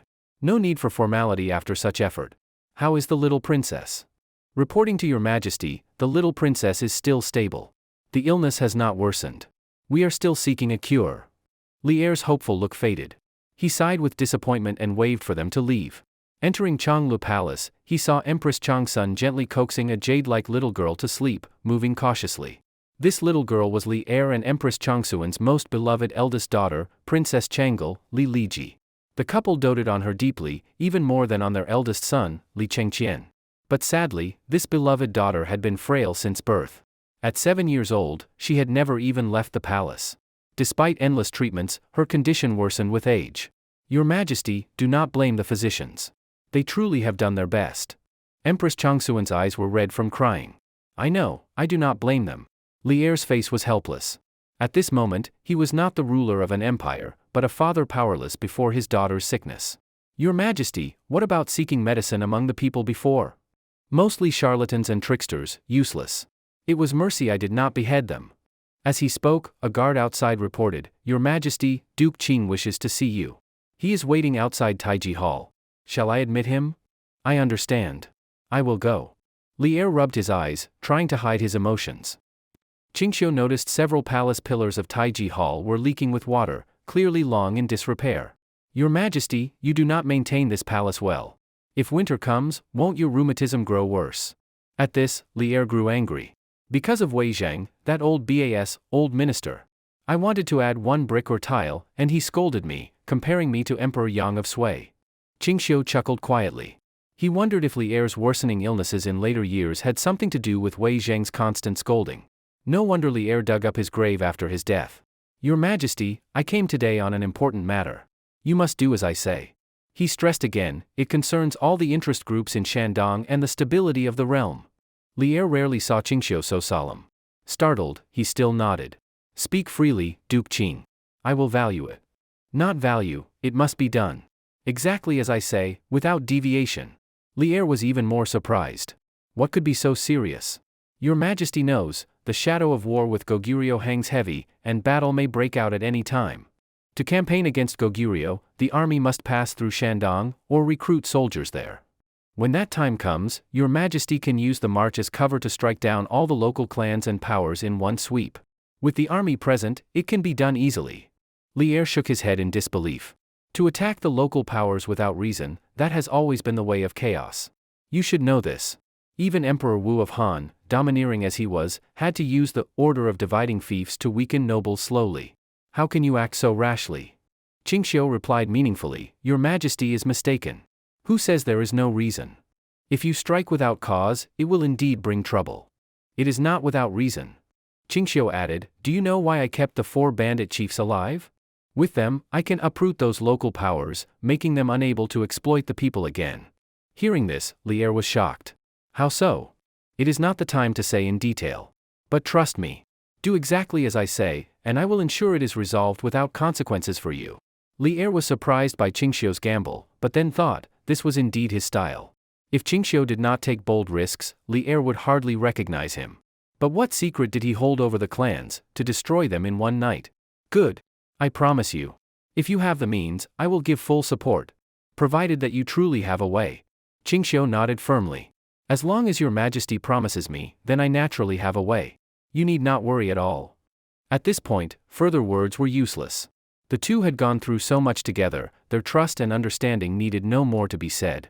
Duke Qing, I heard about you sending your retainers to form hired guards in Shandong.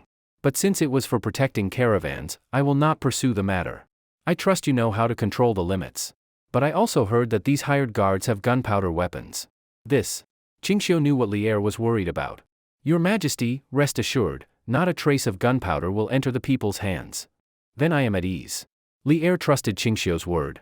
But just as Qingxiu was about to leave, Lier suddenly asked, since you often travel among the people and merchants, meeting many, do you know of any miraculous doctors? Why does your Majesty ask this? Qingxiu frowned slightly. He suddenly recalled that in his later years Lier, terrified of death, pursued the so-called way of immortality, swallowing heavy metal pills and dying earlier because of it. The way of immortality is just a trick by charlatans. Has your Majesty ever seen a man live past 100 years? Lier quickly denied it. Duke Qing, what are you thinking? I am not as foolish as Qin Shi Huang to believe in such things. I only wish to recruit more skilled doctors to serve in the palace. Even if they are outsiders or foreigners, it is fine. Qingxiu shook his head slightly, saying he knew of none. Limited by the times, the most advanced medicine was in Tang, and the best doctors were already in the palace. Where else could better ones be found? As for Arabs, Romans, they even smeared excrement on wounds as treatment. Lier was visibly disappointed. If Duke Qing ever sees one among the people, please introduce him to me. I will reward you. Qingxiu assumed it was about treating rheumatism, and did not think further, simply agreeing. With the 4 Shandong bandit chiefs captured, Qingxiu's caravans and his newly formed guards became famous in Shandong. Not only because of their fine equipment and skill, but because of the special flintlock guns in their hands, which terrified all. Though the people gradually understood it was not sorcery, the power was truly fearsome. Wherever the guards went, local bandits turned into law-abiding citizens, not even daring to come down from the mountains.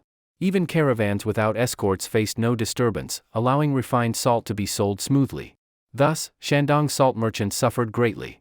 Their mountains of coarse salt could not be sold at all. They could never match refined salt in price. Even if the prices were the same, the people would never be so foolish as to buy coarse salt.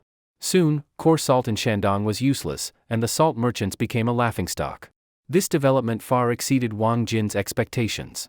He convened merchants several times to discuss, but found no solution. After repeated failures, even he grew furious. He never thought such a vast guild would have no one capable. I knew you were unreliable. When it comes to profit you're eager, but when help is needed you all back away. If even one of you was useful, we wouldn't be pushed so far today. The merchants did not dare breathe loudly under his scolding, but in their hearts they cursed him bitterly. If you're so worked up, then come up with an idea yourself. The more Wang Jin thought, the angrier he became. He snarled, in the end, it's Qingxiu's guards that are the trouble. If we get rid of them once and for all, everything will be solved. Manager Wang, that won't work. Since the 4 chiefs were captured, bandits big and small don't dare rob Qingxiu's caravans anymore. They say last time his caravan passed a village, a small bandit group only came to watch. Chen Rusong immediately led men up the mountain and wiped them out. Yes, that method won't work. Wang Jin slapped the table impatiently. Silence. You still rely on those useless bandits? What I mean is, if Qingxiu can form guards, why can't we? The merchants suddenly understood. You mean, bandits are cowards. But if we spend more silver and recruit brave men unafraid of death, why should we fear? His words chilled everyone. Privately raising troops for large-scale combat was the same crime as rebellion, punishable by extermination of 9 generations. Wang Jin was used to licking blood from the knife's edge. No wonder he thought of such schemes. Wang Jin said calmly, I know what you fear, but don't worry. We can train them secretly. Once Qingxiu's guards are eliminated, disband them immediately, cut all ties. I'll even use men unrelated to the guild as contacts. Even if caught, no one can trace it back to us. The plan sounded feasible, but who dared gamble? He was a desperado. They were just greedy merchants, not risking their lives. But in this, their opinion didn't matter. I've already calculated. To destroy them, we need 300 men. At most, 1,000 taels of silver will be enough. As he spoke, Wang Jin's eyes swept over the merchants. Clearly, the money must come from them. Manager Wang, we still think it's unwise. If this is exposed, we'll all be doomed. Better to think carefully? Wang Jin's face darkened. My decision is made. Even if it fails, it has nothing to do with you. Just give me the silver I ask. He wasn't asking for their opinion, just notifying them. The merchants dared not oppose him, so seeing his firmness, they hurried to voice support. Only a few merchants who had secretly contacted Qingxiu exchanged discreet glances. A few days later, a letter rushed from Shandong to Duke Qing's residence. It reported in detail Wang Jin's plan to secretly recruit men to fight Qingxiu's guards. As expected of a merchant who once licked blood off the blade, bold in handling matters. After reading the letter, Qingxiu only let out a cold, disdainful laugh. Given Wang Jin's past record and character, it was no surprise that he would do such a thing. Although Qingxiu believed that even if Wang Jin gathered 500 strong men, they would never defeat the caravan guards, the enemy was in the dark while he was in the open. If those men struck secretly, losing even one of his retainers would be a great loss. After a brief thought, Qingxiu quickly came up with a method. He immediately wrote a letter and sent it to his merchant informants in Shandong. Wang Jin did not know about the little tricks between his subordinates and Qingxiu. He was still fervently recruiting men. The ones he chose were strong desperados, ruthless thugs who recognized only money, not loyalty. He only wanted these men with no bottom line to directly wipe out the caravan guards. But just as he had already chosen his men and was preparing to purchase weapons, a strange rumor suddenly spread among the people of Shandong. The rumor claimed that the court suspected Goguryeo was about to send a navy to attack Liaodong, and that at any moment 100,000 troops might be stationed in Shandong to counter them. And when the army was stationed in Shandong, they would strictly check every merchant and unfamiliar visitor. Everything would be tightened. This news spread strangely fast among the people. In just 3 days, even the government took it very seriously. Some local offices even sent yamen runners to patrol more often, afraid that when Tang troops arrived they might see bandits committing crimes. Wang Jin was forced to suspend his plan of forming mercenaries. If he pushed forward against the wind at this time, real trouble would surely fall on him. Of course, Wang Jin did not know that all these rumors had been secretly spread by merchants on Qingxiu's orders. The goal was naturally to cut off Wang Jin's plan. Even if it was only temporary, buying time for Qingxiu was enough. By the time he turned his full attention to Shandong, Wang Jin's abilities would be useless. Time flew by, and it was already the hottest part of midsummer. During this scorching season, Baiweiju cleverly used special ice desserts to attract customers. But since ice was extremely hard to produce in this era, the price could not be lowered. Yet even at such high prices, it attracted many nobles and officials of Chang'an, who all came to taste and praised it highly. Even the palace concubines, and sometimes Li Er himself, would send servants to Baiweiju to buy a cup of ice desserts. Li Er originally wanted to give some of these ice treats to Princess Chang'e, to cheer her up and ease her illness. But unexpectedly, the little girl was so ill that even in the sweltering summer heat she could not eat such cold sweets. This made Li Er even more worried. When autumn and winter came and the weather shifted suddenly, how could her frail body endure such rapid change? If she fell sick again, would it not be adding frost to snow? Burdened with worry, Li Er had many sleepless nights, and every morning he still had to attend court with heavy dark circles under his eyes. One morning, just as court began, Li Er could not help dozing off as soon as he sat down. Not only had he been sleeping poorly, but dealing with all the troublesome affairs of state was also exhausting. "Your Majesty?" The eunuch beside him called softly, and Li Er suddenly woke up. "If there are reports, present them. If not, court is dismissed." He yawned, thinking that after court he must take a nap. "Your Majesty, in Jiangdong recently there has been heavy flooding, affecting 13 counties. People are homeless, and this will also affect the harvest. Recently, many Goguryeo raiders have appeared along the Liaodong border. They may be organized to spy on our territory." Memorial after memorial was presented. Li Er, yawning, read them one by one and gave instructions. Only after finishing all affairs did he yawn again and announce dismissal. His weary state puzzled the ministers. Li Er was not normally like this. Has His Majesty perhaps overexerted himself at night? But His Majesty is not one to indulge in pleasures, how could this be? Perhaps the stress is too great, and he has to find ways to release it. Eh? The officials whispered among themselves. Li Er could only smile bitterly. These past few days he had slept less than 4 hours in total. Just attending morning court was already impressive enough. After dismissing court, he was about to return to his chambers to rest, but a eunuch reported that Qingxiu had come with urgent business and was waiting at the Taiji Hall. Li Er always valued Qingxiu's matters highly. Hearing this, he ignored his exhaustion and went with dark circles to meet him. What matter brings Duke Qing here? Li Er yawned deeply, asking without energy. Judging from your majesty's appearance, you seem unwell. Was your request for me to find miracle doctors actually to treat your own illness? As Qingxiu asked, he carefully observed Li Er's face. He remembered that the Tang royal bloodline often had hereditary diabetes, but Li Er was still in his prime, so it should not affect him yet. It's hard to explain in a few words, sigh. But from what you say, have you already found doctors? Qingxiu shook his head. No. But if your majesty tells me the symptoms, perhaps I can help ease your worries. Li Er was a bit puzzled. Why was Qingxiu suddenly so concerned about his health today? It is not I who am sick, but my eldest daughter, Princess Changle.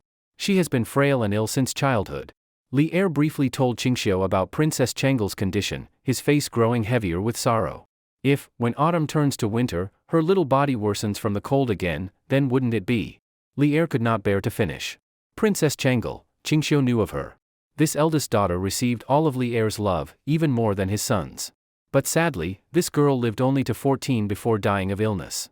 The histories recorded that she was plagued with sickness all her life, and with the medicine of this era it was impossible to cure her. But that was only relative to this era's medicine. For Qingxiu, he quietly touched the small porcelain vial in his pocket and smiled faintly. The reason he showed such concern today was to test the effect of the penicillin he had refined. Working with craftsmen, he had managed to purify it further, though it was still far from modern standards. But compared to the medicine of this era, its power was godlike. If it pleases your majesty, could you allow me to see the princess? Perhaps I can find a way to treat her illness. Li Er immediately raised his head, looking at Qingxiu in shock. You also know medicine? Just a little. But all the imperial physicians in court are helpless against the princess's illness. If you only know a little, I'm afraid. Qingxiu smiled. Your majesty is mistaken. Every doctor has his own specialties. Perhaps the princess's illness is not within their area of skill. Besides, there is no harm in letting me take a look. His words made sense. Li Er did not think further, and let Qingxiu go with him to Changle Palace. At this time, Empress Zhangsun was keeping Princess Changle company by her sickbed, chatting idly and sometimes telling jokes to make her happy. Mother, you said the world outside the palace walls is very interesting. I want to go out and see it too. Princess Changle's eyes sparkled with hope as she spoke. But the smile on the Empress's face stiffened slightly. Seeing her daughter's eager look while being bound by illness made her heart ache. A child of this age should be running in gardens and streets with companions, but she could only look at the small courtyard of the palace. When spring passed and autumn came, she could only watch from her bed. When winter was cold and summer was hot, she could only endure her worsening illness in the palace, imagining the outside world. Rest and recover, Lizzie. Once you're well, mother will take you outside to play. Will my sickness really get better? Princess Changle widened her eyes at the Empress, hope shining in them. But the Empress did not know how to answer. Of course you will. If you want to travel all across the Tang in the future, then you must listen to mother now and protect your health. Just then, a clear and cheerful voice came from outside. Empress Zhangsun turned to see Li Er entering with Qingxiu. So it is Duke Qing. She was surprised. Li Er said, it's like this, Duke Qing says he has some knowledge of medicine, and perhaps he may have a way to treat the princess's illness. Qingxiu did not examine her as other doctors would. He did not know those methods. Instead, he simply sat to the side, carefully observing Princess Changle's condition. Princess, please don't be nervous. Continue chatting with the Empress as usual. Pretend I'm not here. He knew that Princess Changle had been seriously ill right after birth, and from then on her body only weakened further. Watching her now, he noticed she coughed constantly, her body was weak, and her voice had no strength. According to archaeologists, Princess Changle must have had pneumonia as a child that was never cured, which led to her dying at 14. After observing, he concluded that her illness was in fact untreated pneumonia. In modern times this disease was not too serious, but in the ancient world without antibiotics, whether one survived depended only on fate. Clearly, the princess had poor fortune. But now, Your Majesty, I can cure the princess's illness, and without any after-effects. Once cured, she will be as healthy as any normal person. These words immediately jolted Li Er awake, and even Empress Zhangsun was moved to tears. Duke Qing, is this true? Can it really be cured? Duke Qing, don't toy with me. Li Er nearly grabbed Qingxiu's shoulder, but quickly stopped himself, remembering his imperial dignity, and instead asked calmly, "May I speak with your majesty in private?" Qingxiu glanced at Princess Changel, who was curiously watching him, then gestured to Li Er to step outside. When the two reached a side room, Qingxiu said, "There is no need for secrets between us, so I will speak plainly. If this illness continues untreated, or is left to the court physicians, the princess will absolutely not live past 14. Li Er froze, then his body visibly trembled. He had not been unprepared. He once asked Yuan Tiangang to divine her fate, and Yuan only vaguely said she would suffer disaster before adulthood. Now it seemed it was exactly as Qingxiu said, she would die before 14. Can she be cured? If she can be cured, I will reward you greatly. Qingxiu was absolutely confident. With penicillin in hand, though weaker than modern versions, for this era it was more than enough. But he did not boast. He pretended to hesitate, only a 70% chance. 70%? That's wonderful. Li Er was overjoyed at this. Qingxiu was puzzled. In modern times, if a doctor told a family there was only a 70% chance, they might cause trouble, yet Li Er was delighted. Li Er understood. Previously, the imperial physicians did not even dare claim a 10% chance. Some even returned the gold and silver he gave them, saying it was impossible to treat. So Qingxiu's words gave him great hope. Good. Whatever medicine or physicians you need, just tell me. I will help with all my strength. No need. I already have the medicine, far better than anything the physicians could use. Qingxiu revealed a small vial, uncorking it to show the liquid penicillin inside. What medicine is this? Is that little amount enough? Should we make more? Li Er studied it curiously. Make more? Does your majesty know how much material it takes to produce just this small vial? Qingxiu pointed toward the rock gardens and ponds outside. It takes an entire pool of material that size to make only this much. Li Er was shocked. It takes so long to refine? It is not boiling or refining. Just know that the cost is extremely high. No problem. Li Er agreed without hesitation. As long as it cures the princess, no matter how rare the materials, I can provide them. Qingxiu waved his hand, telling him not to rush. He had not yet tested whether Princess Changel's body could tolerate penicillin. The 70% chance depended largely on this. If her body rejected it, then no matter how powerful, the medicine would be useless. So, when can the treatment begin? Li Er asked eagerly. Now. Right now. Although Qingxiu had no experience practicing medicine, and only knew a little about modern medicine, his knowledge was enough for something as simple as using penicillin. He first ordered the imperial physicians to prepare a sufficiently sharp small knife for him, and then disinfected it with strong liquor that he had already prepared. Carefully, he cut open the skin on Changel Princess's wrist and dropped a small amount of penicillin liquid onto it. This method of treatment left the imperial physicians utterly confused. I have practiced medicine for over 30 years, and this is the first time I've seen such a way of treating illness. I once heard that in Rome there is a method of treatment where they let blood when someone is seriously ill. Don't talk nonsense. Duke Qing just made a small cut and applied medicine. That is not the same as bloodletting at all. Changel Princess did not resist this unique treatment that Qingxiu used, obediently following all his instructions. Even when her wound was cut open, she did not utter a sound. Uncle Qing, if I do as you say, will I get well, and then be able to go outside to play again? The little girl looked at Qingxiu with eyes full of hope. Of course. If you obediently listen to me, I promise you will walk as swiftly as the wind in the future, and maybe even fight in battles like Hua Mulan from the stories. Qingxiu smiled and comforted her, making the little girl laugh with joy. In the past, the doctors who treated her were always solemn and respectful, never smiling. But someone like Qingxiu, who was humorous and often comforted and cared for her, she had never met before. Seeing Changel Princess smiling so brightly, Li Ji finally relaxed from the tension that had gripped him. Truly, being able to often see his daughter this happy was a good thing. Your Majesty, go and rest for a while. Come back in half an hour to see the result. Qingxiu, seeing that Li Ji was about to collapse from exhaustion, casually said this. I'm not tired. Fine, if it works, remember to call me back. Yawning, Li Ji left. As soon as the emperor left, the imperial physicians crowded around, all curious about the origin of the green liquid in Qingxiu's hand. Of course, Qingxiu would not tell them the truth. He casually brushed them off, saying a few things related to medicine. After chatting, he realized that although these physicians were limited by their era, their medical knowledge was far higher than he had imagined, far beyond what modern people fantasized about. After all, they were imperial physicians who had seen much of the world. They sharply pointed out the flaws and shortcomings of medicine at that time, and were even familiar with medical practices from countries outside of Tang. But they all regretted their own limited skills and vision. Even knowing there were shortcomings, they did not know how to improve. What is even more hateful is those folk doctors.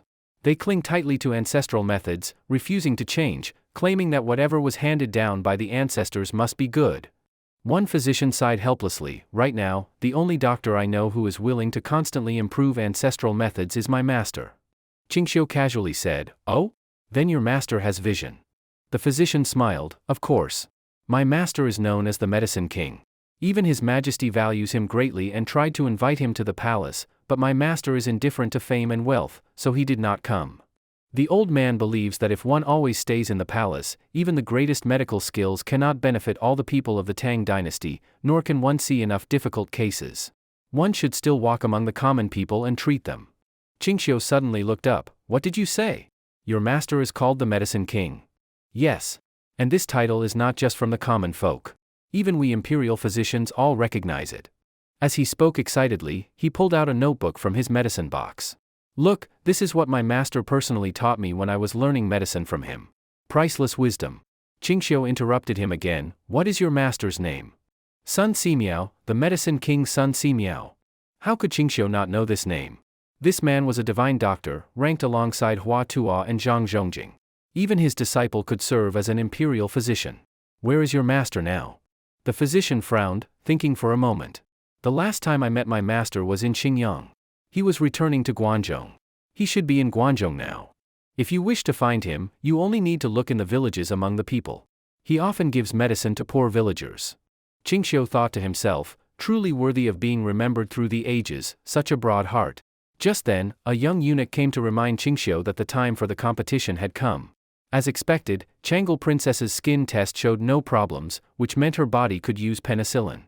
"Duke Qing, how certain are you?" Empress Changsun asked carefully. 70% sure now." Qingxiu gently patted Changle Princess's head. "Don't worry, you will soon recover." "Thank you, Uncle Qing." Changle Princess did not understand penicillin, but seeing Qingxiu so kind, she was already happy enough. The normal way to use penicillin is through intramuscular injection, but in this era there were no syringes or needles.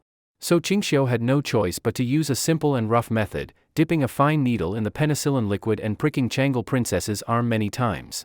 Although each dose was extremely small, it was the only method available. The little girl had to suffer a lot. Each prick went deep, and sweat dripped from her forehead, yet she endured it silently without a sound. Even Qingxiu was surprised. He had thought about using anesthetic to make her sleep, but now it seemed unnecessary. Besides, who knew if the anesthetic might interfere with the effect of the penicillin? The imperial physicians were sweating as they watched, never having seen such a strange treatment before. "Is Duke Qing doing acupuncture? Impossible. Have you ever seen acupuncture needles go this deep? I think Duke Qing is trying to inject that green liquid into the princess's body, that's why he uses this method." After the 10th prick, Qingxiu finally stopped. He felt that the dosage should now be enough. If the illness were external, ointment alone would work. Only because it is internal must the princess endure this suffering. Qingxiu also wiped the sweat from his forehead. After all, this was his first time acting as a barefoot doctor. "Thank you, Uncle Qing." Although tears welled in her eyes from the pain, Changle Princess still gratefully thanked him. "Good child." Qingxiu affectionately rubbed her head. No wonder this girl received even more love from the emperor. If her two elder brothers could be as sensible as this little girl, they would not have ended up with that fate. He ordered the imperial physicians to quickly bandage the princess and let her sleep for a while to see how she would be. He briefly reminded them of all the taboos related to penicillin, then prepared to leave the palace. Although this time he had used only a dozen bottles of medicine, the resources and time needed to cultivate more were extremely great, so he would have to hurry. After this treatment, can she be cured? Empress Changsun asked impatiently. That is impossible. For treatment like this, at least 5 times are needed. In the most troublesome case, 10 times before a full recovery. I see. When Empress Changsun thought that her daughter still had to endure this pain several more times, she felt distressed. In addition, I have another request. I hope your majesty can help me pass it on to the emperor. Please make sure he helps. Empress Changsun answered at once, of course, may I ask what it is? Qingxiu said, I heard that the divine doctor Sun Simiao is recently traveling in Guangzhou. Please ask his majesty to find him for me. This. His Majesty should be willing to help you. But Sun Simiao has already been invited before and refused to enter the palace. I fear it will be difficult to invite him. No matter. His Majesty only needs to tell Sun Simiao that I want to see him.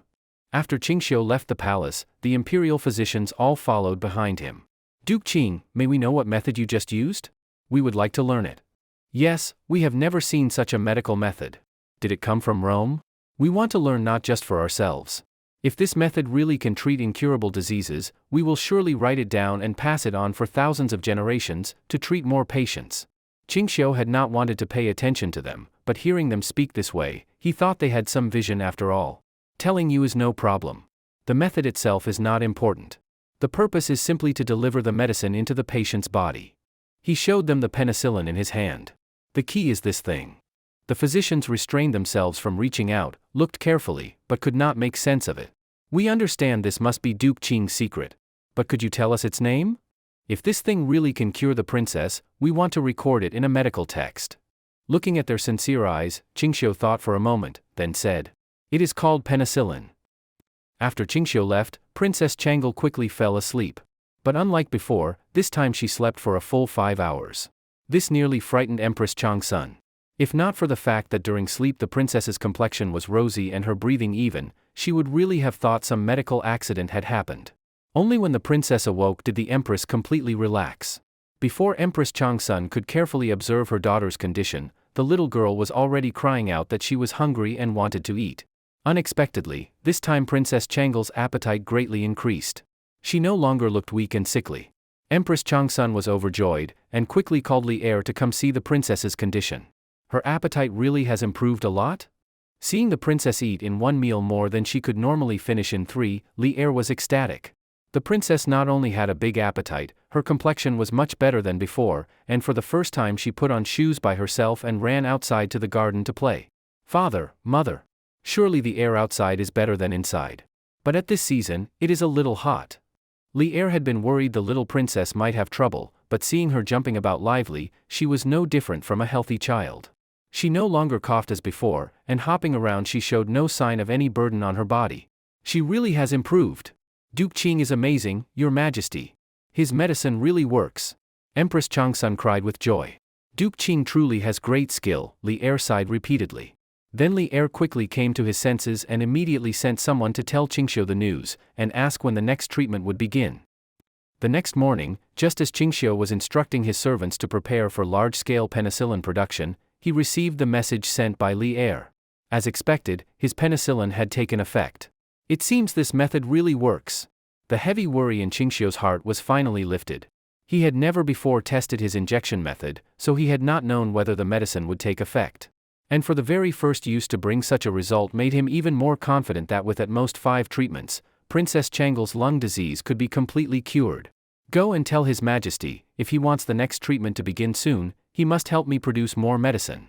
The messenger quickly agreed, no problem, whatever you need, just tell me, I will report to His Majesty immediately. I need His Majesty to immediately select a piece of land in the eastern outskirts of Chang'an, and dig 4 pools each 3 mu in size and 4 feet deep. Then fill them with large amounts of rotting vegetables, soybeans, wheat, millet, and so on. They must be rotten and stinking. The messenger, writing seriously, was stunned. You're not making medicine, are you? Qingxiu could not help but scold, of course I am making medicine. These are the raw materials I need. No cutting corners, otherwise if there's not enough medicine in time and the best treatment time is delayed, it will be on your head. Yes, sir. With those words, he dared not say another word, and went off at once to tell the emperor to arrange it. Late summer had arrived, and soon it would be deep autumn. The people around Chang'an were already preparing for the autumn harvest. Thanks to Qingxiu controlling the locust plague, otherwise they would not have harvested even a single grain this year. At this time, however, they witnessed a very strange sight in the eastern outskirts of Chang'an. Hundreds of soldiers dug 4 huge pools, and threw in vast amounts of rotting, stinking vegetables and grain. The entire eastern outskirts reeked with a stench, drawing countless flies and mosquitoes to swarm the area, and almost everyone avoided it. The pools even grew disgusting green mold, and people feared to even pass nearby. They thought the green fuzz growing there might be the source of some plague. The people were restless and fearful every day, afraid a great epidemic would again spread through Chang'an. The court still had to come forward to explain to the people, claiming this was refining medicine. Only then were the people's fears completely eased. Even so, the foul stench of rot still lingered in the eastern suburbs, forcing people to take detours. Only then did Li Er realize why Qingxiu had chosen the eastern suburbs. He had already calculated the wind direction. If these things had been placed in the western suburbs, one gust of wind would have filled the whole city of Chang'an with stench. The medicine you use really is cultivated from these things? Li Er could not make sense of it. Today his eyes had truly been opened. Injecting such a thing into the human body could actually cure an illness that even the imperial physicians had no solution for, truly unexpected. Qingxiu laughed and said, "In the end, it is only treating the illness with the right medicine, and this thing is not omnipotent. Then with so many pools to make it, how much medicine can actually be produced in the end?" Qingxiu quickly calculated in his mind, at most enough for 2 treatments, that is, 3 small bottles. Only that much? Li Er was extremely surprised. At first he thought making this thing only required rotten food, so the cost would be very low. But now he saw the yield was so low it was outrageous. The cost calculated this way was sky high. A pity. If only this could be spread widely among the common people, Li Er said with regret. How could Qingxiu not wish the same? But he was helpless. In this era, without industry, he could not mass-produce it on an assembly line. Just then, a palace guard rode up quickly and presented a military report to Li Er. "Your Majesty, this is a report from the garrison at Yanmen Pass." Li Er answered immediately, "Just right, since Duke Qing is here, come and read it with me." The report was not complicated. It said that the recently submitted Turks in the north, because their grain trade with Tang had been cut off, and with drought on the grasslands causing cattle and sheep to die in great numbers, had already fallen into famine. Recently, many herdsmen had been seen riding near the border, and the commander worried they might raid the pass. And this was only the Turks.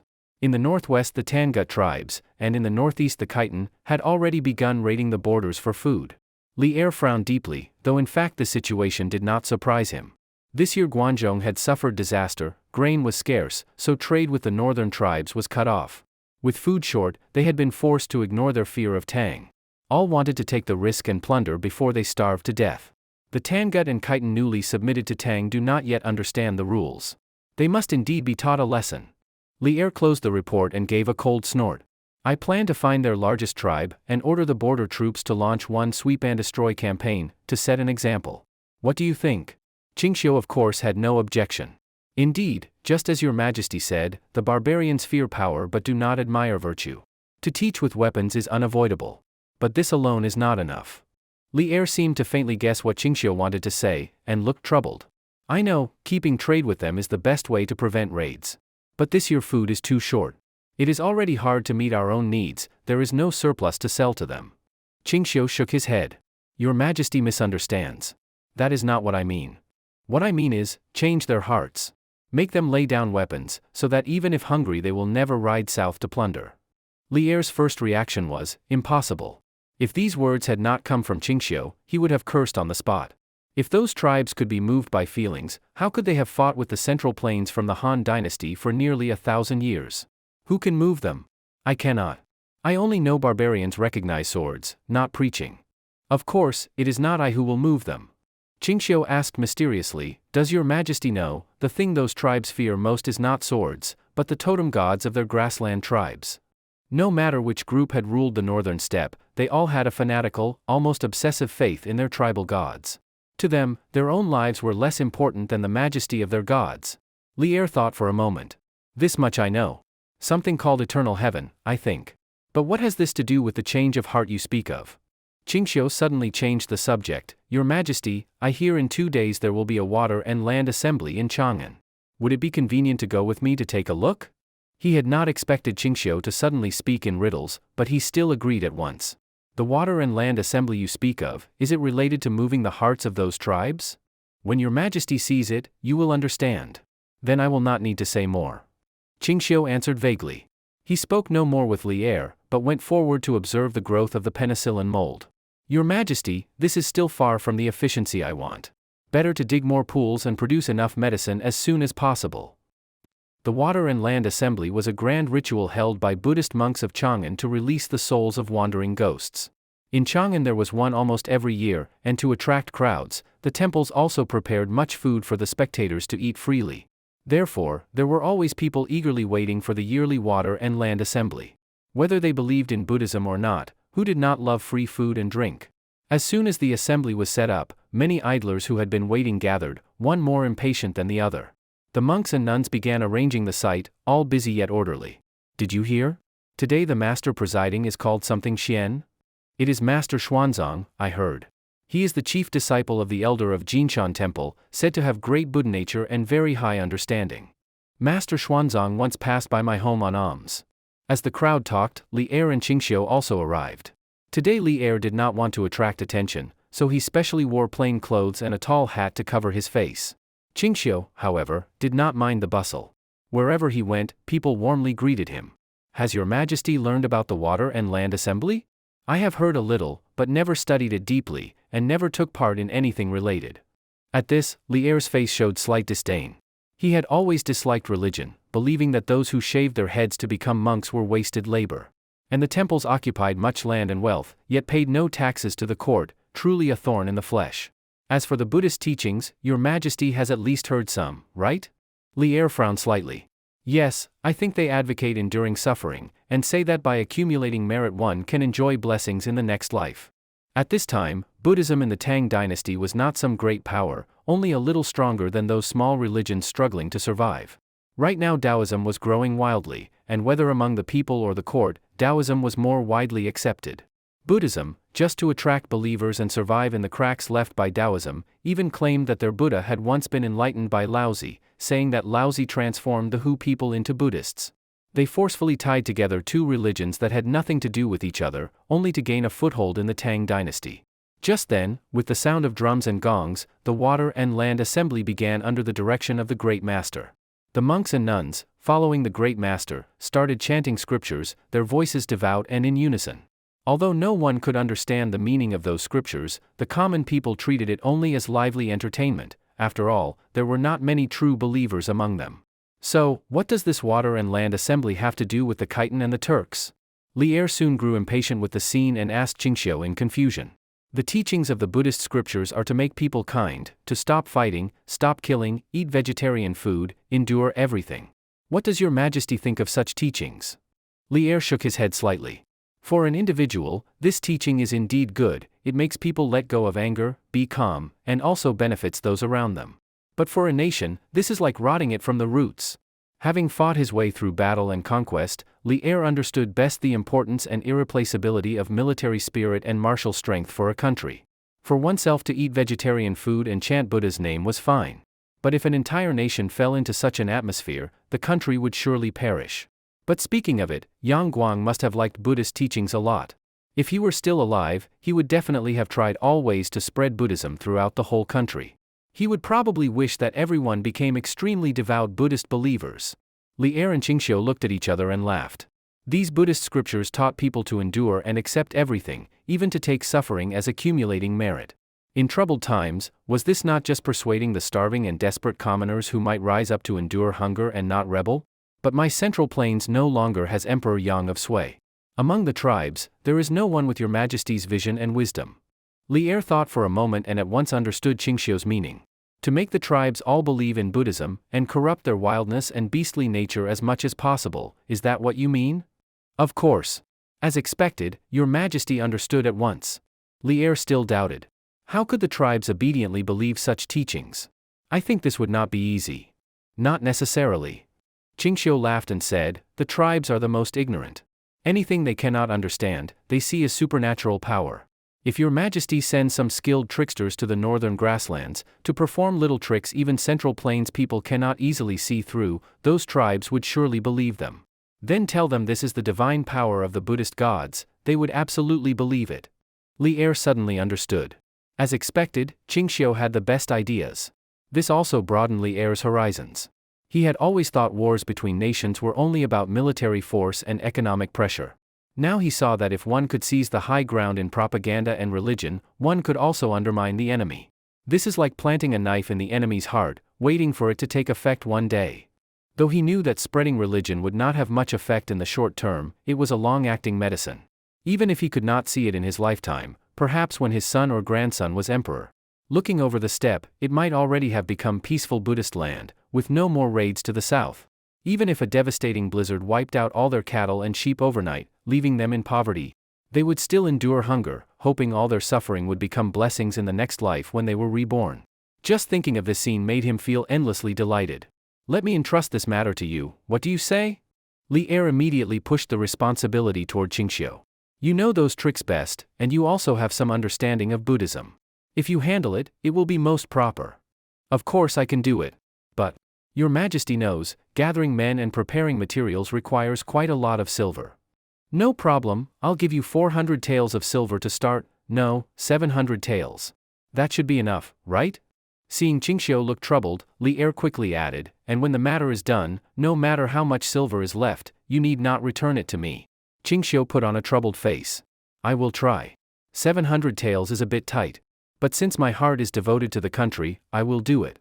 Yes, I know Duke Qing always puts Tang first, solving troubles personally. Li Er of course flattered him. Having entrusted this to Qingxiu, Li Er truly had no interest left in the water and land assembly.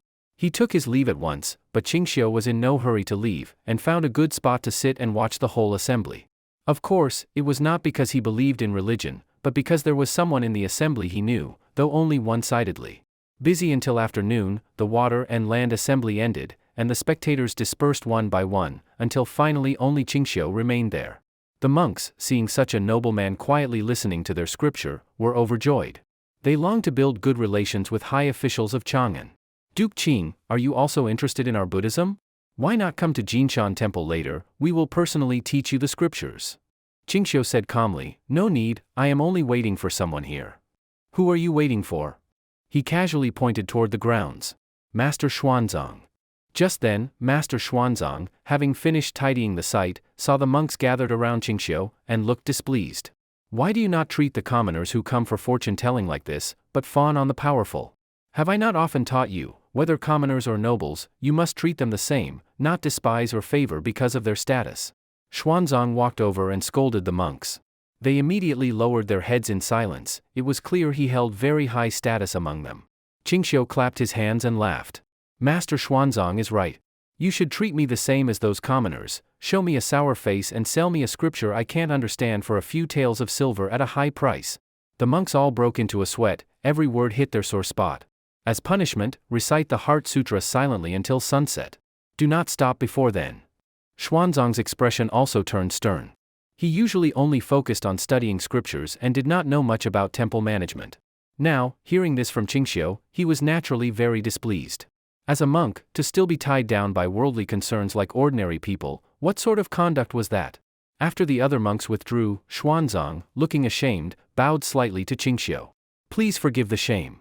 Qingxiu said, although these men are called disciples of Buddhism, in truth they have only shaved their heads and wear the robes. If Master Xuanzang hopes that all monks could be detached from the world, I fear it is but a wish in vain. Xuanzang did not seem surprised. This poor monk knows this. But in my view, this is because the Dharma has been misinterpreted, and now it can no longer truly save people. As he spoke, his eyes were full of helplessness. When Buddhism was first introduced into the Central Plains, it was during the Southern and Northern dynasties. In those chaotic times, the rulers at that time, to use Buddhism for better governing the people, made many changes and additions to the scriptures.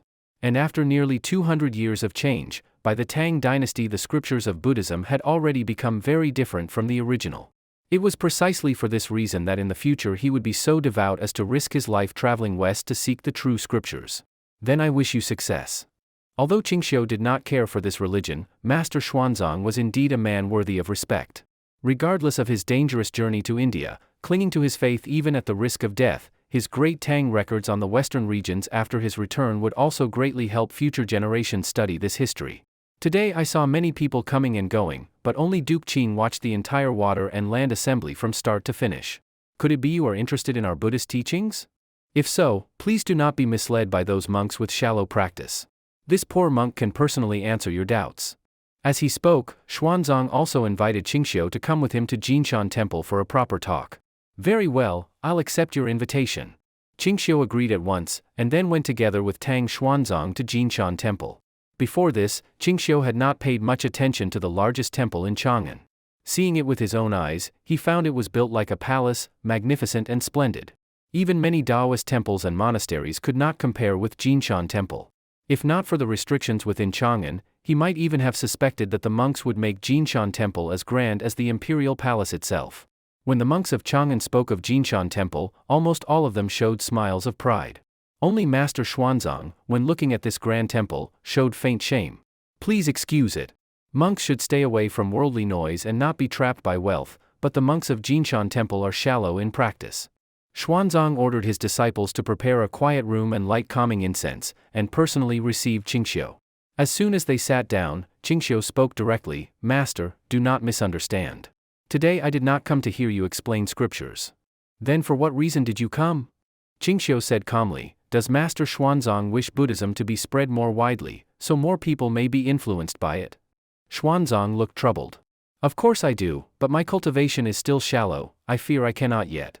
If you wish to spread the Dharma, how can you only focus on the central plains and abandon the northern grasslands, where those tribes are waiting for salvation? Xuanzang was startled. He had never expected Qingxiu would mention those northern tribes. If Buddhism could be spread there, he would naturally be glad to see it. But most of the tribes cannot read, and compared to central plains people they are ignorant. I fear they cannot understand the scriptures, and besides, they are rough and violent. Qingxiu quickly said, All the more reason to spread the Dharma to them. Does Master Xuanzang not think that saving these ignorant tribes would bring even greater merit? I do not really care for merit, only. No excuses. I will speak plainly, the court intends to support Buddhism in spreading northward, with money and manpower provided to pave the way for you. Xuanzang was very surprised. He only knew that the authorities had always shown little interest in Buddhism. Why now would they give such strong support? But in any case, it seemed a good thing. With the help of the court, it would surely be easier than the monks trying to spread it slowly themselves. So, His Majesty supports spreading the Dharma? Strictly speaking, he supports Buddhism spreading the Dharma northward. Xuanzang was a clever man. Hearing this, he at once sensed something wrong. Though he was loyal to Buddhism, that did not mean he did not know Buddhism's drawbacks to a nation. So the emperor wished to use Buddhism as a tool. There must be a very capable man advising His Majesty. After a long silence, Xuanzang suddenly said this. Master Xuanzang is also skilled in politics, understanding at once. Qingxiu looked at Xuanzang meaningfully. If one day you wish to become an official, I can help introduce you. Duke Qing need not trouble himself. This poor monk only wishes to study the Dharma, and will not involve myself in other things. Xuanzang's face now visibly showed disappointment. Clearly, he did not wish to see the Dharma he had upheld become a tool of the court. Since this involves state matters, later I can introduce you to the supervisor of the temple. Such affairs are better handled by him. Excellent. Qingxiu was also glad to deal with those who valued practical benefit. The temple supervisor, hearing this was by imperial order and with court money and manpower, was of course very willing. He even said that however many scriptures Qingxiu needed, he would prepare them at once, and that Qingxiu could personally select monks for the court to command. Qingxiu liked such people who worked for money.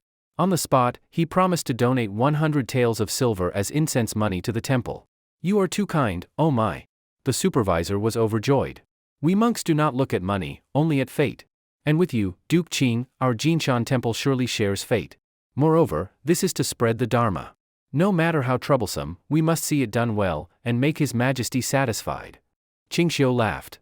I like monks like you who only care for fate. They both laughed knowingly. Now that the scriptures and monks were prepared, and with Jinshan temple handling things, he had no worries. Next was to find some tricksters, especially skilled in illusions and deceptions.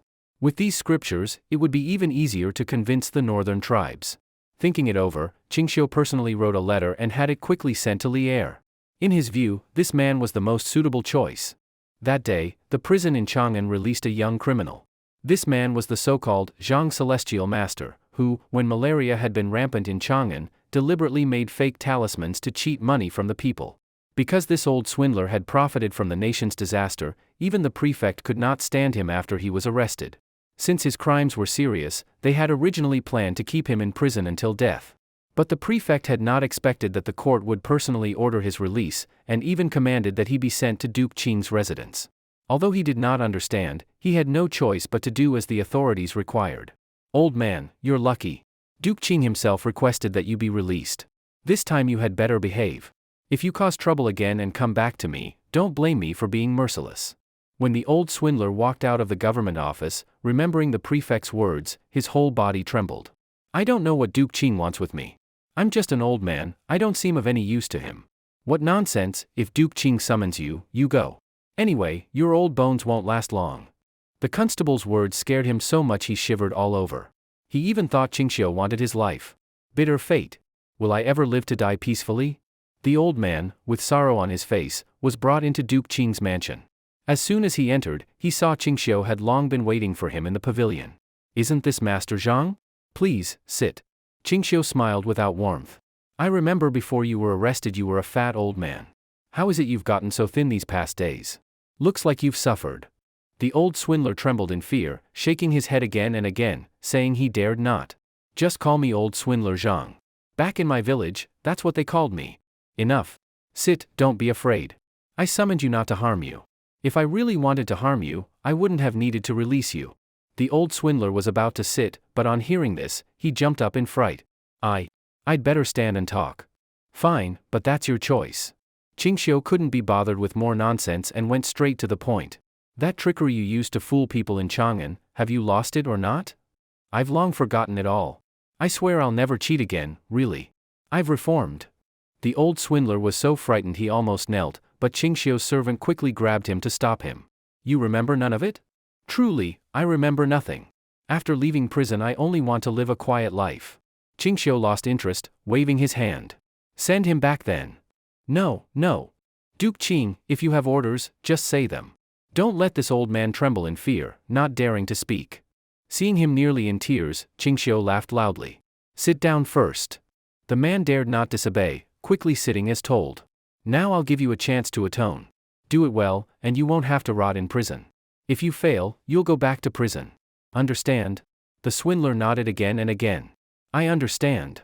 Qingxiu then explained his plan in detail. This was part of Qingxiu's larger scheme. He intended to form a group, made up of monks and tricksters, to carry Buddhist scriptures north and mingle with the nomadic tribes. And Zhang the swindler would use illusions and tricks to deceive the tribes, making them firmly believe in Buddhism and become devout followers. The court is spending so much money and effort just to make them believe in the scriptures? Zhang couldn't help asking. But seeing Qingxiu's expression turn stern, he immediately realized he had said the wrong thing, quickly covering his mouth. It's my fault, I couldn't hold my tongue. Enough. Stop the nonsense. I ask only, can you do this or not? If you've really lost your tricks, I'll replace you. Zhang quickly answered, I can. Absolutely I can. Qingxiu smiled. Good. Someone, shave his head and put monk's robes on him. Ah? Zhang touched his hair. Why do I also have to shave my head and be a monk? Nonsense.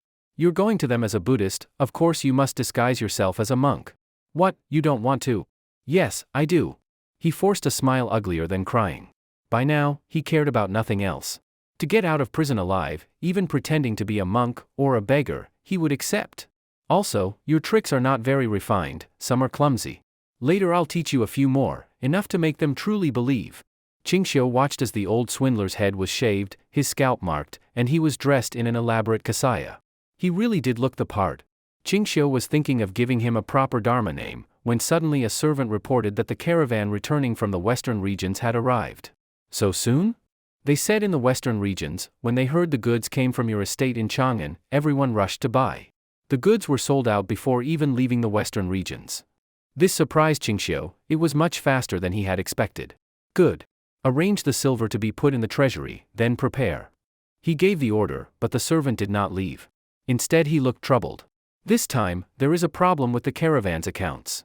As he said, when the caravan checked the records, they found the money brought back was 300 strings less than the goods sold. And this was not even counting some dinars, Roman gold coins, and other more valuable currencies. Qingxiu frowned. These men are the most meticulous accountants in Chang'an. I paid high wages to hire them precisely to prevent such problems. How could they now fail to balance the books? The servant said softly, they all insist on seeing you in person, to explain the matter directly. Qingxiu sensed something wrong. If they could not say it through others, it meant the issue was more than just miscalculated accounts. Take me there. Qingxiu agreed at once, then glanced back at the old swindler still pretending piously. Keep a close eye on him. Don't let him disappear from your sight. At that time, the Great Chamber of Commerce. This chamber was personally founded by Qingxiu, and from the start its scale had far surpassed all other guilds in Chang'an. But now, outside the chamber, large amounts of gold and silver were piled at the entrance, and a group of accountants scratched their heads, struggling with the numbers. "Greetings, Duke Qing." When they saw Qingxiu arrive in person, the accountants quickly put down their counting rods and abacuses and came forward to greet him. "You truly disappoint me. Before I hired you, I heard you had worked in the great banks of Chang'an for decades without a single mistake. Yet here, on my very first deal, you've lost such a large sum." Qingxiu's expression was stern. To be honest, he did not care about the silver itself. But for a merchant guild to make mistakes in even the most basic accounting, how would the other merchants of Chang'an see this?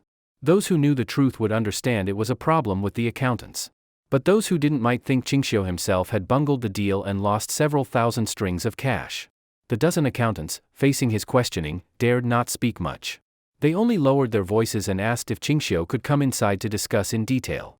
Once inside, as soon as Qingxiu sat down, the leading accountant quickly stepped forward. "Duke Qing, in fact, we did not miscalculate the accounts." "What do you mean?" "We mean, the money was not miscounted, it was lost. It was stolen." At this, the other accountants all hurried to confirm it.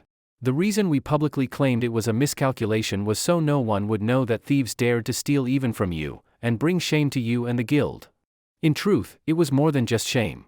If a guild were known to have once been robbed, it would attract the attention of many thieves, even becoming their main target. For this proved the guild's security was weak, and it could easily be raided. Qingxiu's face turned dark. "Is this true? You are not just shifting the blame, are you?" "Absolutely true. I saw it with my own eyes and can testify for everyone." An accountant surnamed Chen immediately told everything he knew. When the guild caravan passed through Gaochang, they stayed at a local post house for 3 days. During those days, he noticed Roman gold coins disappearing every day. On the last night, he secretly got up to watch. Indeed, he saw thieves slip into their warehouse. Their skills were very high, they didn't alarm anyone. "Then why didn't you speak up at the time?" Mr. Chen grimaced. "Those thieves carried swords, and there were many of them. They came several times in one night, at least 20 people.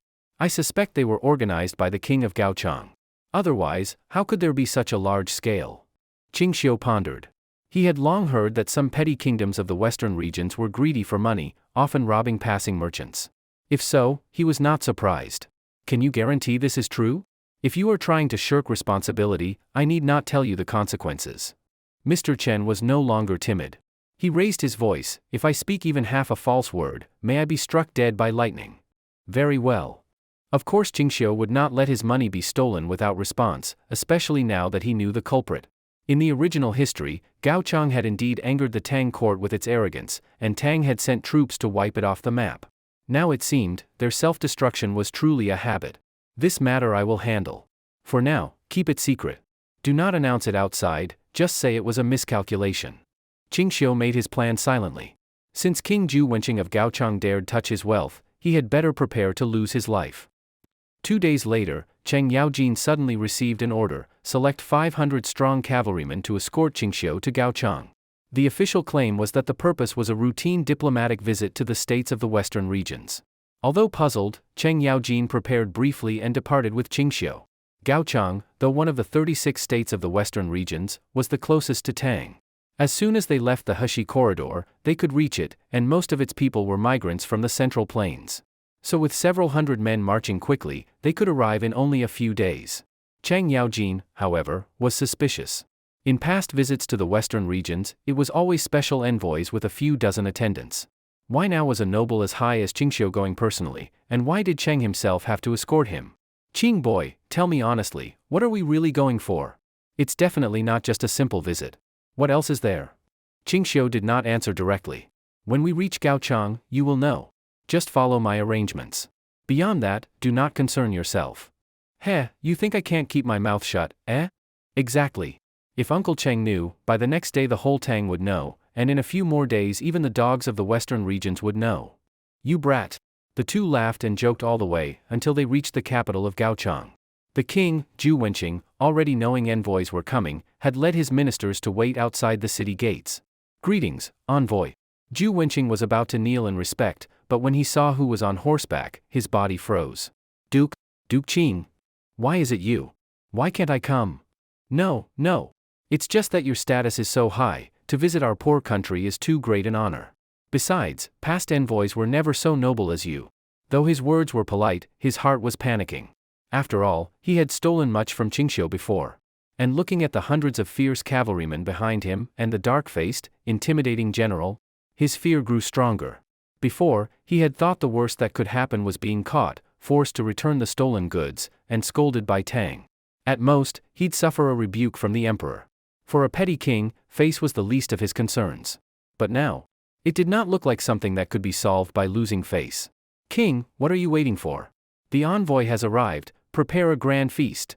Chang Yaojin barked. Yes, yes. Zhu Wenqing secretly wiped the sweat from his brow and quickly ordered preparations. Though Qingxiu had not shown hostility, he knew this matter was almost certainly impossible to cover up. After arranging lodgings for Qingxiu and his men, he immediately gathered all his ministers, even summoning his younger brother Zhu Wentai. Their meeting had no other purpose, only one goal: how to get through this matter safely. Great King, are you really sure they came only for that money? Qingxiu is as rich as a nation, he cannot possibly care about a few hundred taels of silver, to him that is just a drop in the ocean. We think he only came to make an inspection, he probably will not trouble us otherwise? Great King, please don't be anxious yet. These officials still held a lucky mindset, which made Zhu Wenqing curse furiously on the spot. Are you all blind?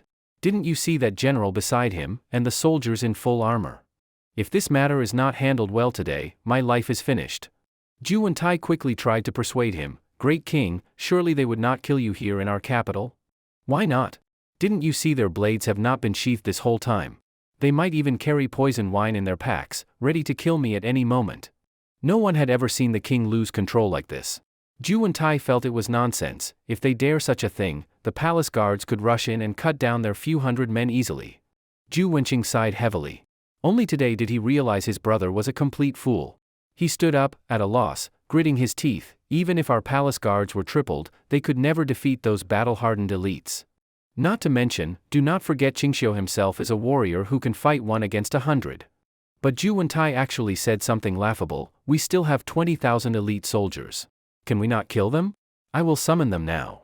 As he spoke, the fool really tried to get up and gather troops. Nonsense! Zhu Wenqing, furious, grabbed the water kettle on the table and hurled it at Zhu Wentai. If the latter had not dodged quickly, his head would have been broken by the hot tea. Calm yourself, Great King. The ministers rushed to hold him back, but could not stop Zhu Wenqing's angry scolding. If even one of them dies here, tomorrow Tang cavalry will trample Gaochang flat, and everyone will be buried with me. Zhu Wentai's eyes flashed with bitter hatred, but he did not act out immediately. Then, Great King, how do you think we can make them let this go? Zhu Wenqing sighed, bring out all the stolen goods. I will personally go apologize and explain. If I show enough sincerity, perhaps Qingxiu will let me go. At this moment, it seemed the only option.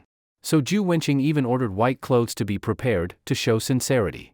As he was still thinking what excuse to say to Qingxiu, he did not know that his dear brother Zhu Wentai had already quietly returned to his residence and gathered all his trusted followers. He exaggerated the situation, crying and sobbing, saying they not only wanted to kill the king, but also to slaughter the whole capital. You know the Tang people. In their eyes, other nations' people are not human, only cattle, horses, pigs, and dogs, to be killed at will. For just a few hundred strings of cash, they want to take the lives of nearly 100,000 in the city. Is this the way of heaven? Zhu Wentai grew more excited as he spoke, even to tears. His retainers and followers did not know what to do. If the nest is overturned, how can any egg remain whole? If everyone in the city was killed, would they not also die? Prince, if so, tell us, what should we do? We will follow your lead, we are all your men. Seeing the moment was ripe, Zhu Wentai revealed his true purpose. All this is because the king lusted after wealth and stole Qingxiu's money. Unless he sees the king's head delivered, he will never rest. At this, the meaning was clear. Zhu Wentai wanted them to cut off the king's head. Normally, they would never dare follow such madness. But now was different. The Tang envoy's blade was already at their necks, they had to find a way to survive. We follow your lead. As long as we live, whatever you say, we will do. Zhu Wentai kept a face of grief, but inside he was overjoyed. Using this chance to remove his brother, he would naturally inherit the throne. After all, Zhu Wenqing had no heir. Once dead, no one could contest Zhu Wentai for the crown. Move quickly, time does not wait. If we delay until they start their massacre, it will be too late. At this time, Zhu Wenqing still had no idea his brother was plotting his death. He was still rehearsing lines in the palace to beg Qingxiu for forgiveness. Inside the palace, though fine dishes filled the table, Qingxiu and the others had no appetite. Chang Yaojin had just learned from Qingxiu about the theft, and he was furious. This time they stole money, next time they will kill. Have you thought how to deal with the king? Honestly, Qingxiu had not decided. The reason he traveled so far for so little money was to establish authority, so that all the thieves of the western regions would never again dare attack his caravans, or any Tang caravans. If he killed Zhu Wenqing, after all he was still a king, and it was only theft, not murder, nor had he shown Qingxiu disrespect. The crime did not deserve death. I think we should make them return the wealth, pay double compensation, and have their king go to Chang'an himself to beg forgiveness. Let him sit in prison for a month before returning. That would establish authority and vent anger. Yes, I think that's good. As they spoke, Zhu Wentai entered with a group of officials to meet Qingxiu.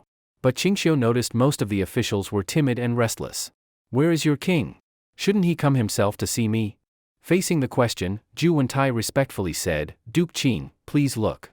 At his order, several attendants hurriedly brought in a stretcher covered with white cloth. Zhu Wentai bowed solemnly, then personally lifted the cloth. Everyone was shocked. It was Zhu Wenqing, who had just respectfully welcomed them outside. Now he was a corpse. There was a deep red mark around his neck, he had just died. Zhu Wentai suddenly wailed, then knelt beside Zhu Wenqing and cried bitterly.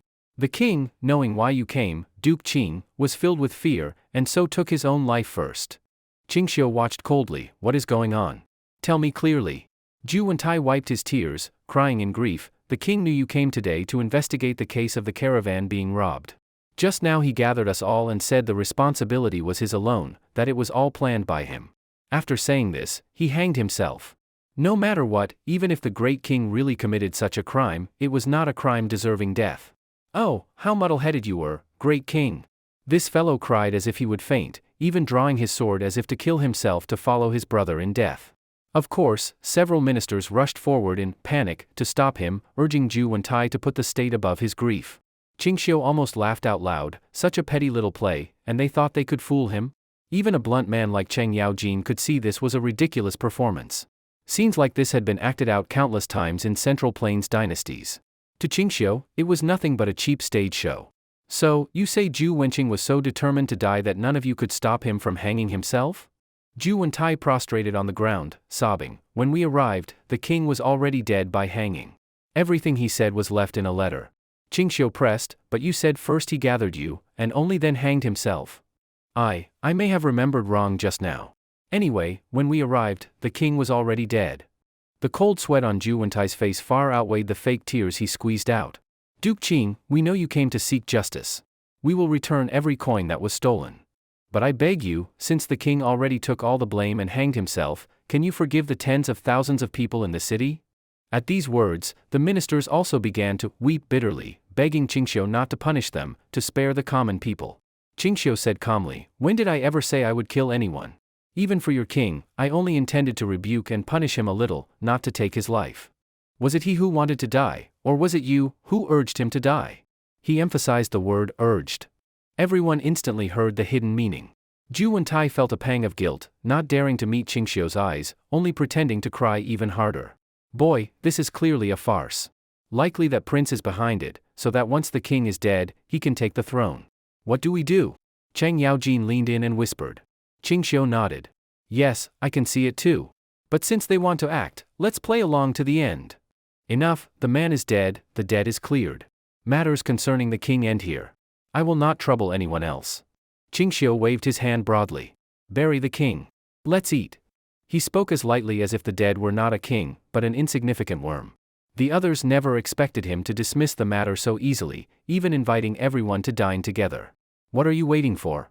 Another moment and the food will be cold. Eat. His tone carried impatience. None dared refuse, and they all sat to eat a little. Why do you sit so far from me? I still have some things to ask you. Qingxiu deliberately sat next to Zhu Wentai, frightening him so much his chopsticks nearly fell. He thought his plot had already been exposed. Don't be nervous. The matter is settled. I only want to ask a small question. Zhu Wentai sighed with relief. Ask, sir. Whatever I know, I will answer. You say you are the brother of Zhu Wenqing, so your name is Zhu Wentai? Yes, yes. Qingxiu's lips curved into a knowing smile. Zhu Wentai, of course Qingxiu knew the name. In official history, this was the very man who killed his elder brother Zhu Wenqing and succeeded as the new king of Gaochang.